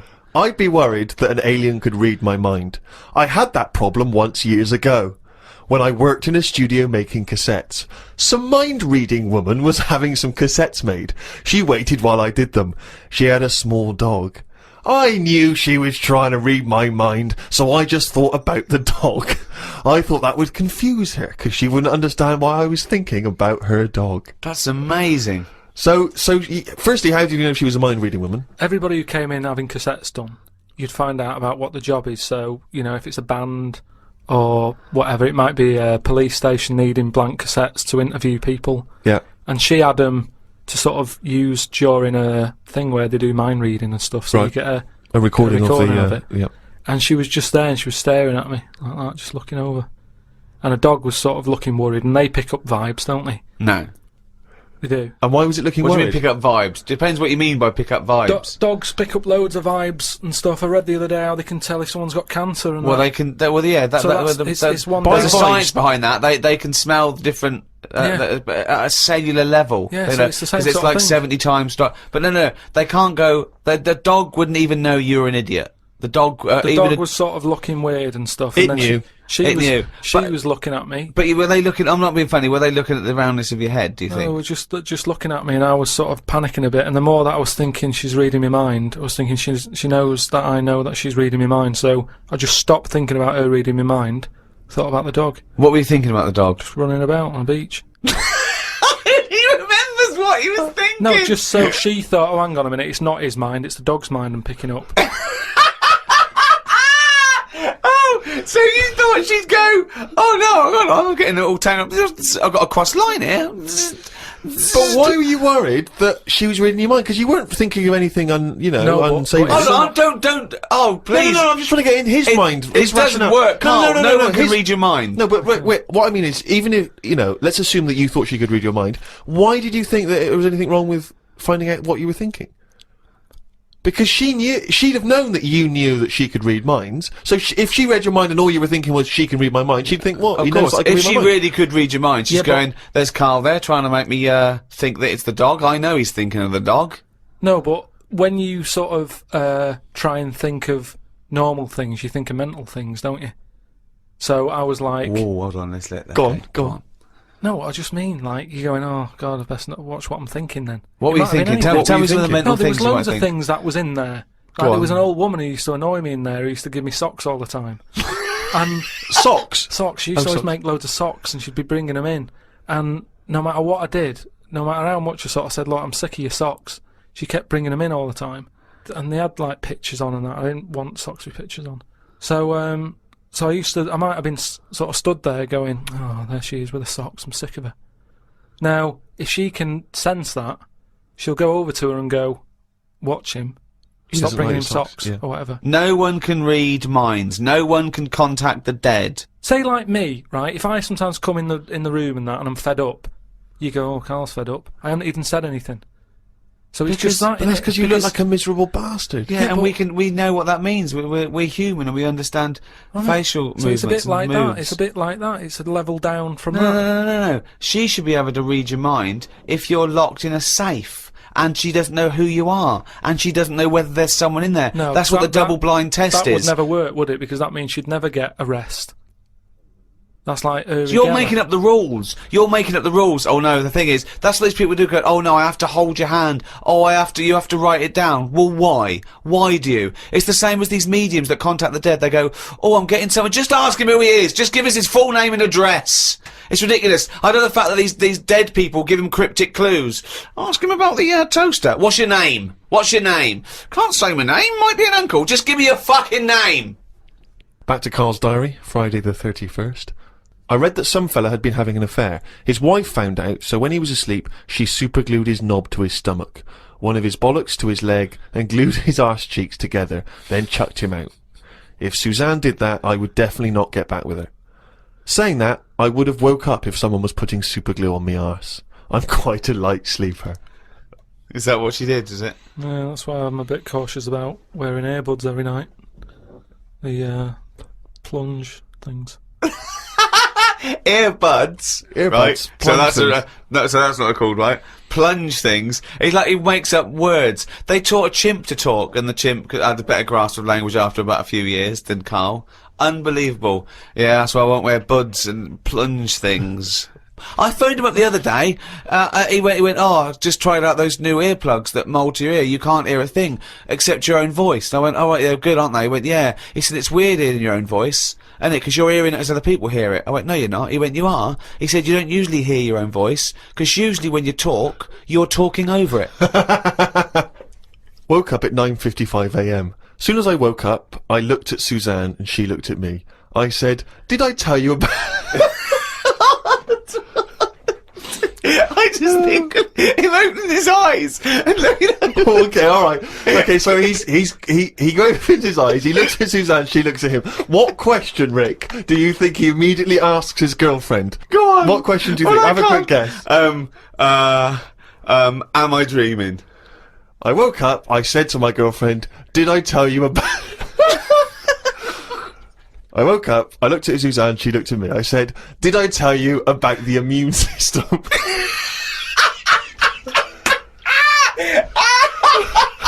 Did I tell you about the immune system?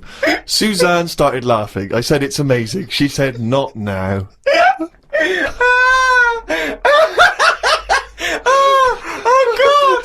I was thinking that. Springing into action, he zips up, his eyes are like... Did I tell you about the immune system? Oh, shut up, Carl. Put the kettle on. Oh God!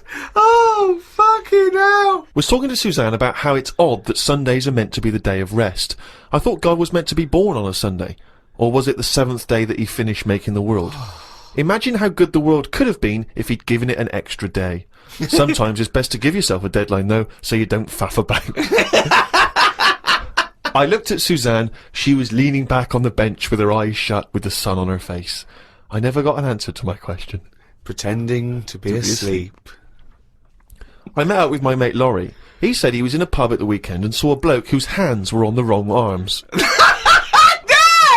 No! What do you mean? Well, he had his left hand on his right arm and the right hand on the left arm.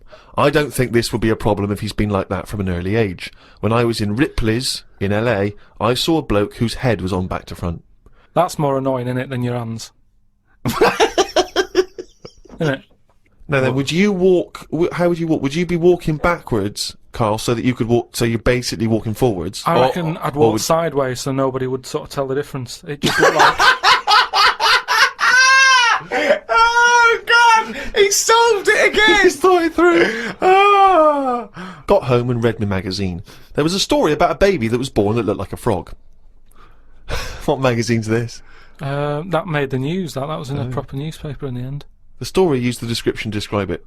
There was a picture. I think it was a fairly decent description. It didn't really have a neck or top half of its head. It would look alright if it always wore a scarf and a hat. The world would be a more interesting place if there were loads of different types of humans like there are creatures. Then some people would be good at certain jobs. Spider people, ant people, builders. Cockroach people, dustbin men. Good idea, isn't it? I mean, Cockroach men, spider men, what are you talking about?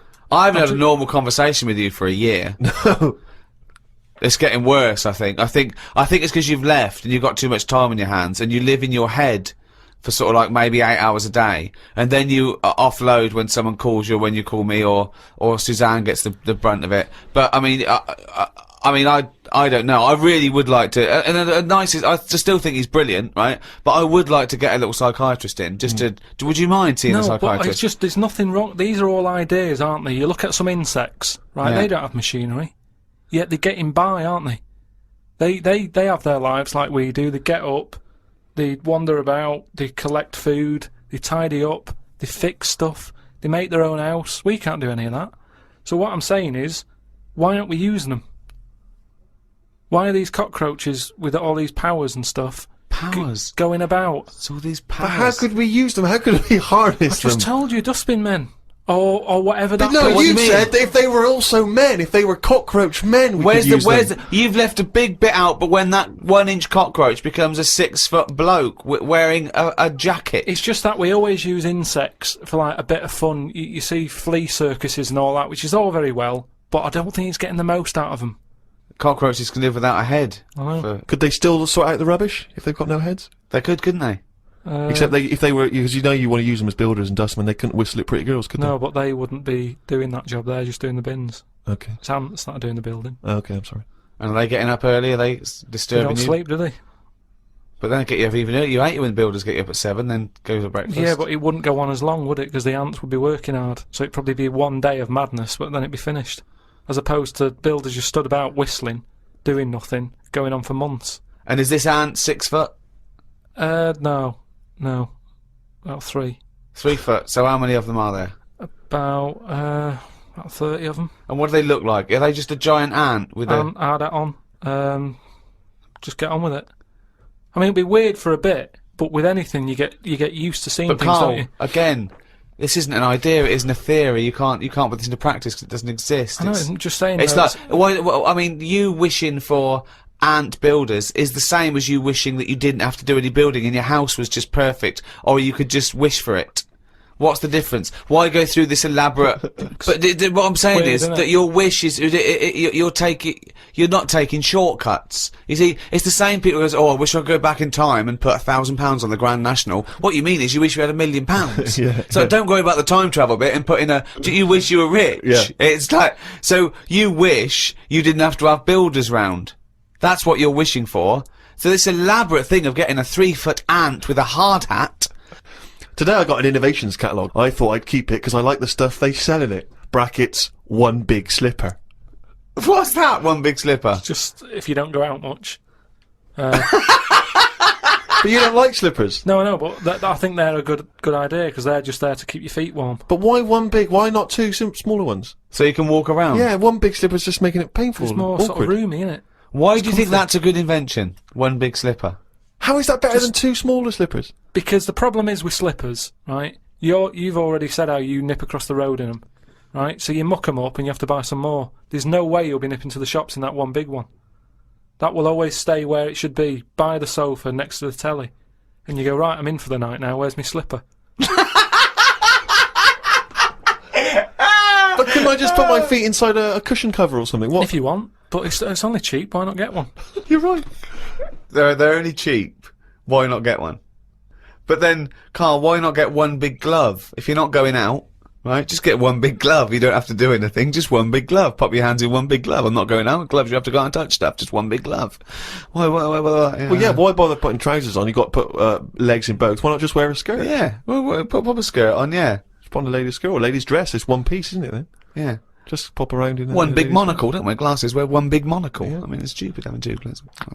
Two gloves, two slippers is mental. Anyway, had a good sleep last night. So much so that I woke up before my legs did. I don't know what that means! This has happened before when I was younger.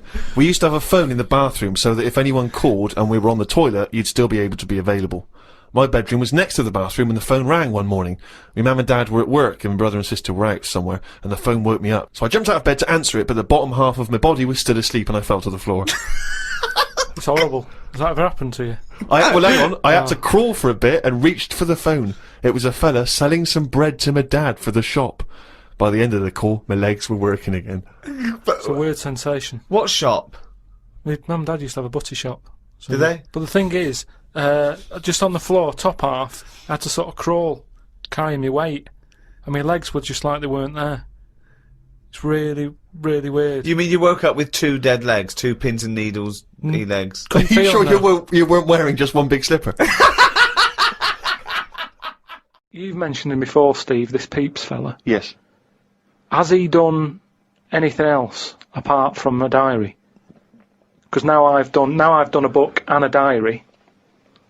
That means you're better than Peeps, Well, is what you're thinking, well, isn't it? I'm not going to say that until I know. But what else did he do? Well, Peeps wasn't a writer predominantly. I believe he was, like a bureaucrat or something. But he kept a diary which has since become a historical landmark. And what did he say in it? What did he say in it? Well, it's again more because it's both well written and it's also an amazing insight social into document a social as well. document. Yeah, Yeah. it's a social document. I of mean, that yours period. is a social document, but it sort of revolves around having egg and chips and a calf and seeing a ladybird, which, you know... But that's today's living. That's Well, what I'm saying in but his describes the Great Fire of London, which is what it's most. Yeah, it's but best we haven't remembered had for. one of them. If we had one, I'd write it down. I'm only writing what's happening. The ladybird happened, right? I wrote it down. He was just lucky. Spoke to Ricky about trips to the moon. He was up for going just to see what the world looks like.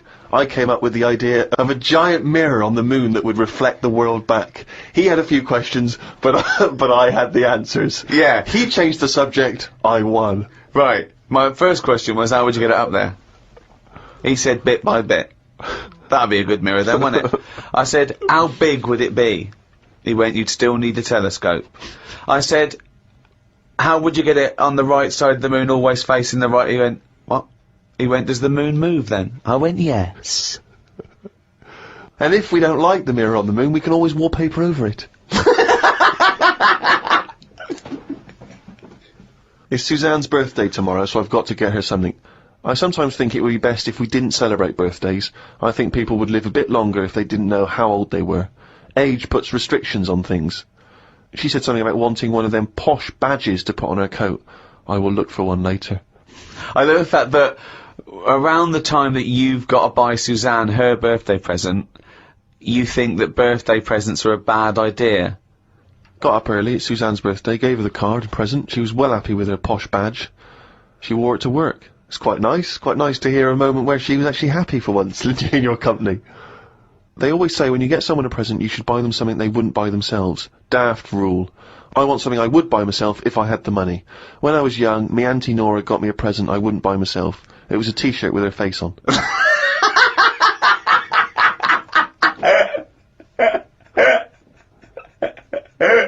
Looked at what's been going on in the world. Someone has found some people who live in an old town somewhere where they are so old-fashioned they still walk on all fours. There is a picture of them and they use shoes on their hands.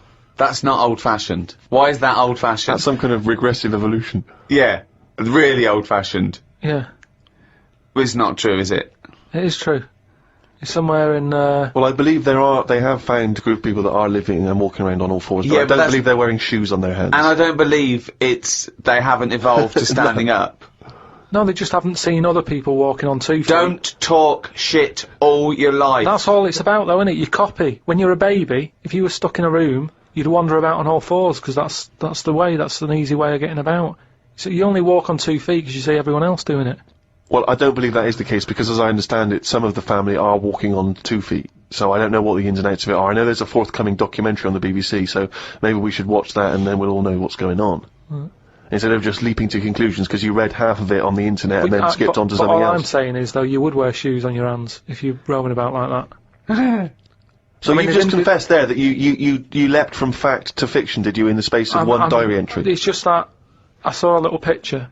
And you assumed that they'd be wearing shoes on their feet? If And they've got hands. shoes on the feet, they might as well have them on their hands, because their hands are doing the same as the feet. If you're not going to wear them on your hands, don't put them on your feet then. I'm beginning to think some monkey news was bollocks. Treated Suzanne to her tea, went and got her a curry from the shop opposite. While I waited for the food, I read a story in the Metro newspaper about an alien gang that kept appearing in someone's garden. The bloke moved, but when he used to pass the house at night, he would still see the aliens knocking about, hiding underneath his old shed. There was other alien stuff, but I had to go as the food was ready. Brilliant. Yeah, it's a bit annoying, that. Yeah, load of bollocks again. Went and did some shopping for stuff as it was my turn. Suzanne moaned a bit because I forgot orange juice and bought some cheap toilet paper. She always buys the expensive toilet paper. I don't know why they make toilet paper with pretty patterns on it. That made it into the diary. Up and out at 9 o'clock to go to the Cotswolds. Now, I think this was a gift for your girlfriend, wasn't it, for her Yeah, birthday? it was a You went to the birthday and Cotswolds, that, so I just went for one night. Got the car and headed off. We stopped at a service station to get some breakfast. We had fried toast with an egg on it, 1 sausage and beans. Twice. Cost us £13.85. They sell everything separate, so it seems cheap. At that price, we must have been charged for each bean. We found the B&B, but they wouldn't let us in the room because we were early. We went for a walk. There was not much around the B&B, so we had a quick walk around the car park. And went back in. Happy birthday. The room was now ready. It's an alright room. 3 biscuits, so I ate them straight away. Like a child. Like a dog! He runs in, jumps on the bed. No. Get off the bed, not on the furniture. The room overlooked the car park that we'd already been round. You're staring at that window. Remember when we went there? We'll always have the car park. Yeah. Oh, God. The room had posh coat hangers in the wardrobe with sponge on them. So I ate the sponge. Don't think they are needed.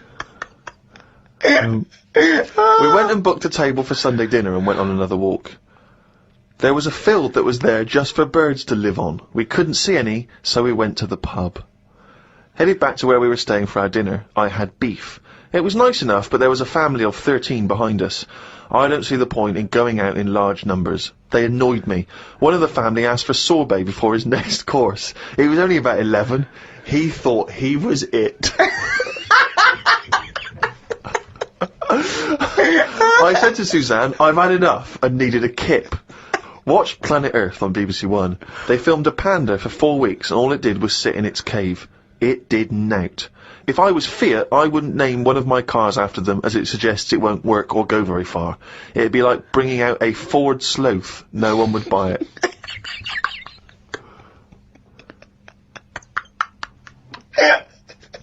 A Ford Sloth. I would love that ad campaign. Oh, that's amazing. Oh, God. The new Vauxhall Slug. Oh. We had a look round the local village. There wasn't much to it. We did the usual thing and had a look round the church graveyard to see how old the dead people are.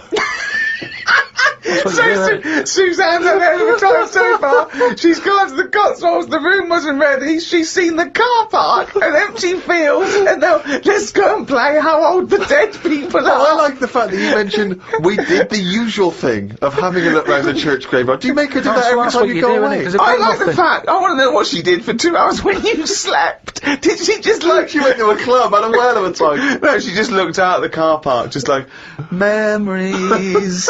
But that's what you do, though, isn't it? When you go to these places, there's nothing else unless you want fudge, or you know, you walk round a church graveyard and have a look. There's nothing. We went home. It took 3 hours to drive back. People say they go to the country to see the wildlife.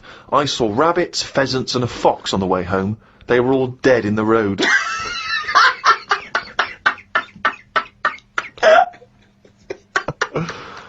I was just intrigued to know, because Rob from Burton-on-Trent sent this in, and he wants to know that, because he's just started seeing someone, and he wants to know what your advice, Karl, is on how to keep her happy. You know, he's just started a relationship with someone, he wants to know what your advice would be to keep her happy, because, you know, I mean, he won't have heard that you took Suzanne on that wonderful trip to the Cotswolds, so what's your your advice, really, for someone who's perhaps just started a relationship? I mean, you've been with Suzanne for, what, 9 years? Ages. Mm.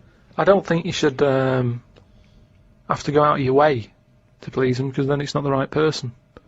I think you should just do what you want, and then if they like it, then they're the right ones for you. So don't go out of your way too much. I mean, I got the posh badge for a birthday. That's once a year. Rest of the time, it's kind of like, you know, I like weird stuff. I like watching weird stuff and all that. Now and again, I won't make her watch it. I'll tape it. This is amazing advice. But sometimes This is amazing advice. sometimes you just say, no, come on, the bloke with the 2 heads on, I want to watch it live. So, give and take is what you're saying there. That's all. It shouldn't be hard. As soon as it's hard, it's not right. So just go about your business. See if she joins in. Brilliant, another quote for the book. Woke up to the Commonwealth Games on the radio. Now, what are you making of the Commonwealth Games? Is that something that interests you? Are you a sports fan? I'm not really. I mean, Suzanne's sort of been getting up early, especially to watch it. You know how I feel about a lot of it. It just seems to be sort of wasted. If people are running fast, use it. Do you know what I mean? Rather than just trying to beat your own record or someone else's, do something where you do have to run. If you're a good swimmer, be a lifeguard. Don't be messing about going up and down. Went home and looked up Freud on the internet. Didn't find him that interesting, so looked at some other philosophers instead. Socrates, Aristotle. Why have you just listed some philosophers? Just to show that I'm learning. Well, that's not learning. That's just learning their names. That's a list. You might as well write 1 to 100. Yeah, but if someone says, "Oh, what's your favourite philosopher?" I'll go, "Hang on a minute," and I've got them written down. But why you can't just Wait a pick minute, I'll one? go home, get my enormous diary out. Yeah. Get a wheelbarrow, bring in my workings, and say one of the names I've written down. And when they say, well, why do you like him? why do you just like, run away. Well, I noticed you put Socrates first. Why is he your favourite philosopher? You throw the diary at them and leg it.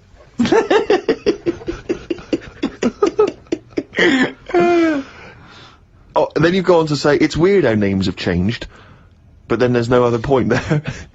It just is, isn't it? When you think about, like, Socrates, I've never heard that on anyone who I know. Is what I mean. It's just, in a way... But you're not Greek, are you? But how did that go about back then? I mean, say if you were phoning someone up and they said, I'm booking a table for 2, they go, name? Socrates. Did he ever go, cheers? Without going, can you spell that for me? But I don't know what point you're making. I'm just saying it's a name that's awkward. You're always going to have to go, can you spell that for me? You go, and it's not just him. Look at all them other names that are on that list. But they're from a different country. and a different era. Yeah, I know, but the names, I've been to Rome and stuff, and you sort of go... What, ancient Rome? Just Rome. It hasn't changed, has it? Rome, so it can be ancient Rome or Rome in 2006. It's the same buildings. I used to love Nero going around in his Fiat Punto. Lao Tzu from years ago came up with some good stuff. One, he who knows does not speak. He who speaks does not know. Not entirely true. To lead people, walk behind them. Yeah. And of course, the journey of 1,000 miles begins with one step. Yeah, did that. Just favourites. Maybe this is why people are at the start line spectating at the Commonwealth Games. Well, no, it's just that I've never understood why in Olympics and stuff like that, if you're going to watch, don't stand around the start line, go to the end, where you see the winner. But because of that saying, it actually makes sense, doesn't it? It's like, well, every step starts with a step, or whatever. Say again? Every race, you know, you've got to start with a step. Yeah. So, Which is, who am I talking to now, you or your brain? well, I was thinking about it a bit, so I think I was in control of it a bit more. So, and what have you come up with? Just if you want to stay at the start line, do. What does that mean? I'm just saying, if you're into, I wouldn't watch a race, right? Okay. But Is this you or your brain I'm talking to now? this is me. Okay. I wouldn't watch. Are you gonna bring the brain into it, or is it? There's no. I don't know. Let's just see what happens. Okay. But all I'm saying is, Right. if I was to watch a race, Yeah. I wouldn't hang about the start line because. Well, you just said you would. What did I? Yeah, you said that's the place to start because every race starts with a step. No, but I wouldn't normally. Right. I Okay. won't watch any The race. brain definitely hasn't been used No, yet. is this you or your brain you're talking about now? It was, I'm just saying about me. If I was on holiday yeah. and Suzanne said there's a race going on down the road, Yeah. I'd go, well, let's go, keep going down the road and stand at the finish line. Okay, but now what have according you to thought? Lazoo, Yeah. I'd say, well, hang on a minute. Every race starts with a single step. Yeah. How many people around the start line? Is there more room there? She goes, yeah. I'll go, let's go there then. It's less busy. Right. And what would you see there then? I'd see people starting the race, but I wouldn't be that impressed with them because I'd go, well, I don't know if any of these are any good. So would you start at the start or the end then? If it was down to me, I'd just probably stay at the finish line. Okay. So you wouldn't want to see the first step then. So what Not do you think of really. Lazoo now then? It's not what, but I wrote down 3 of his. That one isn't my favourite. That was the 3rd. I preferred the leading people from behind. Okay. And what would you do to lead someone now then? Well, if you're behind, you don't have to take responsibility, do you? You can go, well, I didn't send you here. You went there. That's not really leading them, though, is it? Yeah, because I've made them think. I've gone, they go, oh, I've just walked into a big hole. I'd go, oh, should have been looking where you're going. I haven't led them in that hole, but they've learnt a lesson. They won't go in a hole again. We went to the park and had a brew. Suzanne read the paper while I played with a ladybird. I mean, it's like a child, isn't it? It's like what a child would do. Suzanne read the paper while I played with the ladybird. Oh, his only friend is a beetle. It climbed up my arm.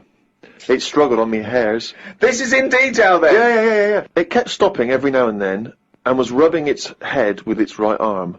It did it about 4 times and always used its right arm. It rested for about 5 minutes, then flew off. Sunday. Had a bit of a to-do with Suzanne because she wanted a lion today. I ate this. Once you're awake, you should get up. I got up and put the radio on really loud. She eventually got up. I told her insects don't have lions, so we shouldn't. Why are you obsessed I with mean, insects? you must be fucking unbearable to live with. You must be a nightmare. No, I've just started, because I've watched insects a lot, I don't want to keep going on about them because we're a bit insect heavy. But at the end of the day, if we copied insects, we wouldn't go far wrong. I don't know what you mean though. 1 minute you're saying they're great, then the next minute you'll slag them off.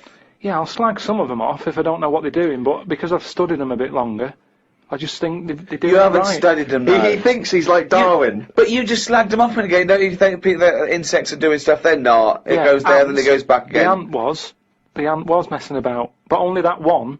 The others were carrying stuff. That's what I'm saying. There's snidey ones in everything. In everything in the world, you get a hierarchy. Oh Oh, long words! Ooh. The bookshelf was dusty, so Suzanne asked me to dust it if I get a minute. I ended up looking at every book. Just the spine. Just for a few seconds each. Yeah. Didn't open them. I looked in the dictionary to see if the word dictionary would be in the dictionary. I didn't think they would bother with it being on the front page, but it was in the book as well. It's a good point, though, isn't it? No, it's not a good point, because you didn't tell us anything. Dictionary is in the dictionary. Well, of course it is. Well, why? If you go, how do you spell dictionary? You look at the spine and you go, oh, there it is, D-I-C-C, and all that. So what does dictionary mean? It's a book full of words, isn't it? That's what it means. All books are full of words, you idiot. How to spell them. And if you don't know No, what it's it not is... how to spell them. Alright, then we'll... I'll just look up something. No. It's not a book full of words to tell us what. No. It's the meaning. Give us It's the definition of definitive dictionary. meaning. It's a book full of words if you want to know what the meanings are. But if you didn't know Well, that... I'm sorry, what was that sentence?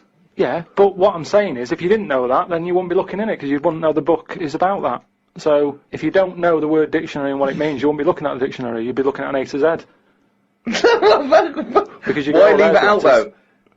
Just because there's so many words in the world, I would have thought they wanted to cram as much as they can on a page, and if dictionary is already on the front... Is that why you suddenly used the word hierarchy for the first time ever?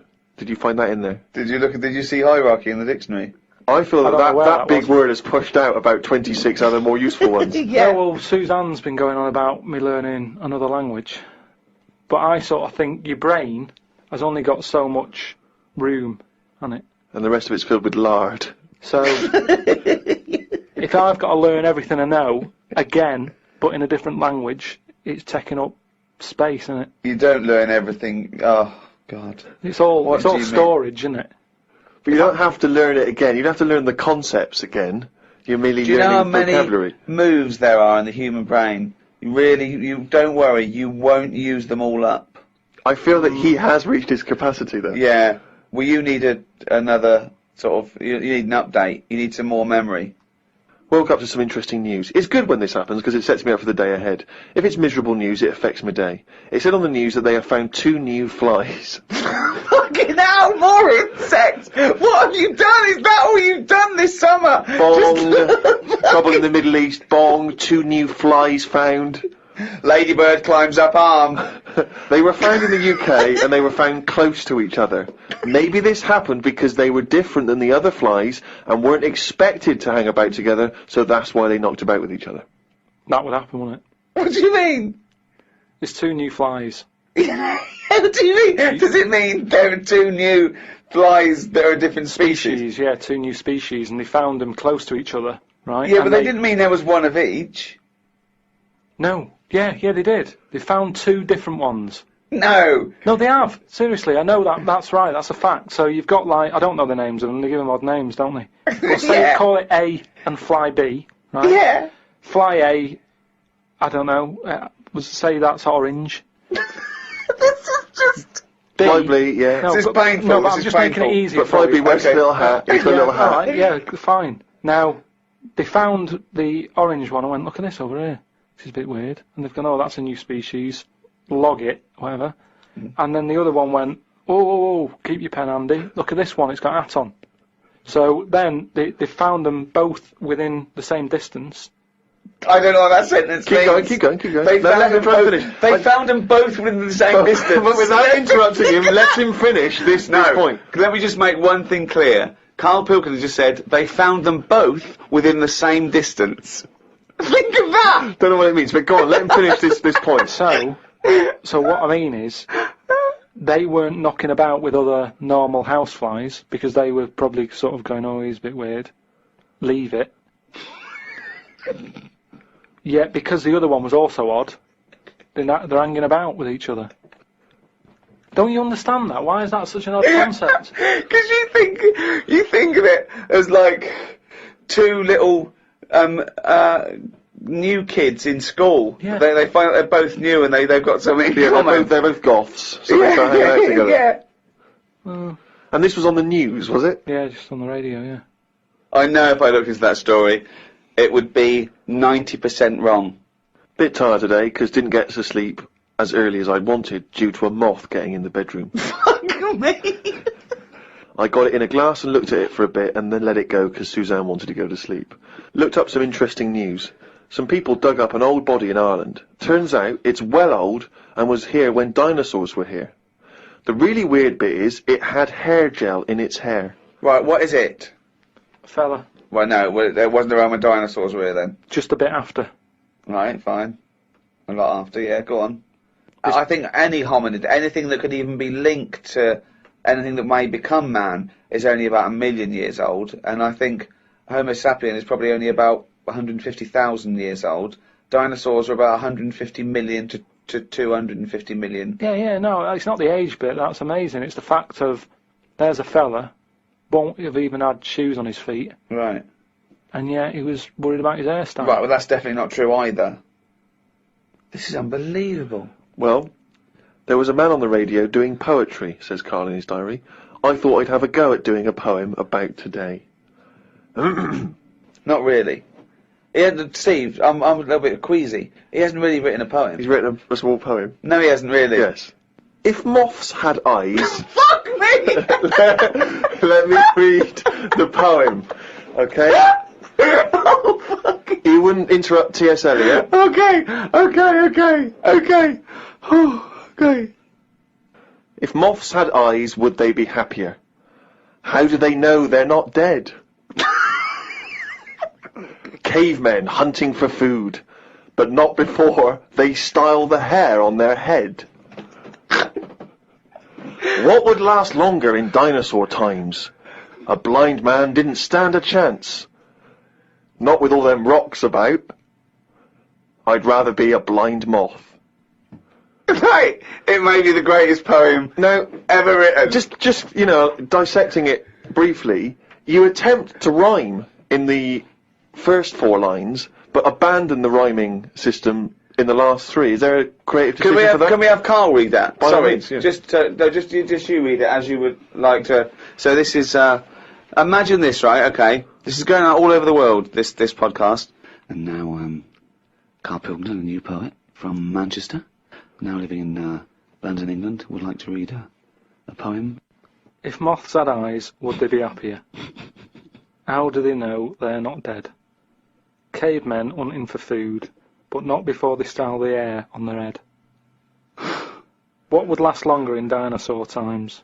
A blind man didn't stand a chance. Not with all them rocks about. I'd rather be a blind moth. We had bacon and egg on toast. I'm eager to get through the brown sauce, as the bottle is too big to go in any cupboard, so it has to be left on the sideboard. So I had about 4 dollops of the stuff. I love it because, you know, that made it into the diary. He's concerned about the fact that brown sauce is too big, so he's rushing through it. I know, but I'm just saying the kitchen isn't that big, and it looks messy when you leave stuff out, doesn't it? And we've got this giant brown sauce bottle, and I don't want to chuck it away because that'd be a waste. So you're having brown sauce and everything, your cornflakes, basically, yeah. in your tea. Yeah. A wasp got in the flat. You know trouble's brewing. It was massive, the biggest wasp ever. Suzanne asked me to get it out, but I wanted to take a picture of it first. I was getting my phone ready when it flew at me. I reckon the sting on it could have killed a kitten.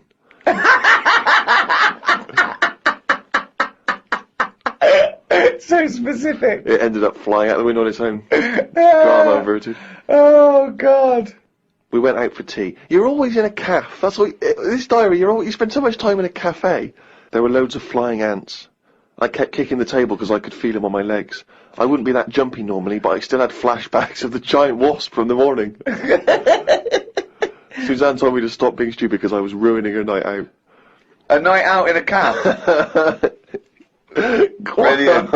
Oh, God. What was it, her birthday? And flashbacks from an incident. Yeah. Like he's some sort of, like, war veteran. What is it? It's the wasp.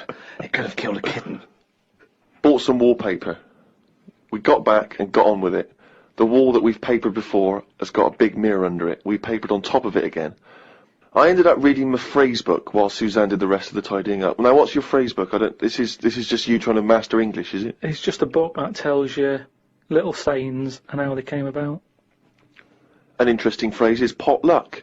It came about when all people ate is stews. They used to chuck all sorts of stuff into the stew. You stuck your spoon in, and sometimes you got something nice like beef, or you could end up with a bit of frog. It's potluck.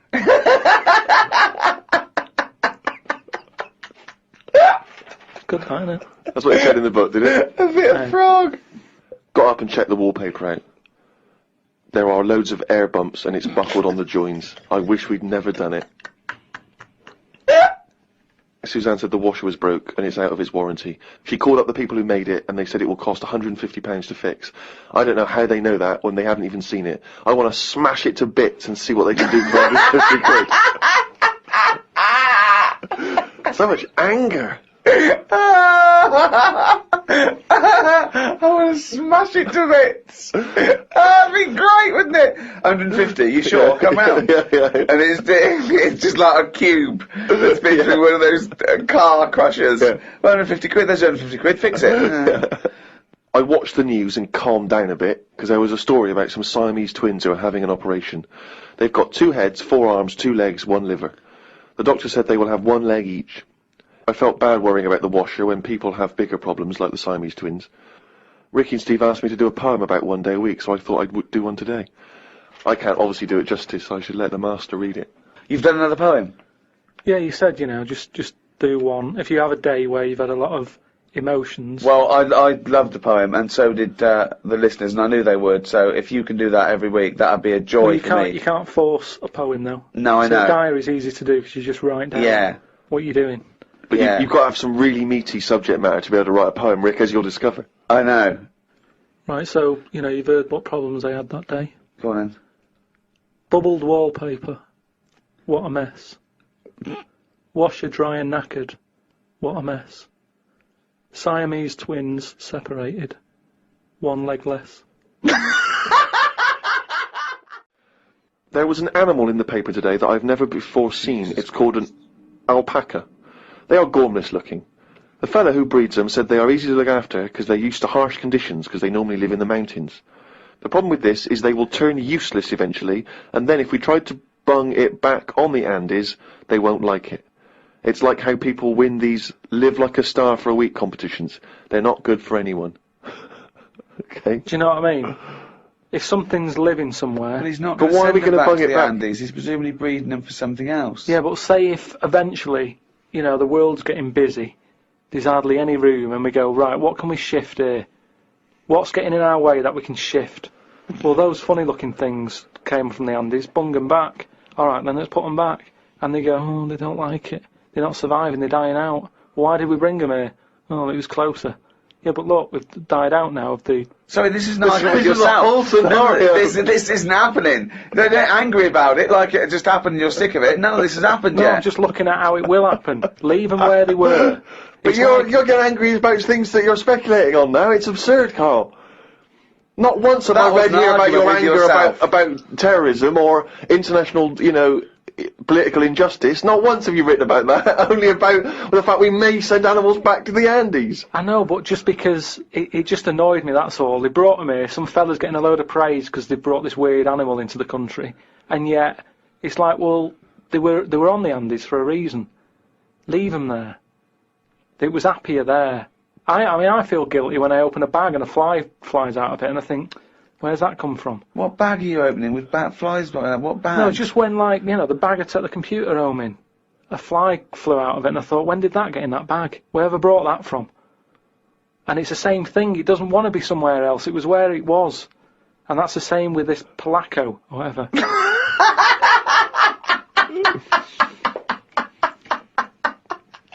Oh, God! It's amazing! It really is the ramblings of a madman, isn't it?